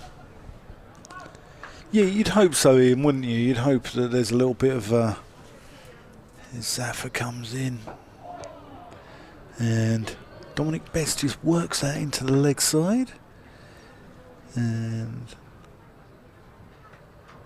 picks up a couple of runs. Dominic Bess, when Jack Brooks went to Somerset, Dominic Bess was his landlord for a while. And I think Brooks was, having kept his property up in Leeds, having played for Yorkshire, I think was hoping to get some of his money back from Bess when he went up to Yorkshire, but Dominic wasn't having any of it. I think moved into a different property. Zafar Gahar comes in to Dominic Bess, who squirts that one out to backward point. That's the end of the over. 2:30 for 5. Bess on 3. Harry Brook on very well made 70. He's been impressive. Yes, 107 balls for that 70 and 9 fours. And now Yorkshire ahead overall by 3 runs, but they have got the second new ball to contend with, and Josh Shaw's coming back. So again, Graham Van Buren been quite prepared to joggle his bowlers. Just a short burst from Ajit Singh Dale. But now Shaw with 2 overs before tea, and they're just really getting to the second new ball here, aren't they? Yeah. Gloucestershire, they're keeping Ryan Higgins back, and I wonder whether the fact that Singdale's been taken off would be any kind of indicator that he might get the second new ball. Yeah, that's a very good point, Ian. Which would be a slight surprise. Shaw outside the off stump with a loosener that is let go by Harry Brook. I wonder what Yorkshire's target might be here. I think we suggested to Paul Van Makeren that batting at the end of the day would be probably their desire. But I don't think it's probably more time than runs in a way. Plenty of time left in the game. Shaw in and Brook pleasantly out to Graham Van Buren at extra cover. Never pleasant when you dive on the repaired ends there. Some hard ground. Somerset have lost another wicket. They're 5 down. Still trailing Essex by 4 runs overall. So probably the chances of that being over tonight receding a little. But there won't be much cricket at Taunton tomorrow, you wouldn't think. Shaw down the leg side, clipped away, that'll be 4. There's a big gap on that side of the ground through mid-wicket, and nothing Zafar can do about that. In fact, that was almost outside the leg stump rather than being on the leg stump. And it was, for a man who's got 70 to his name, that was an easy one to put away. Yeah. Do you think we'll see Gloucestershire bat tonight, Ian? I think it would be a very, just to go back to that concept of an attacking declaration, which is what Somerset did in that rain-affected game here at Bristol last year. I don't think, unless they're bowled out, Yorkshire will be getting Gloucestershire in tonight. I think they'll be trying to get as many as they can. And it might take quite a big ask to get 5 wickets after tea. And you've still got Jordan Thompson to come, who has got a half-decent first-class average of 24. It will need a big spell, probably, you would feel, although it doesn't show on the card at the moment, a big spell from Ryan Higgins. Yeah, with the new ball. To get Gloucestershire batting tonight. Short in once more, again, almost played on by Brook, played it into his pad.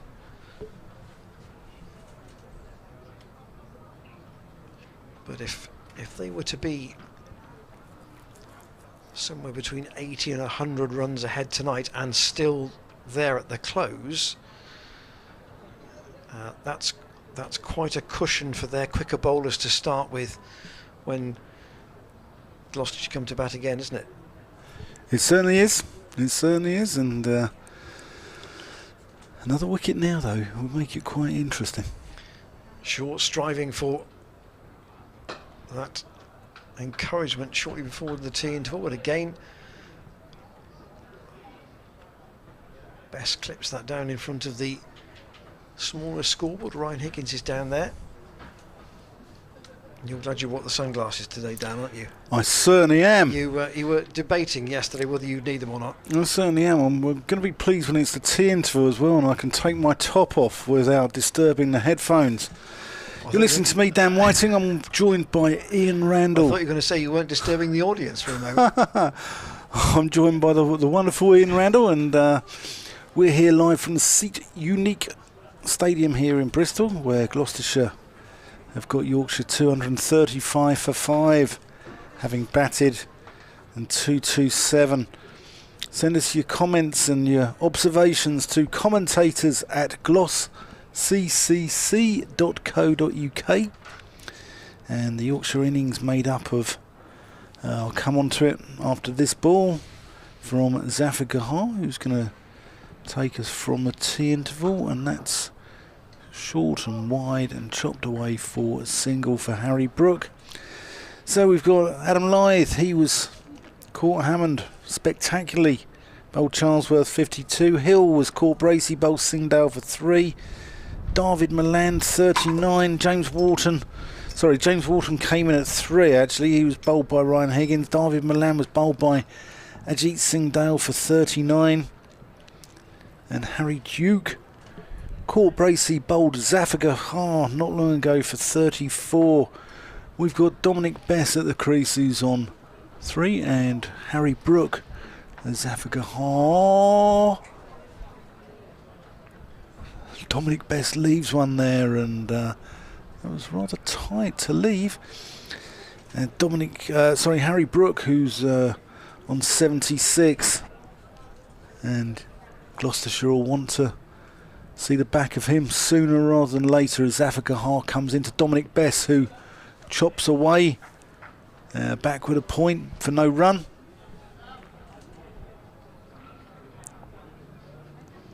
There's a lovely hum about the ground here, isn't there? People watching the cricket intrigued by a fascinating encounter. Zafar Gahar goes into Dominic Bess and heads in hands there from James Bracey and Miles Hammond at first slip. And Tom Lace, I think, who's in the square leg with the... And Marcus Harris a second. Pads under his trousers. The 2 slips again for Zafar, very close. Bess rocking onto the back foot, punching that to the man at point. Might have been a better afternoon for Gloucestershire had Marcus Harris clung on to a low chance off Charlesworth when Brook had made 45, but he's still there. Zafar, well, that's well bowled, probing away, and that would probably be his last over before tea. Yes, one more, I think, and we'll be down to 32 in the final session, which is the point at which the umpires will call the afternoon, and it looks like we might be seeing Miles Hammond just for 1 over. He's got a bit of off spin, doesn't he? Generally it's leg spin. Okay. From Hammond.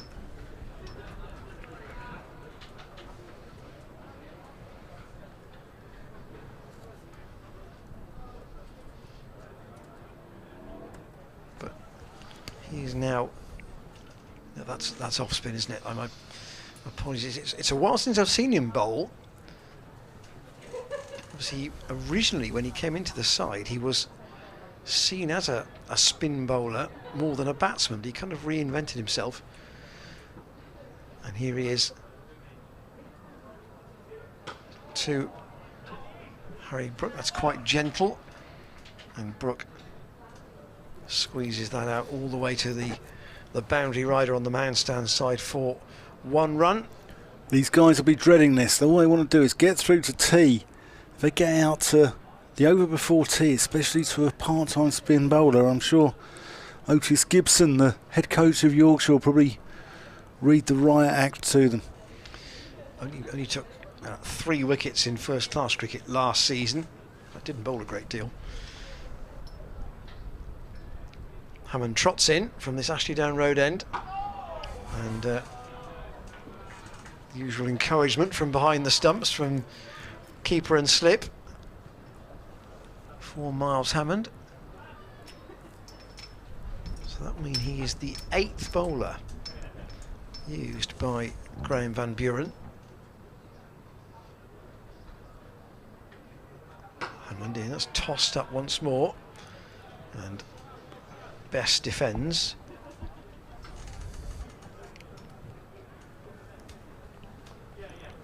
Higgins has bowled 17 overs, which is still the most of any of the bowlers in the Gloucestershire attack, and he's liable to get some more work after tea with a new ball. Hammond might be a solitary over. That's cut away and well stopped by Matt Taylor on the dive to his left. There was always going to be 1 run there, but never any more than that. Once Taylor had made the stop, Yorkshire with a small lead at tea, and still at this stage 5 wickets in hand, 2 balls to go until the tea interval. Hammond volleying glasses, worked away by Brook. Again, there's a comfortable single there to the sun-hatted figure of Josh Shaw.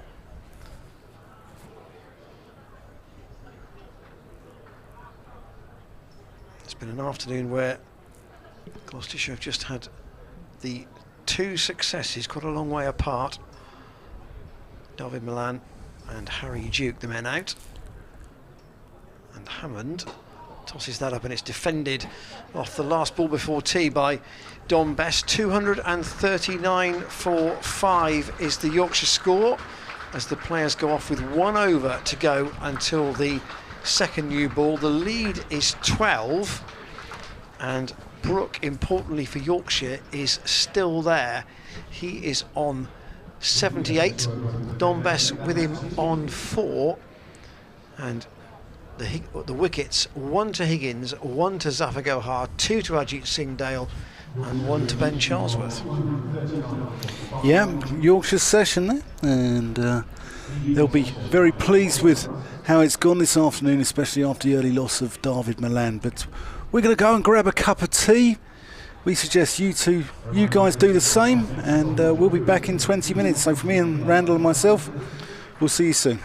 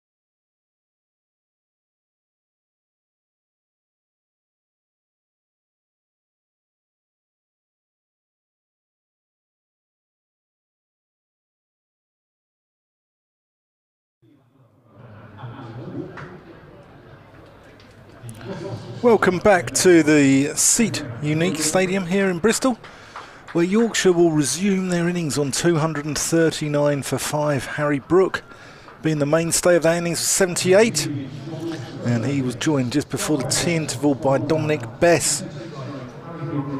Adam Lyth got 50 earlier on, and David Malan got 39. Harry Duke kept Harry Brook company with a battling 34 before he was caught behind off the bowling of Zafar Gahar just before the tea interval. But Yorkshire will be looking to extend their lead, and Gloucestershire need some wickets. They'll be looking to peg them back and try and keep them as close to their score of 227 this afternoon. Lovely evening session, and if you're in the Bristol area, come down. Free entry after tea. Come and join us, and come and soak up some of the evening sunshine. It's absolutely beautiful. It's feeling rather warm in the sun. As I say that, the sun goes behind a cloud. And we've got 1 over till the new ball is due as well. So we're going to see Zafar Gahar continue from the pavilion end, where we've got 32 overs left in the day. And Harry Brook is going to face spinner. It's been a good day for Pakistani overseas players, with Shah Massoud at Derbyshire getting 239 out of a mammoth total of just over 500 for Mickey Arthur's men there. Here's Zafar Gahar bowling to Brook, who cuts away, and that goes out to deep point for a single. And Dominic Bess about to face the slow left arm bowling of Zafar Gahar. Twirling away from the pavilion end. I think we'll see Ryan Higgins take the new ball afterwards. Be interesting to see who gets it with him. And coming in here from the pavilion. And I'm delighted my co-commentator this afternoon is Ian Randall. Afternoon, Ian.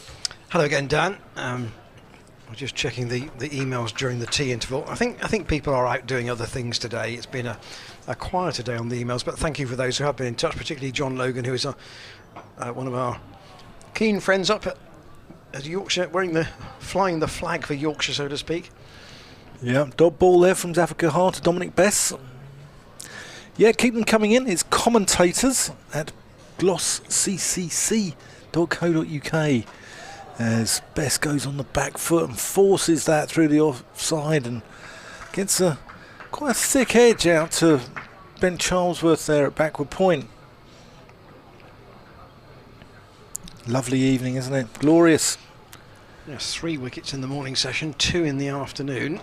South Gloucestershire won't want that trend to go on its way in the evening session, because that would indicate a degree of control for Yorkshire in the match, you would think. Absolutely not. Zafar in from the far end, and it may be just a token over for him. I'm sure Ryan Higgins would want to have the second new ball, but who is he going to share it with? And the feeling, just looking at the body language here, is that Ajit Singh Dale might be going to open up after tea. Whether he'll get the new ball, he will. It's been taken straight away, and Ajit Singh Dale will be trusted with it, so I think it's a reasonable assumption that Ryan Higgins will be bowling from the pavilion end next up. Yeah, I agree. I think he's the strike bowler here at Gloucestershire. Ryan Higgins had a fantastic season last year, 51 wickets at 22, and bowled the bulk of the overs for Gloucestershire by a long way, actually. Bowled nearly 450 overs. It's a very good economy rate of 2.58 as well. Ajit Singh Dale so far 13 overs, 2 maidens, 2 for 32. Very respectable figures. A wicket in early, actually, in each of his 2 spells. Yep. So can he strike again here? At the end of the match in Northampton last week, he had 1 over right at the end of the match with a new ball, and here he is jagging one back with the angle. It wasn't really one that moved off the seam, but it was sharp enough to hurry Harry Brook. Just to keep you up to date with the other 3 matches in the First Division, at Canterbury, Kent 56 without loss, replying to Lancashire's 506 all out. Somerset still behind against sorry, my maths tells me incorrectly. They're now ahead against Essex, but only by 4 runs. They're 75 for 5, leading overall by 4. Essex dismissed early today for 180 in their first innings. Here's Singh Dale. Oh, nice shape to that. That's just straightening a little bit off the seam, even though Brook has been in for a long time, and he's got the highest score on the Yorkshire card against his name. That was still a good delivery. And at the Oval, Surrey 467, Hampshire 71 for 4 in reply.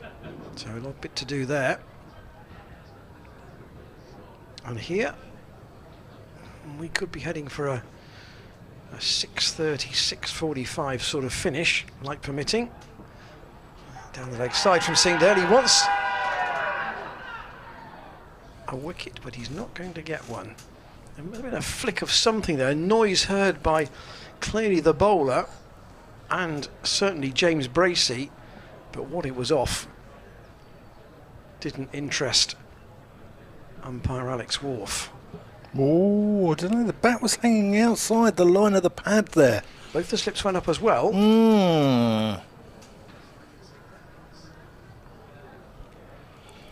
Some Gloucestershire fans on social media thinking they might have had the rub of the decisions from the umpires yesterday. Well, the Lace LBW was the one I think that we felt was potentially the one that caused most debate. Here is Singh Dale in once more. Brook defends because it hit Tom Lace full on the pad, and you have to think about the angle of delivery from Harris Ralph as well. That was the one I think which certainly we felt if there was a question mark against any of them, that was the one. But Alex Wharf is in line, and he hasn't reached where he has reached in terms of the umpire's pecking order. I think they without making more good decisions than not. No, I think they thought Lythe was fairly adjacent last night as well, but yeah.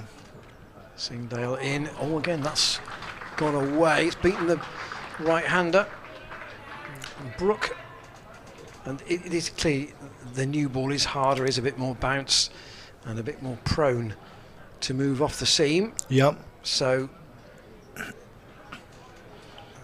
I like Ajit Singdale. I think he's got a bit about him. I think he's got... Ajit Singdale can get a bit of life out of it. He's got good minerals. What does that mean? He's got good heart. Runs in, doesn't he? Runs in hard. He does. And again here forcing Brook to come forward. I think it's a good over and generous applause from the spectators down below our commentary position. If you've been out for most of the day and are joining us now, well, you've still got probably a couple of hours cricket to join us for, and the conditions are set fair. We've had a really nice day weather-wise. Not a lot of cloud around, just literally fleeting moments, but by and large it's been played in sunshine that's become increasingly warm. And Ryan Higgins, as we suspected, is going to take the second new ball from the pavilion end, with Yorkshire leading by 13 and with 5 wickets still in the hutch. Yeah, glorious evening. And Gloucestershire will be wanting to get wickets with this new ball, because Thompson can bat. Jordan Thompson's a decent batsman. Matthew Fisher can bat. Steve Patterson can chip in with some vital runs lower down the order as well. Not sure about Harris Ralph. Here's Higgins. Oh, and there's no shot there. That's got to be close. Dominic Bess offering no shot. Probably a little bit high.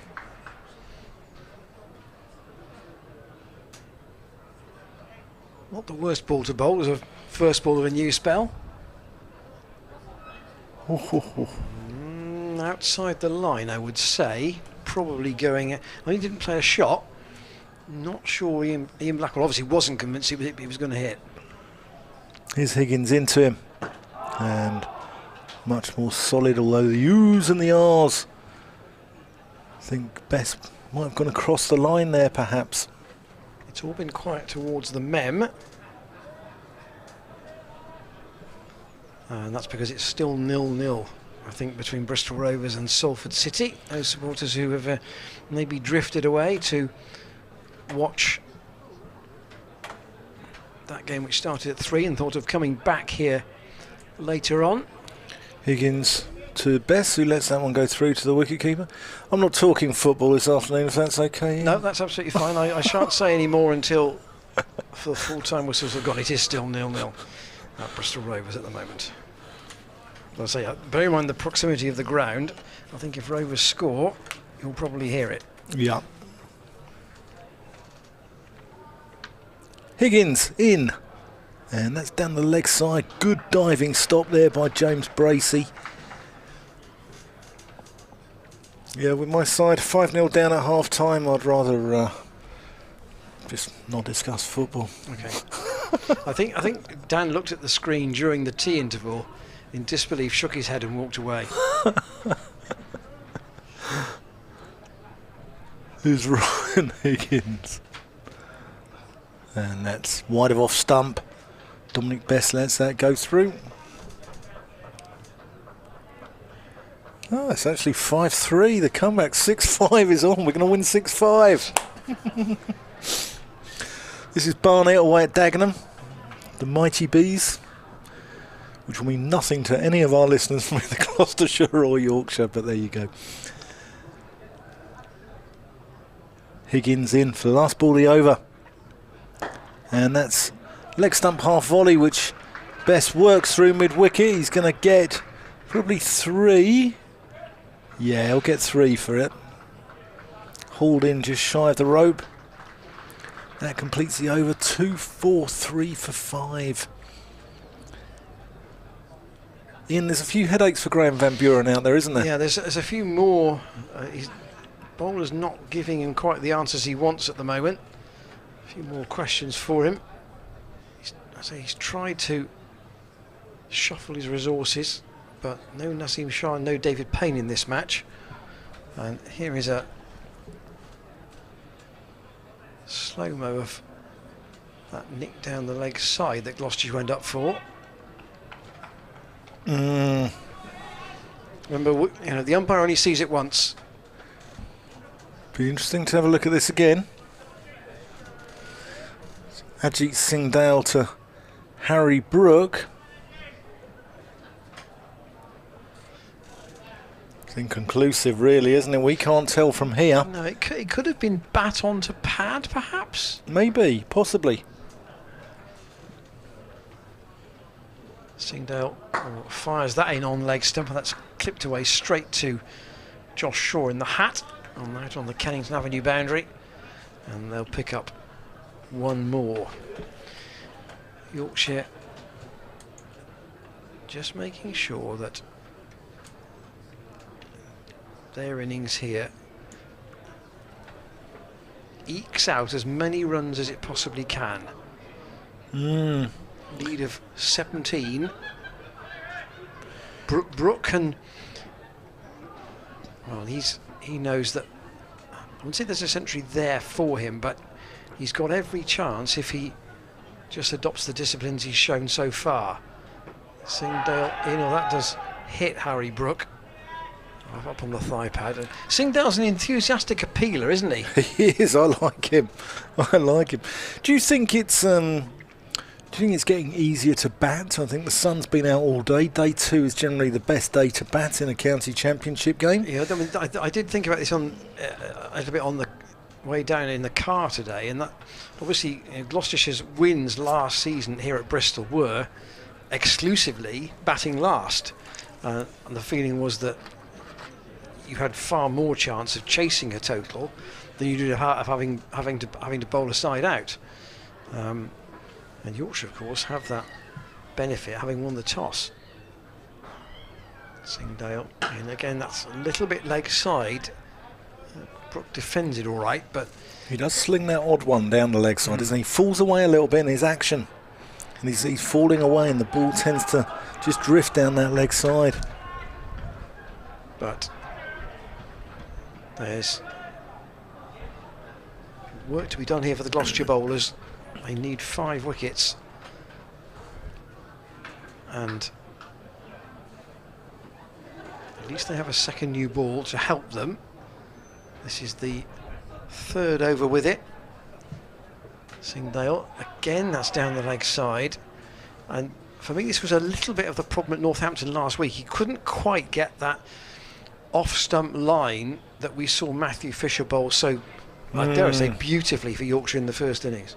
Yeah, Fisher's radar was lovely, wasn't it? It was on the money virtually every ball, probing away, asking questions of the Gloucestershire batsmen, and there's been the odd one, there's been the odd magic ball from Singdale, but he does let people off the hook with maybe that one bad one and over. It's a bit of a trudge back to his mark, but he's there now. This is where the energy is used. Coming in, and that's the better line. It's a little bit wide, but at least it's giving the opportunity of batsman making an error and there being a nick. So, I say 3 wickets in the morning session. Hill to Dale for 3, Wharton to Higgins for 4, and then Lythe to Charlesworth just before lunch to a sharp catch from Miles Hammond at slip for 52. And then the afternoon session, Malan dragging the ball from Dale onto his stumps for 39, and Harry Duke caught behind by Bracey-off Zafar for 34. Bess is the non-striker at this point, but Brook is looking in tidy form at the moment. He's going to have another 2 here out to deep mid-wicket. And actually the one thing you would say is that Gloucestershire haven't given these batsmen much to drive. They've been forced to go square of the wicket to the longer boundaries. They haven't been driven very much, by and large, straight down the ground, either towards our commentary position or indeed towards the pavilion. No, they haven't, and it's been a little bit attritional this afternoon, hasn't it? Gloucestershire not wanting to let Yorkshire get away, and Yorkshire just twisting the screw a little bit, twisting the knife a little bit into Gloucestershire Hearts. Just one boundary away from a second batting point, which will give them 5. And Gloucestershire still 1 wicket away from the second bowling point, which will give them 3 points in the game. So Van Buren moving out into short mid-wicket now for Bess. a lot of cricket still left in this game. Here's Ryan Higgins in from the pavilion end. Oh, and that's nipped back. That's a little bit high. Strangled appeal. Higgins is a good bowler. I really love watching him. He's a master craftsman, isn't he? He's nibbles the ball around both ways. Not quickly, but enough of a pace just to worry batsmen. And I think perhaps this comes back to a bowler knowing his own strength. Pace is not his thing. No. It's the ability to move the ball that gets him his wickets. And that's driven straight past Higgins, but mid-on comes round to clean up. But to this comes back to what we were talking about yesterday to some degree, Dan, in that we enjoyed yesterday so much because it was a really competitive day between what looked two pretty evenly matched sides. And I still don't think there's a lot in it, but Higgins in, and Bess drives that, goes out to mid-on again. But where Gloucestershire's batsmen got to 20 and got out, Malan and Duke have both got into the 30s, and Brook has gone on to do what Marcus Harris did, but he's also got a score from Adam Lyth at the top of the order as well. So there've been more and better contributions down the order. Yeah, Gloucestershire, I'll come on to it after this ball, as Higgins into Bess, and he drives that one to Ben Charlesworth at point. Gloucestershire can only hope that Yorkshire collapse in the same way that they did. I mean, if you look at the lower order here for Gloucestershire, Ryan Higgins 6, Tom Lace 0, Zafar Khan 0, Matt Taylor 4, Josh Shaw 11 not out, and Ajit Singh Dale 0. And you can only hope as a Gloucestershire fan that Yorkshire collapse in a similar manner. Is Higgins in, and that's a great take from James Bracey, one-handed down the leg side. Ball swung a lot after it had passed the stumps, and he's gone away down to his left and plucked that one out of the air and saved a certain 4 byes. Also 25 extras in the Yorkshire innings, 14 of those in the no balls column. Yeah, that won't please Dale Benkenstein. Higgins in, wide, crunched off the front foot, through the covers. 4 runs, lovely shot, Dominic Bess. He has got a test 50, Dom Bess, so you don't make, unless that's a real freak, you don't generally make a test half century unless you've got a degree of batting ability. I've got a feeling that might have been Pakistan in his first, because he had a couple of tests at the beginning, didn't he, and then he got dropped for a few years and then came back, and I've got a feeling it may well have been Pakistan early on in his career. Here's Higgins. And Bess goes driving thick inside edge, goes out to mid-on. But Dominic Bess has got one first-class 100 as well, so he's not a mug with the bat. So that 4 also brings up the 250. That's another bonus point there for Yorkshire. Comes up in the 84th over of the innings. And they'll be looking to extend this lead if they can get a lead of 350, 120. It might be a very difficult couple of days for Gloucestershire to try and save the game over the next couple of days. You never know. Well, they were batting from a deficit at Northampton last week. Yeah. And occupied the crease very well on the 3rd day. Yep. Here's Ajit Singh Dale to Harry Brook, who again is forward. And they, you look at their season last season, they were up against it in a number of games, weren't they? And they managed to Triumph in adversity.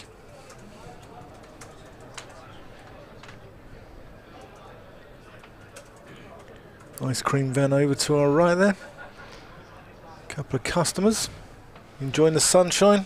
A steady stream today, I would have thought. Yeah. Lovely weekend at Easter.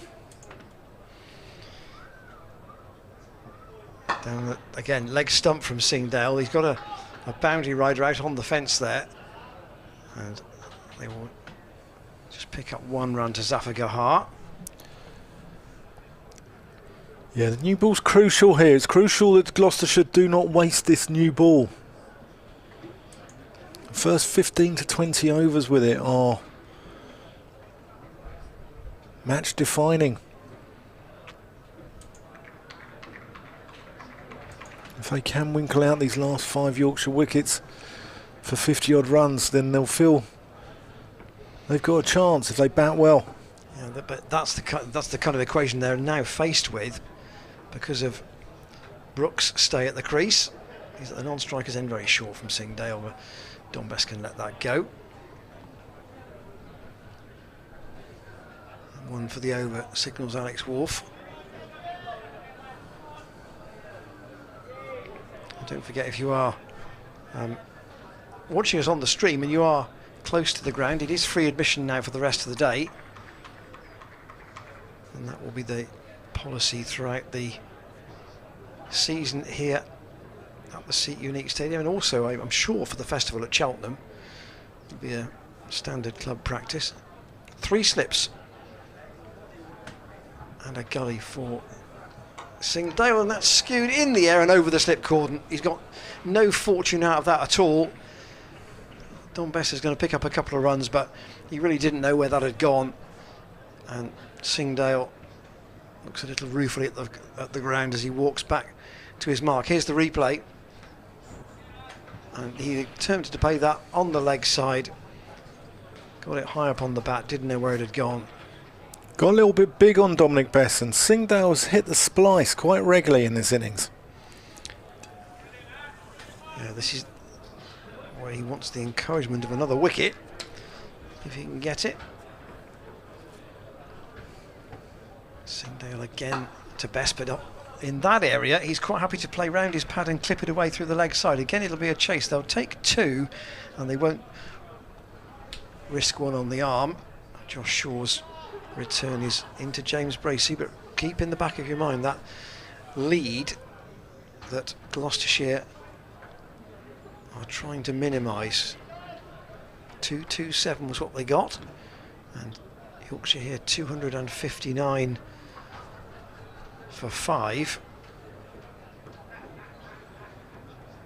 And even if the pitch is getting easier, a sizable lead will take some hauling in. That's cut away with the harder ball. That's what sometimes happens if it's a bit too wide, and Bess has climbed into that and steered it away down behind the backward point area towards third man for 4. Yeah, the body language isn't good here from the Gloucestershire players. His heads down. And this is where Graham Van Buren as a captain needs to pick his troops up.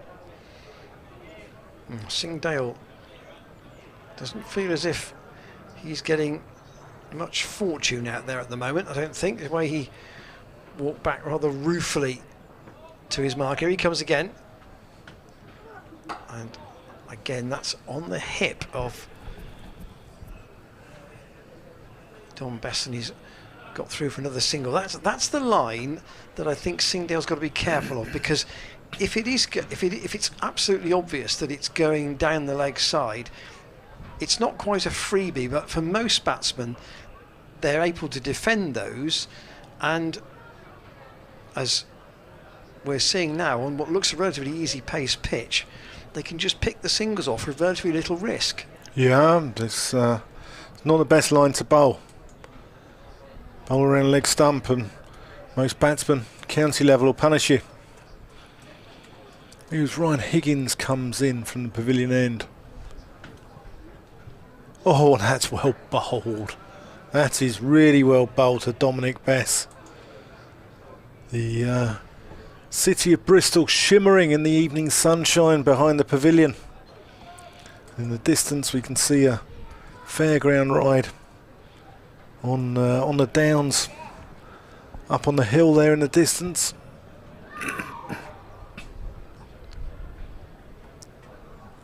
Higgins approaches the crease, and Bess leaves that one well alone. But yeah, lovely view here. Looking away to the hills further in the distance. Big crowd down the road at the Memorial Stadium watching Bristol Rovers. Big decent crowd in here as well. The Gloucester Road could be a busy place tonight. The hostelries there and the restaurants and that's just defended solidly. But there's a big contingent down from Yorkshire as well. I think I saw one carload as I drove into the ground this morning, complete with the usual picnic boxes and what have you that you bring to cricket. Yeah, and it's fantastic. Those who say the county championship is a has-been, you're wrong. Ryan Higgins in there, and that's a dot ball. But championship cricket is alive and well, and we see the numbers that we're getting on the streams, and other counties are getting on the streams, and people have got the interest. It's the scheduling when people are at work that often makes it difficult for people to actually get to county grounds. But when they're on a bank holiday like this, the sun's shining, we get healthy crowds and we're getting healthy numbers on the streams as well. Ryan Higgins comes in and bowls to Dominic Best. I think that one might be pad first. They're asking the polite question of Ian Blackwell, who responds in the negative. But yeah, there's plenty of interest in the county championship, and I think it's, I mean, I'm a cricket badgerian, but I personally think it's alive and well. Definition of a cricket badger, Dan? Someone obsessed with the game. Right. Higgins. Shaw outside the off stump, cut into the offside. Not timed, but they're still going to get one for him. If you have been out and about today and you've not heard arguably the big cricket story, Joe Root has decided to stand down as England captain. Perhaps he fancies one of the other... No. One of the other jobs that are vacant. I suspect he'll want to concentrate on playing for Yorkshire. And here, his county teammates doing him very well, particularly that block of batsmen, 4, 5, 6, 7, all now with good contributions, and with Harry Brook still there. 82 from 130 balls, so it's a pretty good strike rate. Ajit Singh Dale into bowl to Bess, who, as Dan said, learned his cricket on the seafront at Sidmouth Cricket Club. And the story we told during the Exeter University match about a game I watched on that ground with a particularly quick bowler who was Sidmouth's overseas player at the time, and later that summer he was playing for New Zealand against England in an ODI at Durham. He's only one, I must say. Here is Singdale again onto the hip once more. It's almost as if he's trying to target that area, but he's got 3 slips in for this second new ball. And you just wonder, actually, I think there's a point you made possibly during the lunch interval about Singdale. The left shoulder just drops away a little bit, and therefore does that make it more difficult technically for him to stop the ball sliding down the leg side? Yeah, I think it's his whole core where his left arm is falling away, isn't it? And he's dropping, his head goes, and to overcompensate he tries to shift it and it goes down the leg side. Singdale once more. That's a bit straighter. He'll try and throw the stumps down, but there's a difficult angle for him on the follow through. And they can gather one more run. Matt Taylor having a little warm-up there. I wonder if we'll see him soon. Well, Graham Van Buren has got Matt Taylor, Josh Shaw as his other two quicker bowlers, plus Charlesworth, who, as we have seen already today, has broken one stand and might have had another wicket as well. Remember, Brook was dropped on 45. Here he is, still there on 83, but at the non-striker's end. And Yorkshire just ticking the board up here. It's very uncomplicated. It's unfussy kind of cricket, but it's just what you would expect from a side in Division 1. They're not giving anything away, and they know that they can grind their way here to a lead of 3 figures or thereabouts. Then they will back themselves to win the game. Singdale again into Brook, and the fielders square of the wicket on the boundary. The boundary riders at deep point and square leg have had a lot of work today. Gloucestershire trying to, as they did at Northampton last week in the second innings, cut off the boundaries, but you've got to retain a little bit of threat as well, Dan, haven't you? You certainly have, and this is just drifting away, hasn't it? From 135 for 4 to almost 270 for 5. It's this is starting to get away from Graham Van Buren and his side. Ajit Singdale in, no shot played there. Might have been a bit high. That's got to be close. Question was asked, but again, Alex Wharf not interested. Best wants a drink, I think. It will be warm out there, and he's given it's way up on the body, isn't it? It's far too high, and I think Alex Wharf actually had a fairly simple decision to make there. It was an enthusiastic appeal, yeah, but Singdale overall, his figures are 17 overs, 3 maidens, 2 for 51.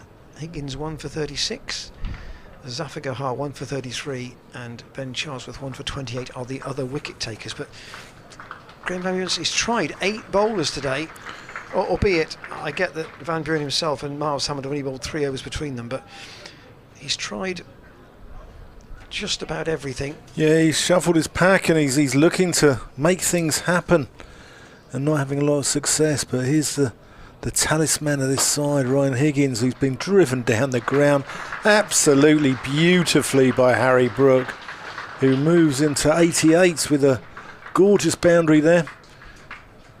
Not many, we haven't seen many of those today. No, fantastic. The straight drive literally between mid-on and mid-off. Fantastic shot. Just leant into it, didn't try and hit it too hard, just leant into it, and the ball was just too quick to for mid-on to come across and cut that off. Higgins into Brook. Oh, and doesn't release the ball. And that's a dead ball. I wonder whether he just lost the grip of it there as he went to deliver it, felt it wasn't right. Yeah.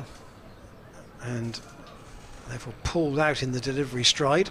I don't think it was the fly in the eye, which you've had 3 or 4 times from the Ashley Down Road end today. Oh, we've had a few flies in the eye. We've had a few, I've seen it over the years. Here's Higgins. That's short, and that's pulled away by Harry Brook. And that's going to go all the way. That's 6 runs. Harry Brook really punishing Ryan Higgins here. Moves into the 90s. Just 1 boundary away from a well-deserved 100. And 50 partnership between these two. Yeah. And it's come up in pretty quick time. It was in the 74th over when the last wicket fell. And here we are in the 88th. So they're just beginning to raise the rate, Yorkshire here. Higgins That's down to the leg side, and James Bracey takes that. But if Harry Brook hits Ryan Higgins out the attack, it's even another headache for Graham Van Buren, isn't it? Yes, Higgins 1 for 46, very economical overall. This is in his 21st over, so his net run, his economy rate is very good. But his wicket today was a long time ago, back in his opening spell when James Morton was out. Oh, and nearly another one as Brook shoulders arms there and goes over the top of off stump. That's what happened to James Wharton earlier on. He shouldered arms and one nipped back and sent his off stump cartwheeling.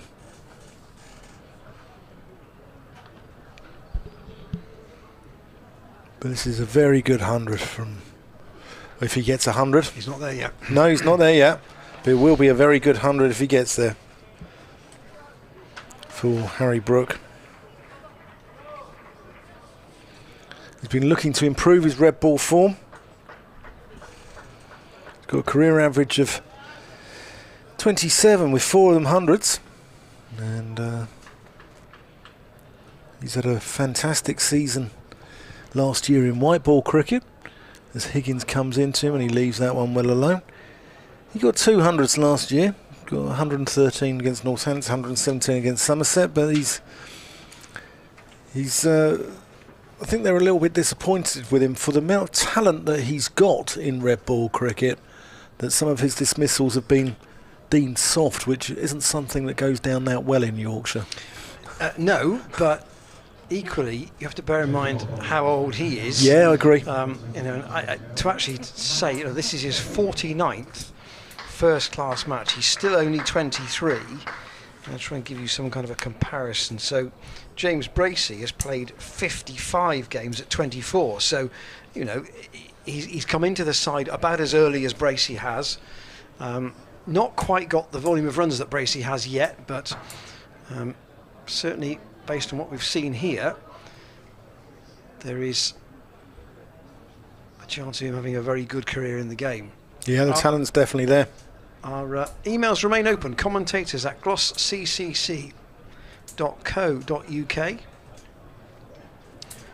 Matt Taylor has replaced Ajit Singh Dale. So Dale 17 overs, 3 maidens, 2 for 51. In that spell, just 4 overs. And I think at the end of a long day, the chances are the spells will get shorter for the bowlers, Dan, do you think? I agree. I think it's particularly in what is now warm conditions. It's a hard day in the dirt. And Taylor from the Ashley Down Road end with 2 slips and a gully and 3 saving 1 on the offside.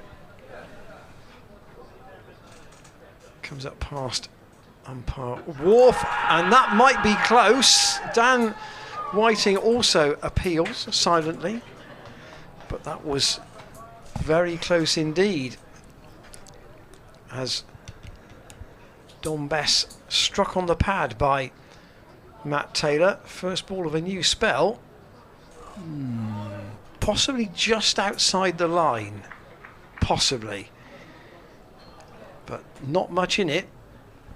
I'd like to have another look at that. Well, James might enable us to do that either during this over or at the end of it. Here is Matt Taylor. That's across the right hander, and he's dragged it behind the off stump. And when you're not having much fortune and Taylor hasn't got a wicket yet today, then that's the sort of thing that happens. Is this the LBW? This is the LBW? No, this is the inside edge. Best didn't know where that had gone. No. Yorkshire now ahead on the board. 52 ahead, in fact. Taylor runs away from us and Best defends, and there's still 23 overs to go in the day. That's 22 overs after this one. So that lead could be 120. Yeah, we're looking at about 6:40 finish, 6:45, something like that. But Yorkshire could be getting sort of to around about 350. They might be looking for 4 of the 5 batting points tonight. They need to get the third one first, of course, but these two, actually what they would do, the further these two advance the score, and here is another look I think at the LBW. Does this pitch outside for Alex Wharf? It's tight. Close. It's tight. Very close. But they would give Jordan Thompson and the tail the ability to bat with a bit of freedom, with, if that's the approach they wish to take. But as it is at the moment, these two are just really proving that if you've got to bowl a side out in Division 1, then there aren't many rabbits. Ian, I've got a question for you. Do you think there's a massive difference between Division 2 and Division 1? I think there is. I mean, this is the first Division 1 game I've seen. You saw the game at Northampton last week, and Bess just stopped Taylor from coming in there. Obviously, that was the two sides that were promoted at the end of 2019. So you might argue this is the first real comparison. Yeah. Taylor floats that one up. He just pulls it a little bit fuller, and Bess is content to defend.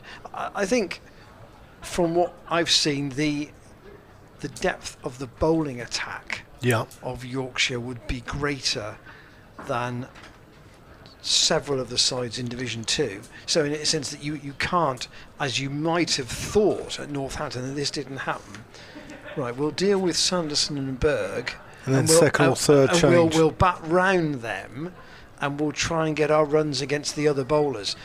In a lot of the sides, you won't have that option. No.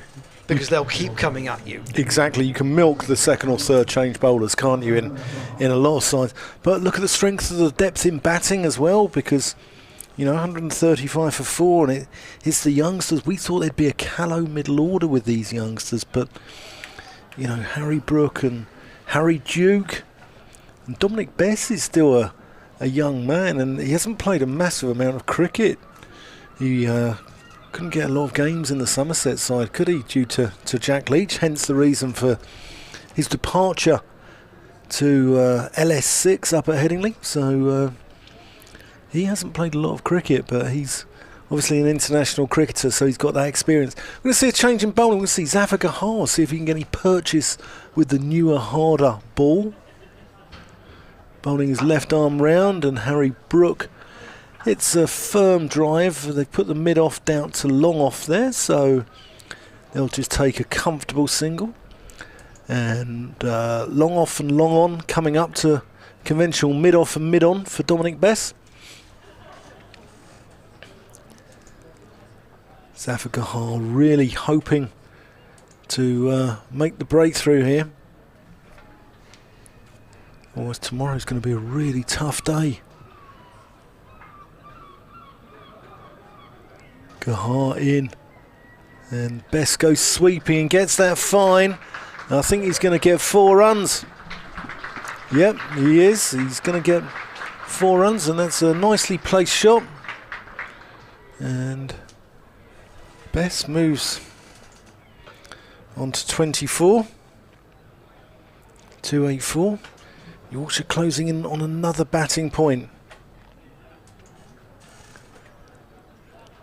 They've still got 21 overs till they reach the cut-off of 110 for the bonus system.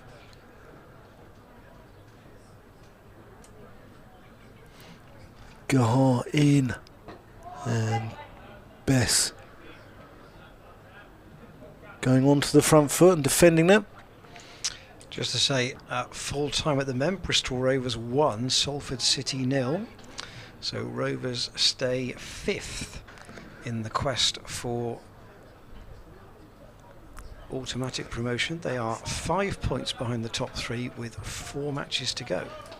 Bess cuts that to backward point. I thought there was a little bit of a murmur a little while back. I wasn't sure whether it was a goal or not, but I suspect that's probably what it was. Rovers got the goal 15 minutes from the end. Yeah, I haven't heard the dulcet cry of "Good night, Irene" floating across the ground, but that's just tickled around the corner. Dominic Bess for a single. Good Night Irene being the theme tune of the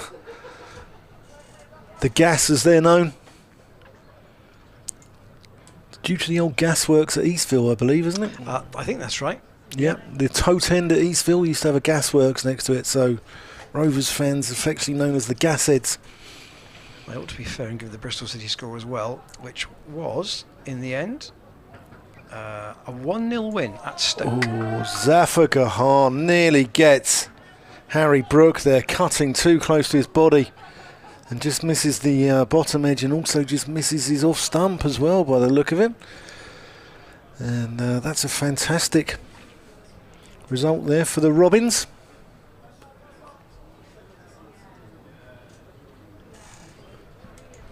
Here in the sunshine, Yorkshire very slowly tightening their grip on the game. Yeah, we're still not talking about football though, seeing as my side are now 7-3 down. Is that game not over yet? I don't know if they're playing rush goalkeeper or fly goalkeeper or something like that. Is it jumpers for goalposts? Yeah.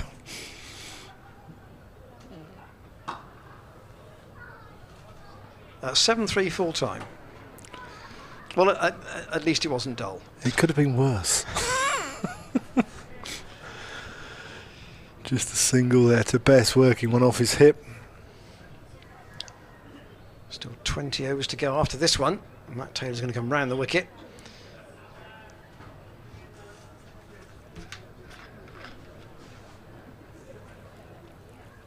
Good to have Paul van Meekeren with us earlier on today. Ah, fantastic, wasn't he? Dutchman hoping to be fit for the T20. Oh, and Taylor again a little bit leg side once more. Just a leg by. Alex Wharf with the signal. Josh Shaw doing the fielding down in front of the Thatcher's bar. And looking at Yorkshire's pace of scoring today, they were 129 for 3 at lunch, so 92 runs in the morning session, and they raised it a little bit in the afternoon, and they might think they can raise it again, albeit against the new ball in the evening session. That's not timed though by Bess, up to Higgins at mid-on, but he has matched the contribution of Harry Duke in keeping Brook company here. And David Malan's drag on now looks a big moment, because if he'd have hung around, Gloucestershire would have faced serious problems. But at least they got rid of him and opened the door, but they have not been able to get any further pressure really. And the one chance Brook offered was an awkward one. It was low, it was losing pace as it reached Marcus Harris in the slips. Couldn't get his hands underneath it. Not cleanly anyway, and that was when Brook had 45, and now he's still there with 95 against his name. Yeah, he was very disappointed, almost disgusted with himself, wasn't he? Just wonder whether he might have been a little bit on his heels, but it's easy to say from up here. Pleasant drive straight to Singdale this time by Harry Brook. And he stung his hands there, Singdale.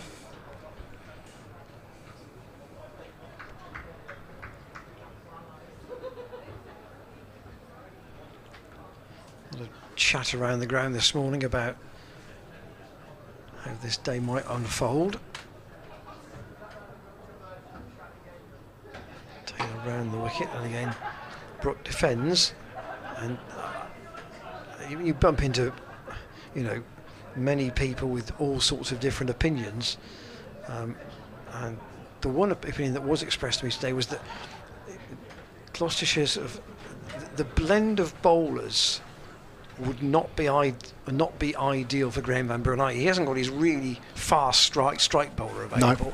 And he hasn't got,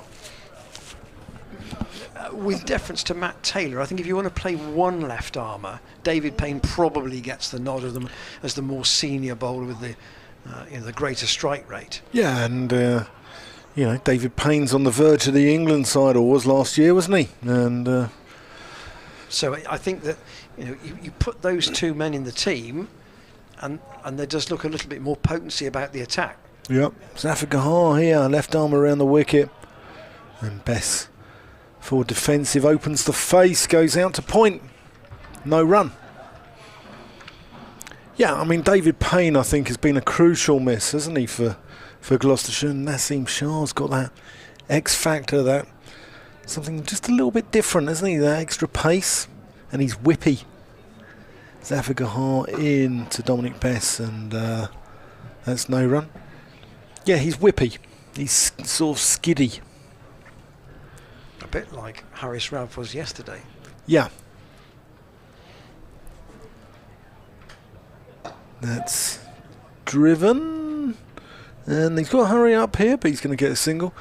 Yeah, Harris Rouse has possibly got more bounce, but then I'm seeing him on a pitch at Bristol probably with more bounce than the one at Northampton. So, but yeah, I'd say that he's probably got more bounce than Naseem Shah. Naseem Shah's whippy, fast into the crease, quick arm, whereas Harris Ralph is a much bigger man who gets his shoulder behind it, and certainly yesterday we saw some quick stuff as Harry Brook goes down the ground, moves on to 96 with that single. I mean, the one thing that the batsman might be looking at with this pitch is that if it really is flattening out, then there would be nothing to fear batting third. On it. No. But the challenge is that you have to bat a long time, potentially, from where the Yorkshire lead might be. Bess backs away and cuts there to backward point. No run. Yeah, they've got to bat as they did at Northampton last week. Yeah. Zafar Gahar just dangling that one into the legs of Dominic Bess. That's the end of the over. 290 for 5. There's been 92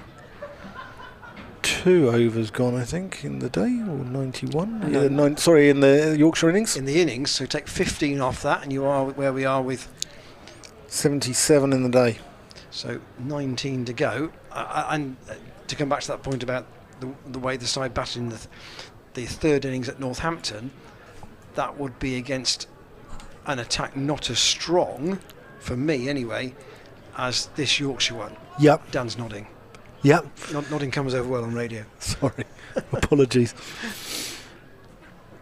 Matt Taylor, though, at 290 for 5 to continue to strive for a breakthrough. Brook, just again, happy to take the single. 97 he has now. And 3.5 hours he's been in, so that's not exactly slow for almost getting a century. If you're getting a century batting in 2 sessions, that's very respectable. Yeah, he's batted very well.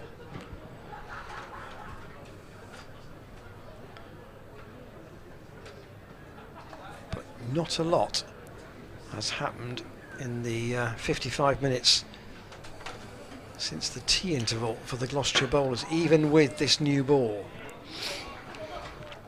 No, it's gone very flat, and not a cloud in the sky here now. I think those people who may have taken the decision to back in the depths of winter to think about booking a break was a bold thing to do at Easter. Bear in mind the COVID position at that stage, but if they did book a break away, then particularly in this part of the world, they may have struck lucky with the weather. Matt Taylor in once more. I've also had some Easters, albeit earlier in the year, where it's been absolutely freezing. It's been like 3 or 4 degrees. Well, it was pretty cold on the first day at Northampton last week. It certainly was. But still a number of the Gloucestershire faithful went down there. Stayed down for 4 days. Fantastic support. Taylor back at the end of his run.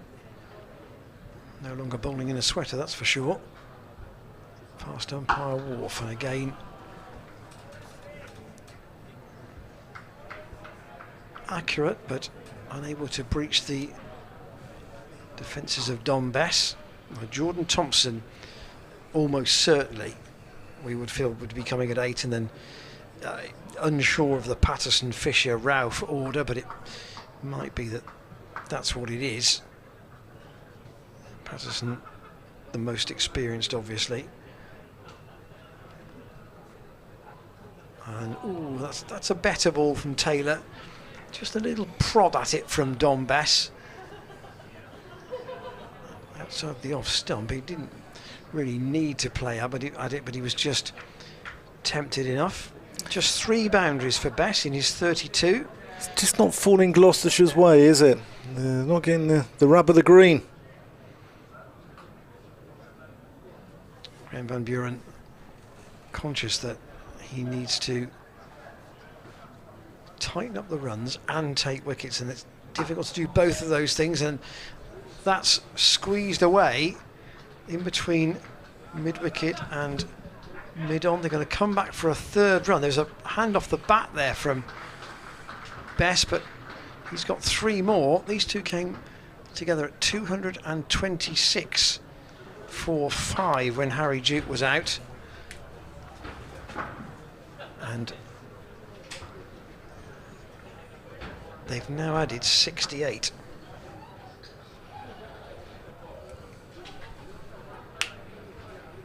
And that's in the context of the game.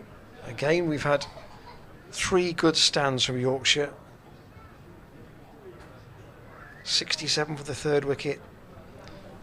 And then a good stand between Brook and Duke, and now Bess and Duke.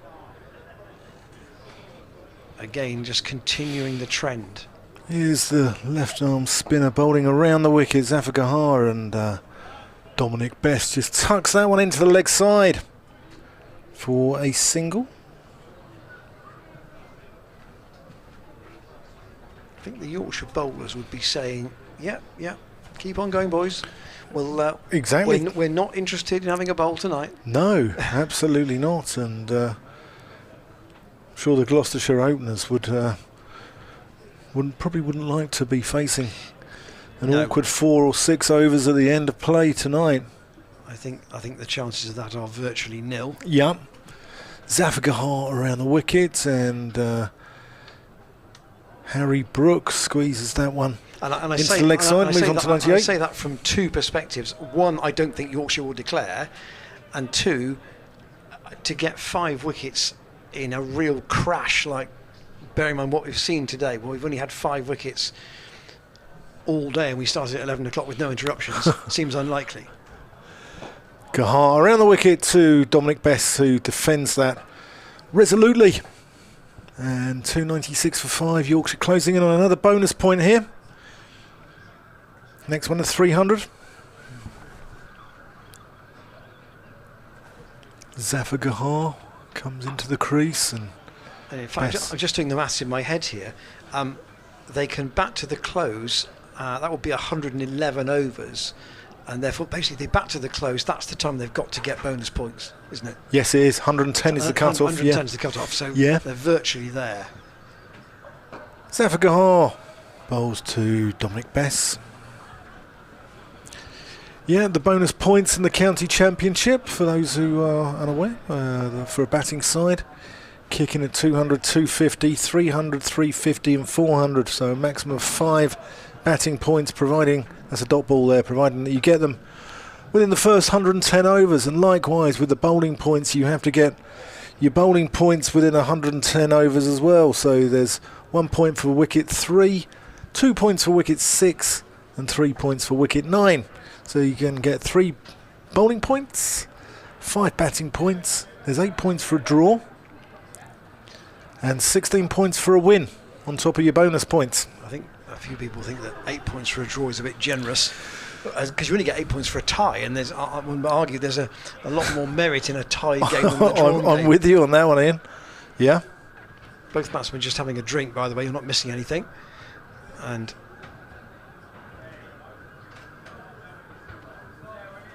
Tom Bess clearly wants to stick around for a while, because if he's gone off for a drink, and I think a change of gloves as well, he wants to try and bat through the last hour of this second day. bring you up to date with the scores in the other Division 1 games. Somerset have lost a 6th wicket against Essex at Taunton. They lead by 52, but they've only got 4 wickets in hand. Here's Matt Taylor around the wicket, and Brook, who's picked off his runs very efficiently. They like today. a quick game, those two, Somerset and Essex, don't they? They do like a quick game. There was one at the finale of the season, wasn't there, a few years ago, and caused a little bit of controversy with Somerset getting docked points for a pitch that the ECB spin chiefs thought had been doctored. Taylor in, and driven into the ground, and ball to Graham Van Buren. I saw a tweet from Don Topley, who covers the championship for our colleagues at BBC Essex, which was a table he'd seen and indeed republished on social media about the ratio of runs to wickets in red ball cricket on all the main county HQs, and the smallest ratio of runs to wickets was at Taunton. Yes, it was, and the largest was the Oval, and unsurprisingly. Here is Taylor once more, up to Ryan Higgins at mid-off. No run. What was interesting was there was some big test grounds there that didn't score very well on that. Lords, for instance, didn't cover themselves in glory. I think the highest run scoring grounds were the Oval was by far and away, and I think Leicester and Worcester and possibly Cardiff were up there. Well, fair play to Kent today. That's driven once more up to mid-off, and they'll go through for a tight single. Brook called it, and he made it in the end. There was a response from Don Best. Kent conceded 500 to Lancashire, but they're 102 without loss in reply. Still a long way behind, but that's a good start when facing such a big score. As I say, at Taunton, Somerset 109 and 123 for 6, Essex 180, so Somerset's lead is 52. And Hampshire are 5 down in reply to Surrey's 467. They're 98 for 5. So ooh, interesting. Long way behind in that game. This is, of course, the other match in Division 1 this week. Only 4 games in this round. I don't understand that when there are 10 teams, but there you go. Taylor in. Oh, that's jagged away off the seam, but it started quite wide. And that was chased by Bess. It went wider. And Yorkshire, well, Otis Gibson, and I'm sure will be pleased by the determination and competitiveness of his batsman today. The Yorkshire head coach, Matt Taylor in, and that's a good delivery. I think Best probably just about played inside it, but it's in the right kind of area when the ball is only 15 overs old. You've had an hour's cricket since just over, and Yorkshire with Harry Brook now 1 run away from his century. Zafar has been taken off. So that little experiment didn't last long. Zafar's bowled 18 overs, 2 maidens, 1 for 43. And Ben Charlesworth is coming back. Brook needs 1 run for his 150 balls at the moment. And 11 fours and a 6. So we'll see how his nerves are. He'll be very well deserved, I think. He's rebuilt the innings. And he's batted with excellent maturity. And again, just the one chance, but it didn't let it. Hasn't let it bother him. No, here's Charlesworth into Brook, who gets up on his toes, short ball, and he defends that. And he's not going to get flustered, not going to panic. If he just bats as he's done through the whole innings, he'll get there, no problem at all. He's He looks a very, very good player. Obviously, I've seen him on TV. First time I've seen Harry Brook in the flesh, and he's very much impressed me. As Charlesworth comes in and Brook leaves that one alone, just a little tempter outside the off stump. See if Brook wants to just hang the bat out, push it through the offside and nick off to the waiting slip cordon. I think he's seeing it pretty well now, you would imagine. Yeah. In terms of, and it actually has, by and large, picked the ball where he can just milk the singles pretty well, particularly in this last session of the day. Here's Charlesworth in, and that is well fielded. That stops it. Is that Tom Lace? No, it's Ryan Higgins. Ryan Higgins in the covers. I think Brook might have thought that was it. I can start raising my bat to the pavilion and taking the applause, but it's a good stop. Yeah. Dominic Best just walking down the wicket there, doing a bit of gardening, having a little chat with him, saying, keep you cool, it'll come. Charlesworth in, and Harry Brook wants nothing to do with that one. Goes through to James Bracey, a little bit of gentle away swing. I wonder if Charlesworth is do you think Charlesworth would be quicker than Ryan Higgins?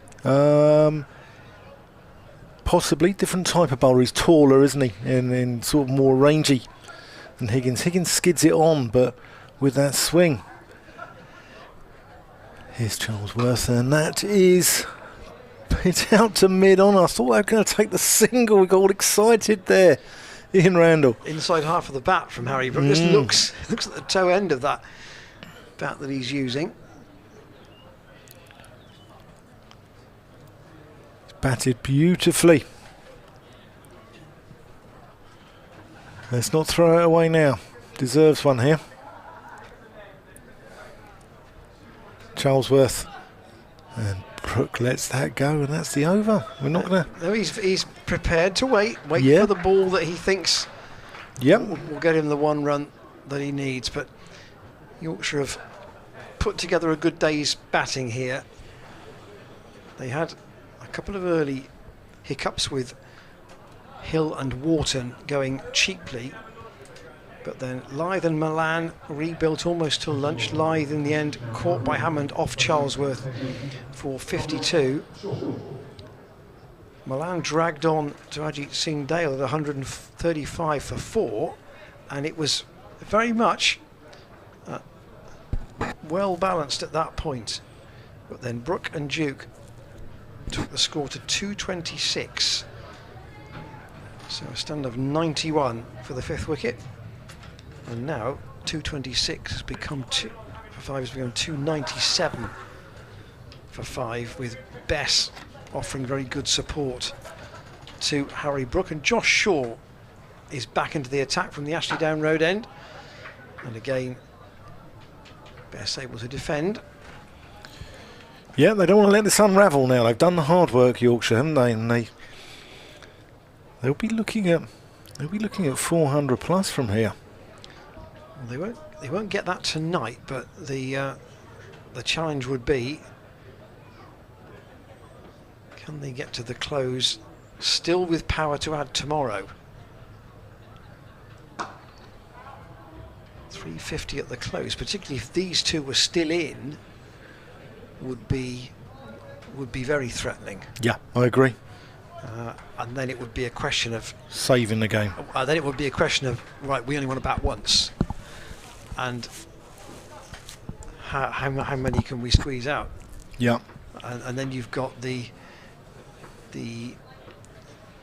mental wear that Gloucestershire will have had from having a long day in the field, and possibly more time tomorrow as well. Into the offside, driven once more by Best, but getting a tumbling stop. Yeah, because if they do get 400, they'll be looking at, or 400 plus, they'll be looking at, or batting their whole innings. They'll be looking at sort of mid-afternoon tomorrow, maybe tea, and letting, if they are only going to bat once, Maybe sticking Gloucestershire in for the last session tomorrow evening, perhaps. Yeah, that would be, I think, absolutely dream position for them. But the way these two have batted, you've got to say that a lead of 100 tonight, very possible. Yeah. And then how many could they add tomorrow? I mean, the tail will have the encouragement of batting against an attack that's been in the field for a long time, but they've got a wicket now, and Josh Shaw has removed Don Bess. It's taken a while, but finally a nick, and Bess goes. It's another good partnership though for Yorkshire, but there is success for Gloucestershire's Yorkshireman Josh Shaw. There's the replay, and it's a relatively comfortable catch for James Brace. He made it look straightforward, but the stand is broken at 71. But it's another good partnership, and Bess departs for 36. Yeah, Gloucestershire needed that one, and Graham Van Buren was struggling a little bit. And again, I like the way he rotates his bowlers. He's just brought Josh Shaw back into the attack, isn't he? And he's picked him up a wicket, so well done to the skipper. Good tumbling catch there by James Bracey, as he said, made it look easy. Jordan Thompson coming in at number 8, the only other left-hander in the Yorkshire order. But his first-class numbers are not too shabby either. Played all but one of the championship games last year. Averaged 20, did make 1 half-century.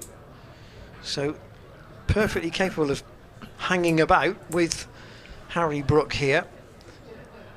But can Gloucestershire, in the remaining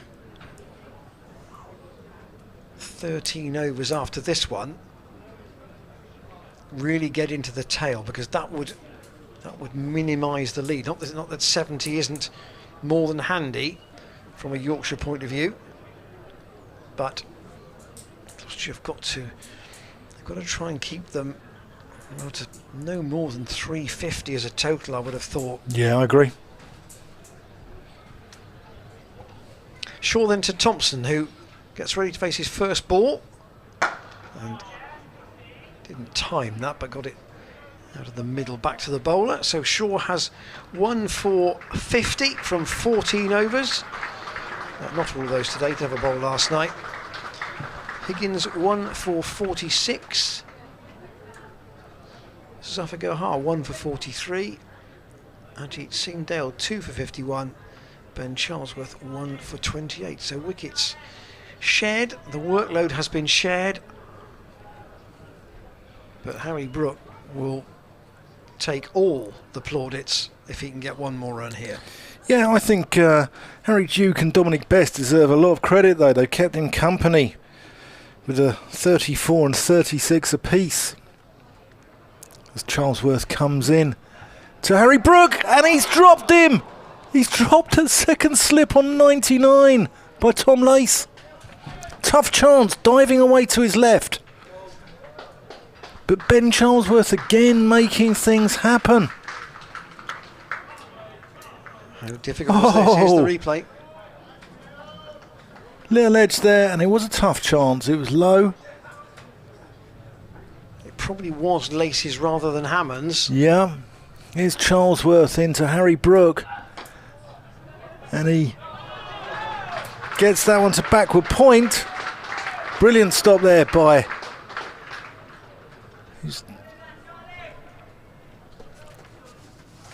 I can't quite see into the sun here. It's all drama. It's all go here.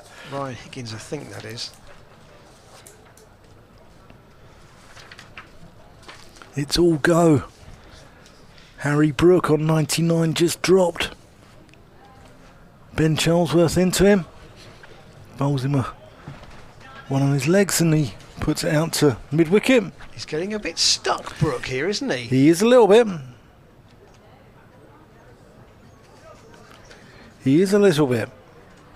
Yeah, he's Ryan Higgins at point there. Low setting sun here at Bristol. Still, we're not complaining, are we, Ian? Not after the day against the university match. Charlesworth to Brook, who again tries to get that away, trying to force it. He's been stuck on 99 now for 11 balls. He can only find Zafar Gahar there at mid-on. That could be a big moment in the game.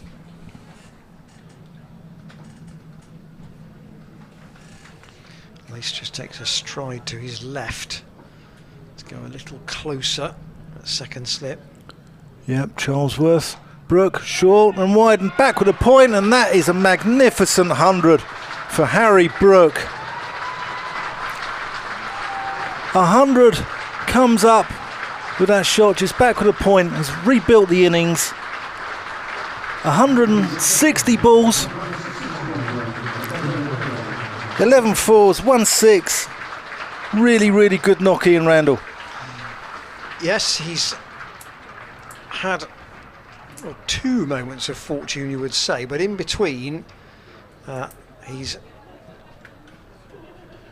batted very responsibly.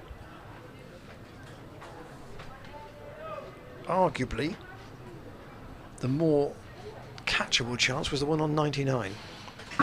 Charlesworth in, and Thompson beats the outside edge, and Charlesworth is golden arm, what you were talking about earlier. He's starting to make things happen. He's starting to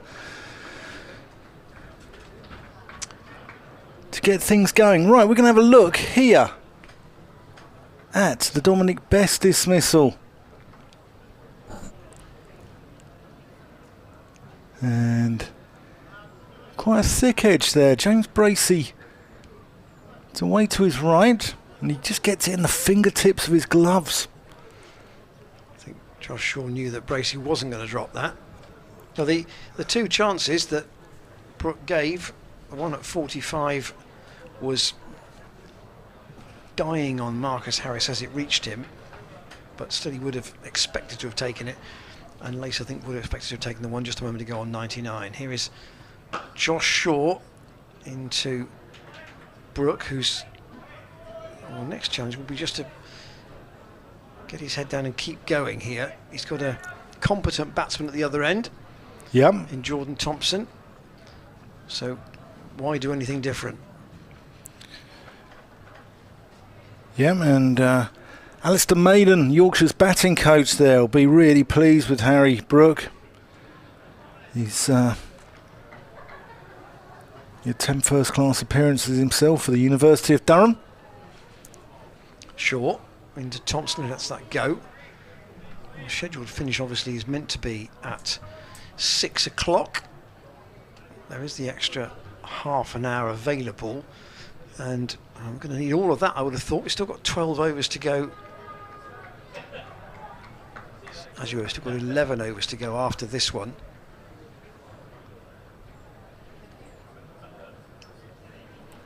Yeah, I thought at one point we might be looking at 6:45, but I think we might be a little bit quicker than that. Shaw in. Thompson plays at that.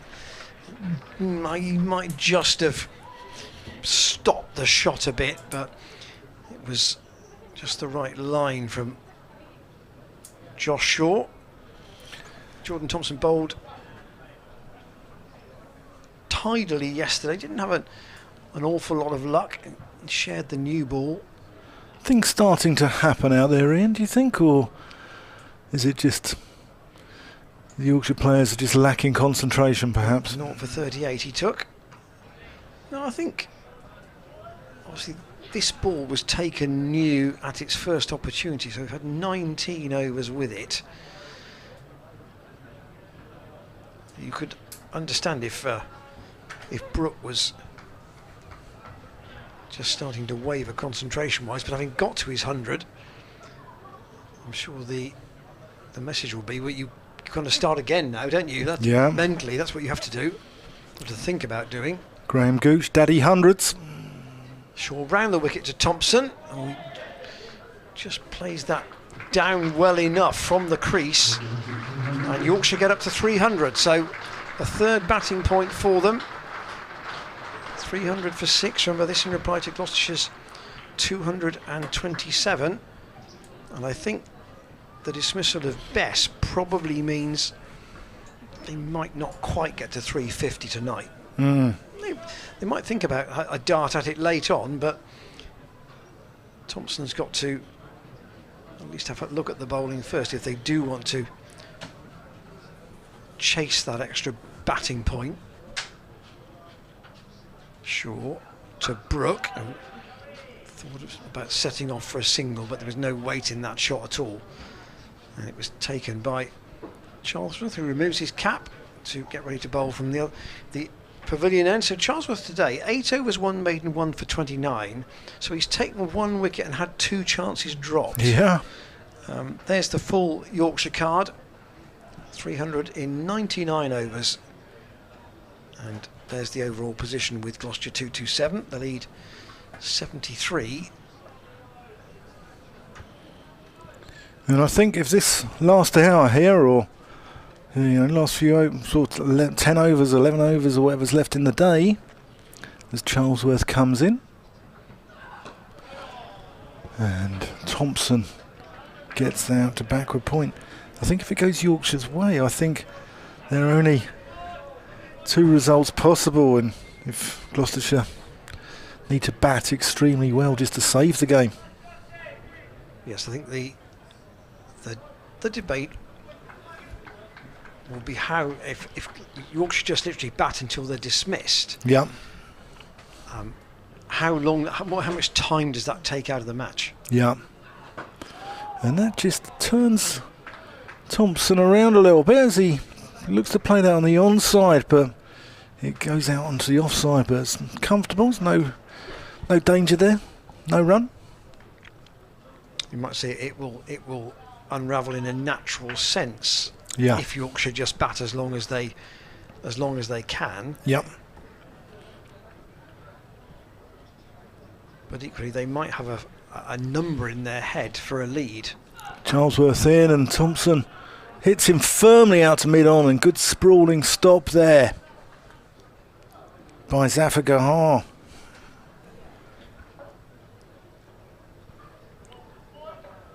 Still a decent crowd in. And I think the one thing that Otis Gibson and Darren Goff will have in the back of their minds is that given all the forecasts we've seen, there would appear to be no threat of any weather interruption to any plans they might have. Yeah, here's Charlesworth in, and Thompson hits that beautifully through mid-wicket, and hopefully that does go all the way, because they might run a 5. No, it does. It crosses the rope, and that's 4 runs to Jordan Thompson. It's the longest part of the ground out there, and with Zafar Gahar putting in a sprawling dive, I think having to get up and chase that, they'd have run possibly more than 4. Yes, we've seen some all-run 4s, particularly to that part of the ground, because the weight of shot can allow it. He wouldn't run a 4 down to this Ashley Down Road end. Oh, and Charlesworth just pulls out in his delivery stride, or I think Thompson pulled out actually, and I've seen a number of those today. Lots of dead ball signals coming from umpire Ian Blackwell, and some from Alex Wharf. Pretty even spread on the workload for the Gloucestershire bowlers across both last night and today. Lusty, the main 5 anyway. Charlesworth in, angling it across. The left-handed Thompson goes through to the keeper. 21 to Ryan Higgins, 17 to Matt Taylor, 15 to Josh Shaw, who's currently on, of course. Zafar Gahar with 18, Ajit Singh Dale 17, and then Charlesworth, this is his 9th over. Talking of all-run 5s, if you read David Lloyd's book, I can't remember which one, but he talks about now they have ropes, but back in the old days they just used to have the boundary boards. As Charlesworth comes in, and Jordan Thompson whips that through the leg side. It was in the air for a little bit, and Ryan Higgins went diving across but couldn't stop it, and it's crossed the boundary rope, and that's another 4 to the Yorkshire total, 308 for 6. Yeah, he talked about now they bring ropes in, and before they didn't used to have anything. It used to go straight to the boundary boards. And as such, grounds were much bigger. The Oval was much bigger, and Old Trafford was huge. And he said all-run 5s were not common, but they happen occasionally. Well, I think it was felt, say, before the apartments were built, that Bristol had also one of the largest playing areas on the county circuit. So this was part of the playing surface here? I think if not physically where the flats was, then certainly the area that's in front of it that is currently occupied by the stands would have been. Yeah. 2 slips for Josh Shaw, who's got a wicket in this spell, and he's got another one because Harry Brook has played on, just dislodging the off bail. Well, that's a rather tentative way to depart, having made 101, but Brook has been dismissed, and Shaw has just literally played it, forced Brook to play it down onto his foot, and it's bounced off his foot and onto his off stump. So Shaw has his second wicket, and there'll be a good hand for Harry Brook as he walks off. 101 he made, and he's kept this Yorkshire middle order together. 101 in exactly 4 hours, with 11 fours and a 6. And now perhaps the thought of a really big lead for Yorkshire, not that it isn't useful, more than useful at 81, might have gone. And I wonder too now whether the tail might think about having a dart in these 10 overs to try and get the extra point. This is Harris Ralph coming out. Or Fisher. It's got to be Fisher, isn't it? I think. It's Matt Fisher coming out at number 9. So that leaves Steve Patterson and Harris Ralph to come. But Fisher comes out to join Jordan Thompson. So 2 relatively new men at the crease. And I wonder if Fisher's come out with any instruction for his batting partner. But a second wicket for Josh Shaw, and it's been a day of toil for him, but he and actually Singh Dale are now the bowlers with 2 wickets. Wonderful innings from Harry Brook. If Yorkshire do get anything out of this game, they'll be indebted to him. Shaw then to Matt Fisher, who's taking a strike, and that's outside the off stump. Well, I should think Marcus Harris was the man requested for interviews last night from a Gloucestershire perspective. I should think that Harry Brook will be odds on to be the request this evening for the media from Yorkshire who are here for this match.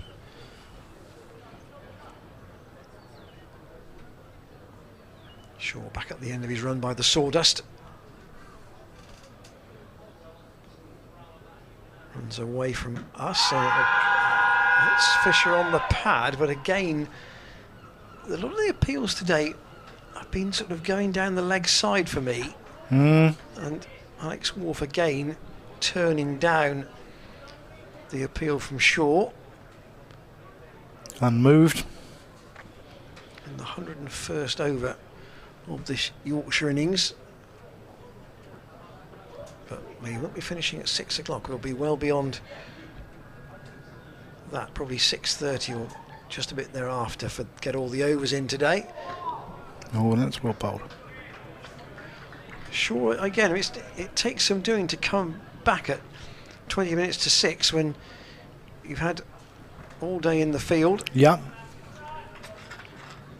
This Shaw bowled 4 overs last night, so he's in his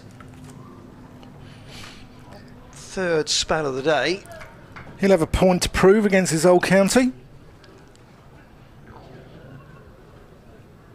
Here he is with 2 slips to Fisher, who gets solidly forward to that. So we were debating about what the Yorkshire middle order might bring to the table, and the answer is it's brought a big part of their total. Lythe gave them a start at the top of the order, but Malan 39, Brook 101, Duke 34, Bess 36. On another day, those scores would not be as strong as they have been on this Bristol wicket. Fisher does well again there to just Josh Shaw. see out Josh Shaw's over. He has 2 wickets, success in that over with perhaps what you might call a bit of a soft dismissal of Harry Brook, but Shaw 2 for 52 from 16 overs, and Charlesworth I think might continue at the far. He's done enough today in his short stints to feel that 1 wicket is not a fair return for his efforts. Yeah, Josh Shaw. Yes, you could you could say that it's a soft dismissal, but he's hurried the batsman up for pace a little bit, hasn't he? And Harry Brooks was just a little bit late on that, and that's why it went downwards and backwards and just kissed the off bail, or just kissed the off stump, and the bail just went off. It's Charlesworth to Jordan Thompson, who lets that one go. Yorkshire's equation here is that they need 42 off 9 for the next batting point. So it is. That feels probably. That feels unlikely. Yeah. Likewise, Gloucestershire need 2 wickets for the next bowling point.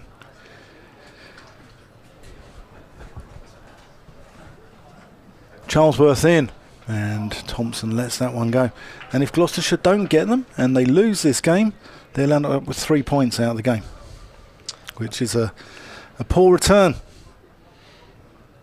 But 8 points for a draw. Yeah, it's worth fighting for, isn't it? It's well worth fighting for. Yeah, and I also think, Ian, don't you, that we don't see as many sporting declarations these days because of that. I think we can say that the game at Taunton's going to finish tomorrow. Charlesworth in, and that is beautifully driven. Jordan Thompson, wow, 4 runs, cover drive, over pitch, but he didn't half put it away. All the way along the ground, and that raced away.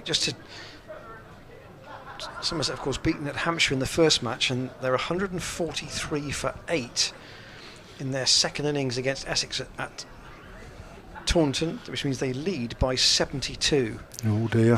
Which you wouldn't think is going to be enough.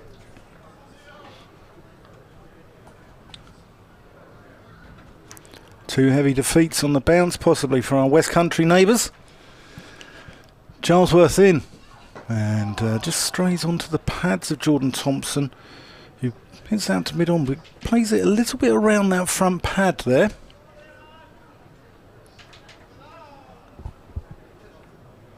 I think you said yesterday when the teams were named down that you felt that he was somebody who would, whatever he was doing, be it batting or bowling, he would do it, and I mean this in a cricketing sense, in an aggressive way. Jordan Thompson. Yeah. Yeah. Here's Charlesworth, and that is hit beautifully through mid-wicket. That's gone all the way to the fence as well, and that's a lovely shot. We're talking about aggression, and obviously he's had his own battles in his personal life, hasn't he, with diabetes and, being a type 1 diabetic and being a professional sportsman. They're not easy to combine, and fair play to Jordan Thompson for not only, doing it and becoming a professional cricketer, but also raising awareness and maybe inspiring kids who are suffering from that disease as well. So fair play to Jordan Thompson. He's on 17. Charlesworth into him, and he just blocks it out. And that's another over chalked off the day. Yeah, we're 4 minutes from the scheduled close, but we still have 9 overs to go, and 8 of those are available to Yorkshire in terms of points. There's their card. Strong middle order. Brooks 100, clearly very important. And there's the summary of the overall position. George Shaw's going to keep plugging away here. 4 overs to go from, 5 overs to go from this end. He won't bowl them all, so I wonder whether Ajit Singh Dale might have one more Dart or possibly Higgins. Ryan Higgins' spell with the second new ball was actually relatively short. I was surprised it wasn't a bit longer. But he still bowled 15 overs today. I think with Ryan Higgins as well, Ian, and there may be more work to come yet. Obviously he batted a long time for that 100 at Northamptonshire, and it's managing his workload, I think, is just as important, because he's not only an opening bowler, bats 6 as well, and you don't want to flog him into the ground. Sure. Outside the off stump. Let go by Matt Fisher. And actually, we spoke to Josh at the start of play today, and he was very respectful of the way Matt Fisher bowled yesterday. You know, I know he's an opponent, but you can recognise a fellow professional when they, when their skills are good. Yeah, he's probably the year above Matt Fisher as well in the Yorkshire age groups, wasn't he? Past umpire Wharf comes Shaw again. Fisher steers that into the offside. There'll certainly be one run. Van Buren will keep them down to a single. Jared Warner, another one, who's in here in Bristol now, Gloucestershire, not playing in this game. Was in the original squad though. Yep. And Fisher, Shaw, Warner, they're all similar age. They've all come up through the age groups. Fisher 24, Warner 24, Shaw 26. Okay. So 2 years older, yeah. Shaw again this time. Oh, and that's past the outside edge of Jordan Thompson. You see the anguish on Shaw's face there. He's bowled really well. I think this is the best I've seen him bowl, actually, Josh Shaw. He's really bending his back now. And it's not easy at the end of the day, especially it's been a hot day today as well, hasn't it? It's not been a sort of cloudy day with conducive conditions to the bowlers. It's a hot day and hard day in the dirt. That first one of the season is often the worst, isn't it? Shaw with 2 slips, and Thompson tries to, I think he tried to work that away through mid-wicket, but with a man in his eye line there, is Ben Charlesworth. Saw him try and check the shot, and ends up going past the bat and through again to James Bracey. There was the replay. You could see Shaw thinking that maybe there's another wicket in this evening session for him. 7 down, Yorkshire at the moment, but 90 ahead. And wait on is the cry from Thompson, fielded by Ryan Higgins. And the end of Shaw's over. He's done well in this spell. 253 overall from 17 overs. And obviously we can't see them from our vantage point, but you can on the screen. Quite a few people out on their balconies this evening watching the cricket, understandably so. It's a very nice evening to do that. And here is, I think not unexpectedly, Ryan Higgins for a last burst of the day. Yep, gorgeous West Country lights here. There's something quite unique about it. No need for floodlights tonight. Higgins comes in, and that's driven out to mid-on, and they're going to get a single, and that hits Thompson and nearly goes down to the boundary, but Ajit Singh Dale comes and tidies it up. They weren't going to take the run because it's deemed poor form, isn't it? But if it hits him and goes on to the boundary... 3 deflections on that throw. Yeah, if it hits him and goes on to the boundary, a la Ben Stokes in the World Cup final, then the umpires have got to give the runs.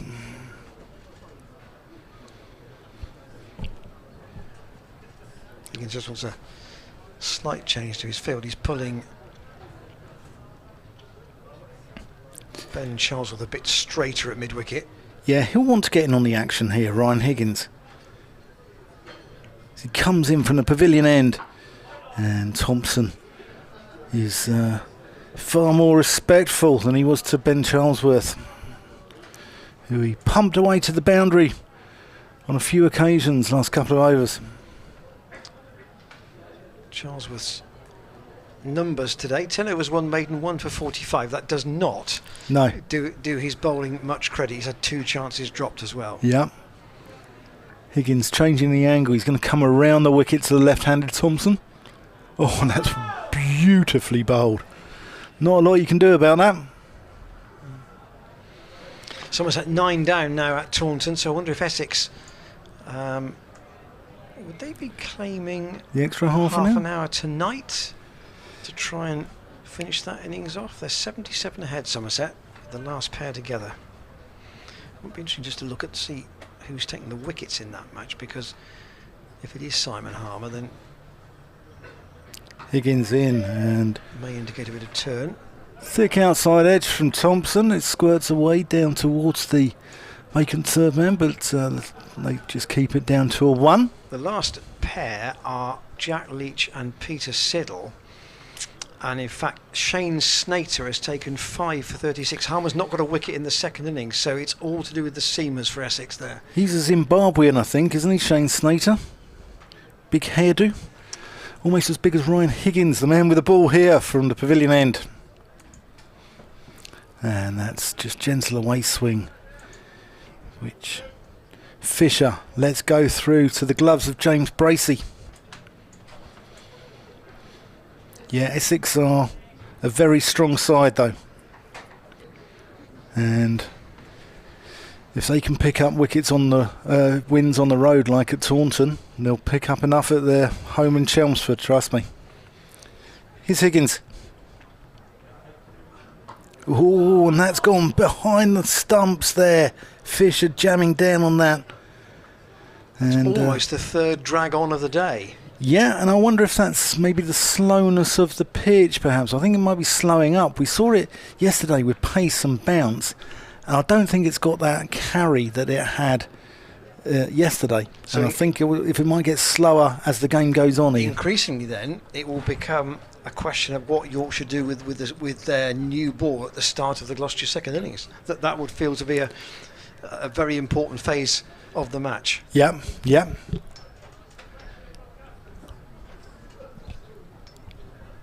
But there's so many subplots in this game as well, aren't there? It's wonderful to watch.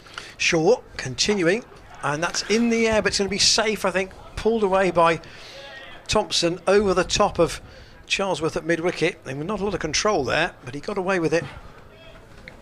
And Thompson picks up 2 more. And Yorkshire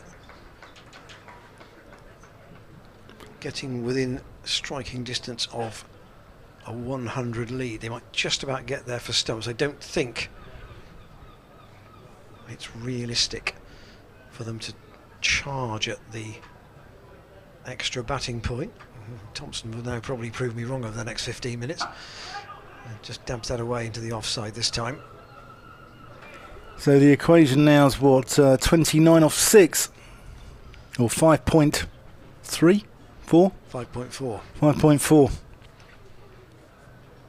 I mean, in white ball terms, you'd have no problem with that. No. But here, it's more about the overall match position. They want a man out for Thompson at deep square, so they're going to leave a gap at mid-wicket.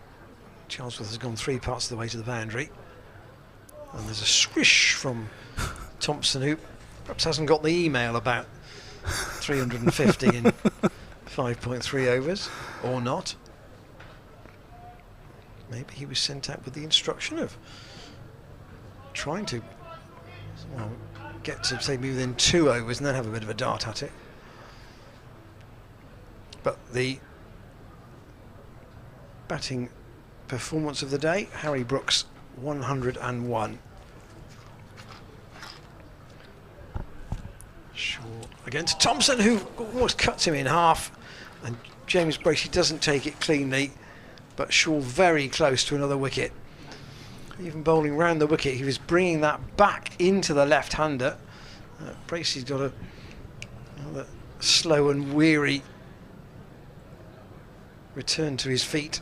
He's bowled really well, Joshua Shaw here. He's just got subtle movement both ways, just with subtle changes of the wrist.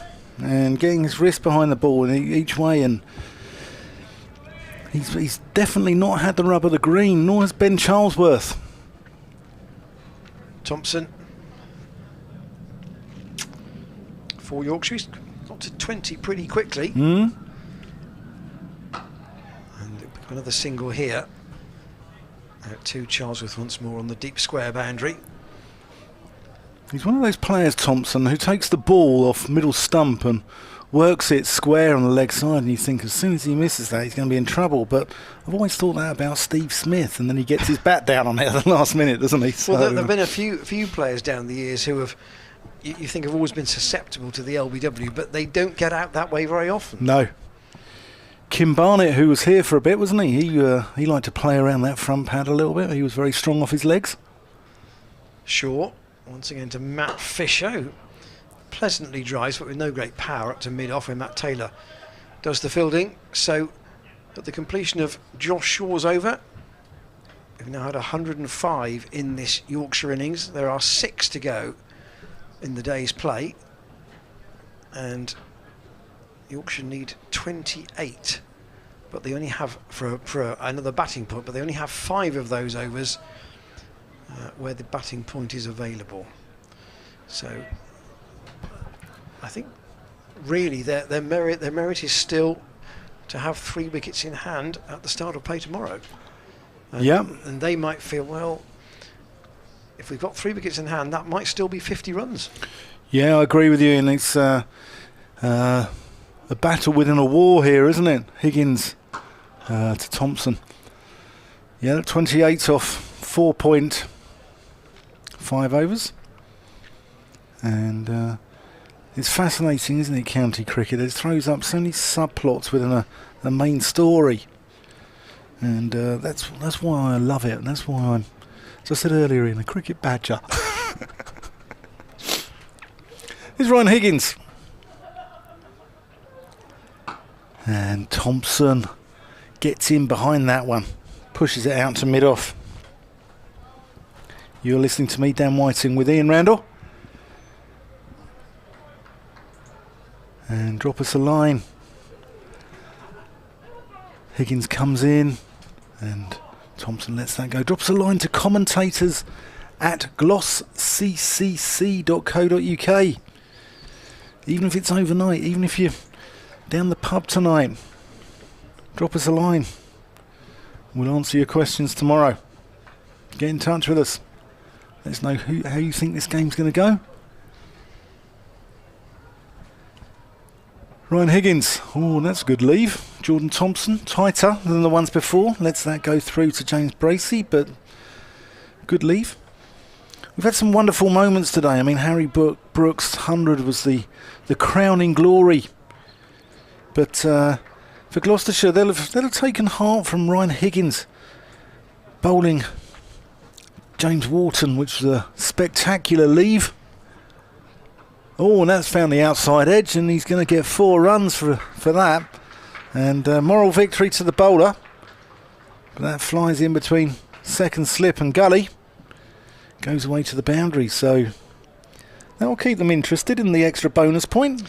Yes, I think the thing perhaps that perhaps Gloucestershire knew this anyway, particularly against Division 1 batting lineups, is you're unlikely to get clumps of wickets. You're going to have to be chipping away all day, just maybe in singles or the odd 1-2. Oh, and there's nearly a run out there as Higgins tidies up. And there's a bit of confusion. Thompson getting it back with a square. It was Fisher's call on that basis. It was. Despite being the junior partner, so to speak. Higgins in. Thompson defends that out to mid-off. End of the over.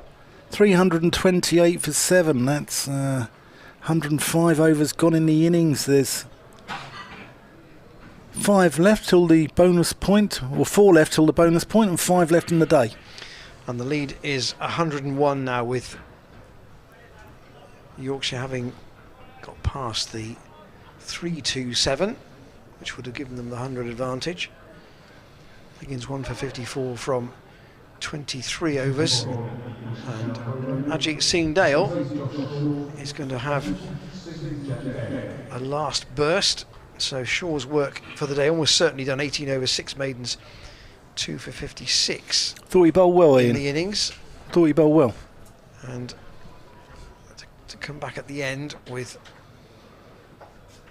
2 wickets at least gives his figures some reward. And Singh Dale, who's currently got 2 for 51 himself, comes in and starts with a full toss, which Fisher doesn't put away, just plays it almost dead bat up to Shaw, is now fielding at mid-on. So I don't think either of the Yorkshire 10 or 11 would want to come in now. So I think these two probably will be setting their sights on tomorrow. Yeah. And knowing they've got a good lead already, and can they develop it into a match-winning one from Gloucestershire's point of view? They've got to try and take the 3 wickets as quickly as they can. I mean, I put 50 runs on it. What was Paul van Reekeren saying earlier on? You know, you think of perhaps 3 for 40 or 2 for 20. That's what Gloucester have got to think about. Can they nip out another one tonight? Particularly if it was Thompson, and then you would be into the tail without a more orthodox and genuine all-rounder still being there. Singh Dale stays over the wicket. Fisher lets that go outside the off stump. He's averages 13 in first-class cricket, so kind of 9 or 10 is kind of where you would expect him to bat with those sort of numbers. Yeah. I thought Paul van Meekeren spoke very well earlier. He spoke about Dutch cricket and their role in developing the game on a sort of worldwide basis amongst those sort of associate nations, and spoke about winning the T20 wherever he's gone, in Canada and the West Indies, and nicknames. Pleasantly driven out by Fisher to Matt Taylor at extra cover. Interesting to hear too about his own fitness, because obviously he is primarily, and in his career, he's primarily been a white ball player. Yeah. And I suspect that's where he will get most of his game time for Gloucester this year. And obviously he did mention he's had a bit of a problem with his back, but working towards being fit for the start of the T20 at the end of May. So that is a perfectly reasonable target for him, I think. Singh Dale to Fisher once more, but he stands very tall and still at the crease, Matt Fisher. Yeah, going back to Van Meekeren, if you think there's the 5 seamers here in Higgins, Taylor, Shaw, Singh Dale, Charlesworth, then thrown to the mix Jared Warner, and then you've got David Payne as well. And Naseem Shah. And it's very hard. There's strength, there's depth here in this Gloucestershire side. And Paul, to be fair, Paul hasn't played a lot of red ball cricket in his career. It's mostly been limited overs. Singh Dale, again from the Ashley Down Road end, not quite as sharp pace-wise as he was earlier in the day, and that's understandable, and Fisher's able to defend. And we've got 4 overs left on this second day. 328 for 7, Yorkshire. They've batted all day, and they'll be wanting to bat, I would think, at least an hour tomorrow if they can. I'd say that's about right, Ian. I think the shadow's just lengthening here at the Seat Unique Stadium. The shadow of the pavilion is stretched out halfway to the wicket. Somerset have been dismissed. They are all out. 154. Essex will need 84 to win. Ryan Higgins and Thompson dead bats that. I'm not sure where they are with the overs at Taunton. The impression I have from the scorecard is that they haven't bowled all the overs today there yet, so they may be the same as us, and that is that they still has some time to go. Kent 129 for 3 against Lancashire in response to 506, and Hampshire 152 for 7 against Surrey in reply to 467. So a long way behind there. Higgins into Thompson, who plays that out to extra cover. But I think I'm with you, Dan, in terms of Chelmsford is one of the grounds on the circuit where you think very few, if the weather holds, very few draws at Chelmsford. Tends to be a result pitch. Yeah, they've got a green top there. They've got the bowlers who can utilise that. I'll come on to that after this ball from Ryan Higgins, which is just worked out to Gully. They've got the bowlers in Sam Cook, the little chef, and Jamie Porter, who can utilise that green top. And in Sir Alistair Cook, they've got a man who can bat on there and get more runs than probably any other batsman. And they've added a little bit to their lineup. Nick Brown's a dogged opener, and Adam Rossington has just gone there from Northamptonshire. He's not keeping wicket because Wheater's got the gloves as Higgins comes in, and that's chopped away back with a square. And Jordan Thompson is going to get 4 runs there. So the score moves up to 332. 18 away from that batting point. So Adam Rossington and Wheater has got the gloves, so that sort of adds a little bit of strength there to their middle order. And obviously if they don't do the business, you've got Simon Harmer, who they absolutely adore there. Especially the players, who often gets them the 4th day of a championship game off so they can go and play golf, and they call it Harmy Day. Unsurprisingly.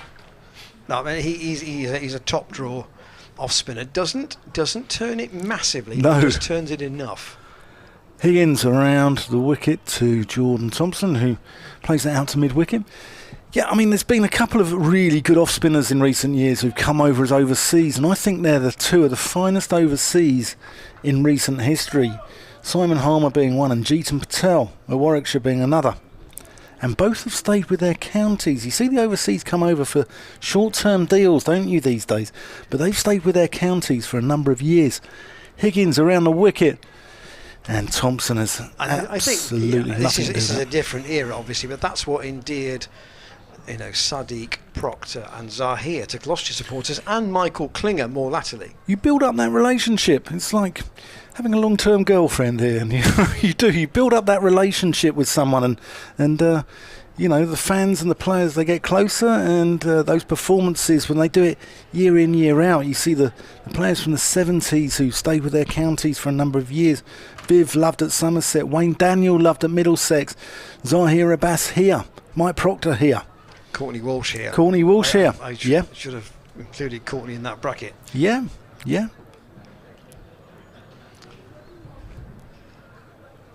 Ajit Singh Dale with his penultimate over of the day, and defended by Matt Fisher. Essex are batting this evening.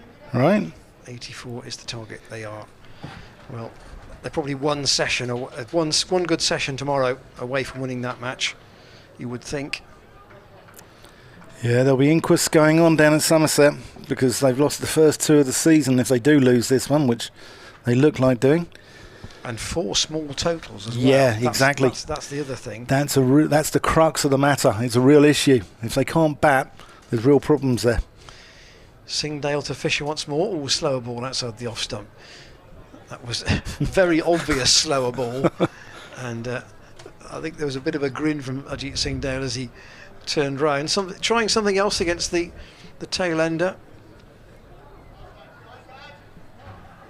This is the 109th over of the innings, so only this one and the next one in terms of bonus points available. I don't think they're going to get there, do you? I think Yorkshire are just letting this match evolve in a natural fashion. They're not trying to force it. More important that Fisher is there tomorrow, and he is defending once more. So they started the day, Yorkshire, on 37 without loss. So they've scored 295 in the day, and they've lost 7 wickets in doing it, which kind of indicates it's perhaps been quite an even day, but it's against the backdrop of that 227 that you have to put it in context. If this had been the first day, I think you would say, yeah, reasonably even. But with Gloucestershire with a modest total and a bouncer from Singdale to Fisher, which he just sways out of the way of, with the relatively modest score, then it feels as if Yorkshire have, if they've not got a grip on it, they've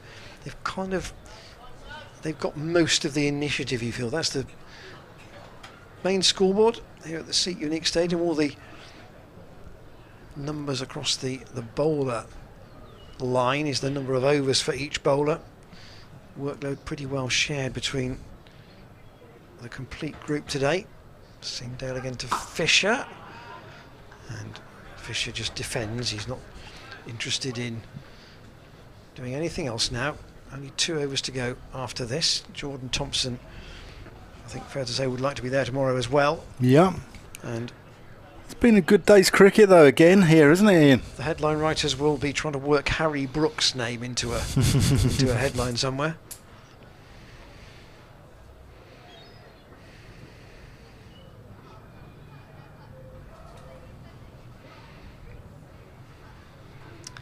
Singdale, quite a long striding run, an approach which, just sees Fisher play inside that. Went on with the arm, didn't just move away or straighten off the seam. Yeah, well bowled.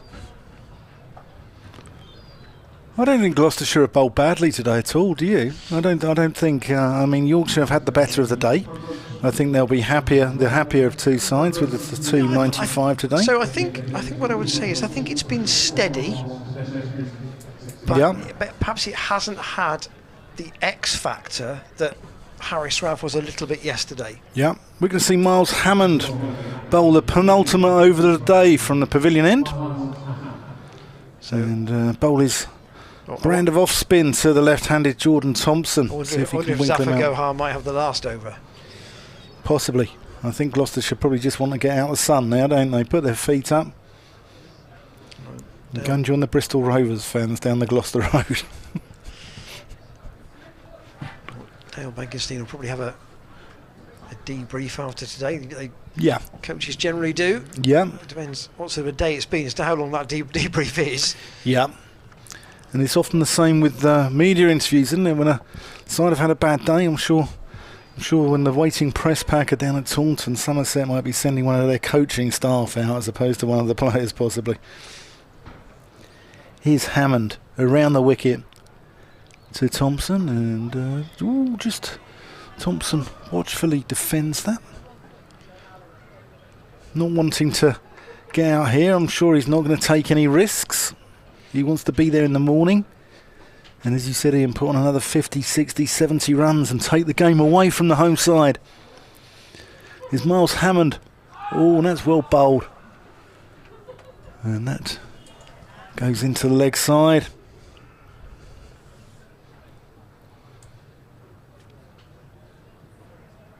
Hammond with that wonderful catch earlier to get rid of Adam Lythe. Here he is around the wicket to Thompson, who goes on the back foot dangerously. You don't want to be doing that. Just to say at Taunton, Nick Brown's gone, caught by Green off Overton. So Essex's target is 84, and they're 2 for 1. They've sent in Sam Cook to join Alistair Cook, unsurprisingly, as a night watchman. Hammond to Thompson. Plays that into the onside.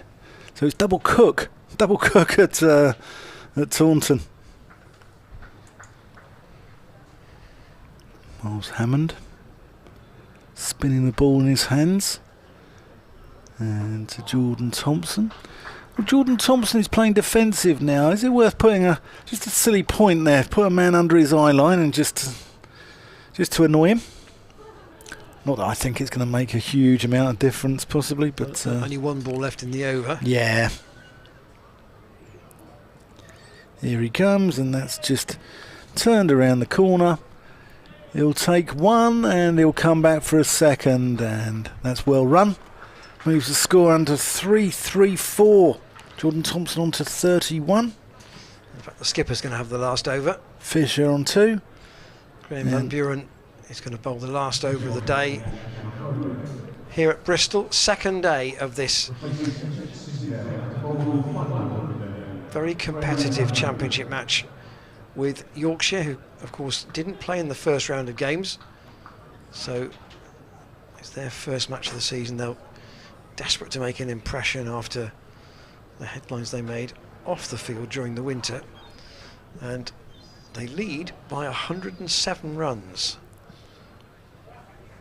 with 3 wickets still in hand. Their thought will be, well, can they get it to 150? 150 would feel like a big advantage in the game. That's 2 sessions batting for Gloucester if they're trying to save it. Van Buren in, last over of the day with his left arm spin, and Matt Fisher intent on defending. Ooh, I say that, and he could be out, and he is out. Intent on defending, he was tucked up a bit, and Van Buren has got Matt Fisher out in the last over of the day. So an 8th wicket for Gloucestershire. It won't get them another bonus point. Here is the replay, but it was almost an afterthought to play that shot. He didn't need to play it, just tried to play it under his eye line, and Fisher is out. So it's 334 for 8. Fisher goes for 2, and Yorkshire will start tomorrow with, I would think Steve Patterson coming out with Jordan Thompson at number 10, and 334 for 8 gives Gloucestershire perhaps just a thought that they can keep the lead closer to 100 than let it drift towards 150. Yeah, another one caught cutting too close to his body, just like Harry Duke was as well, after bowling a Zafar earlier.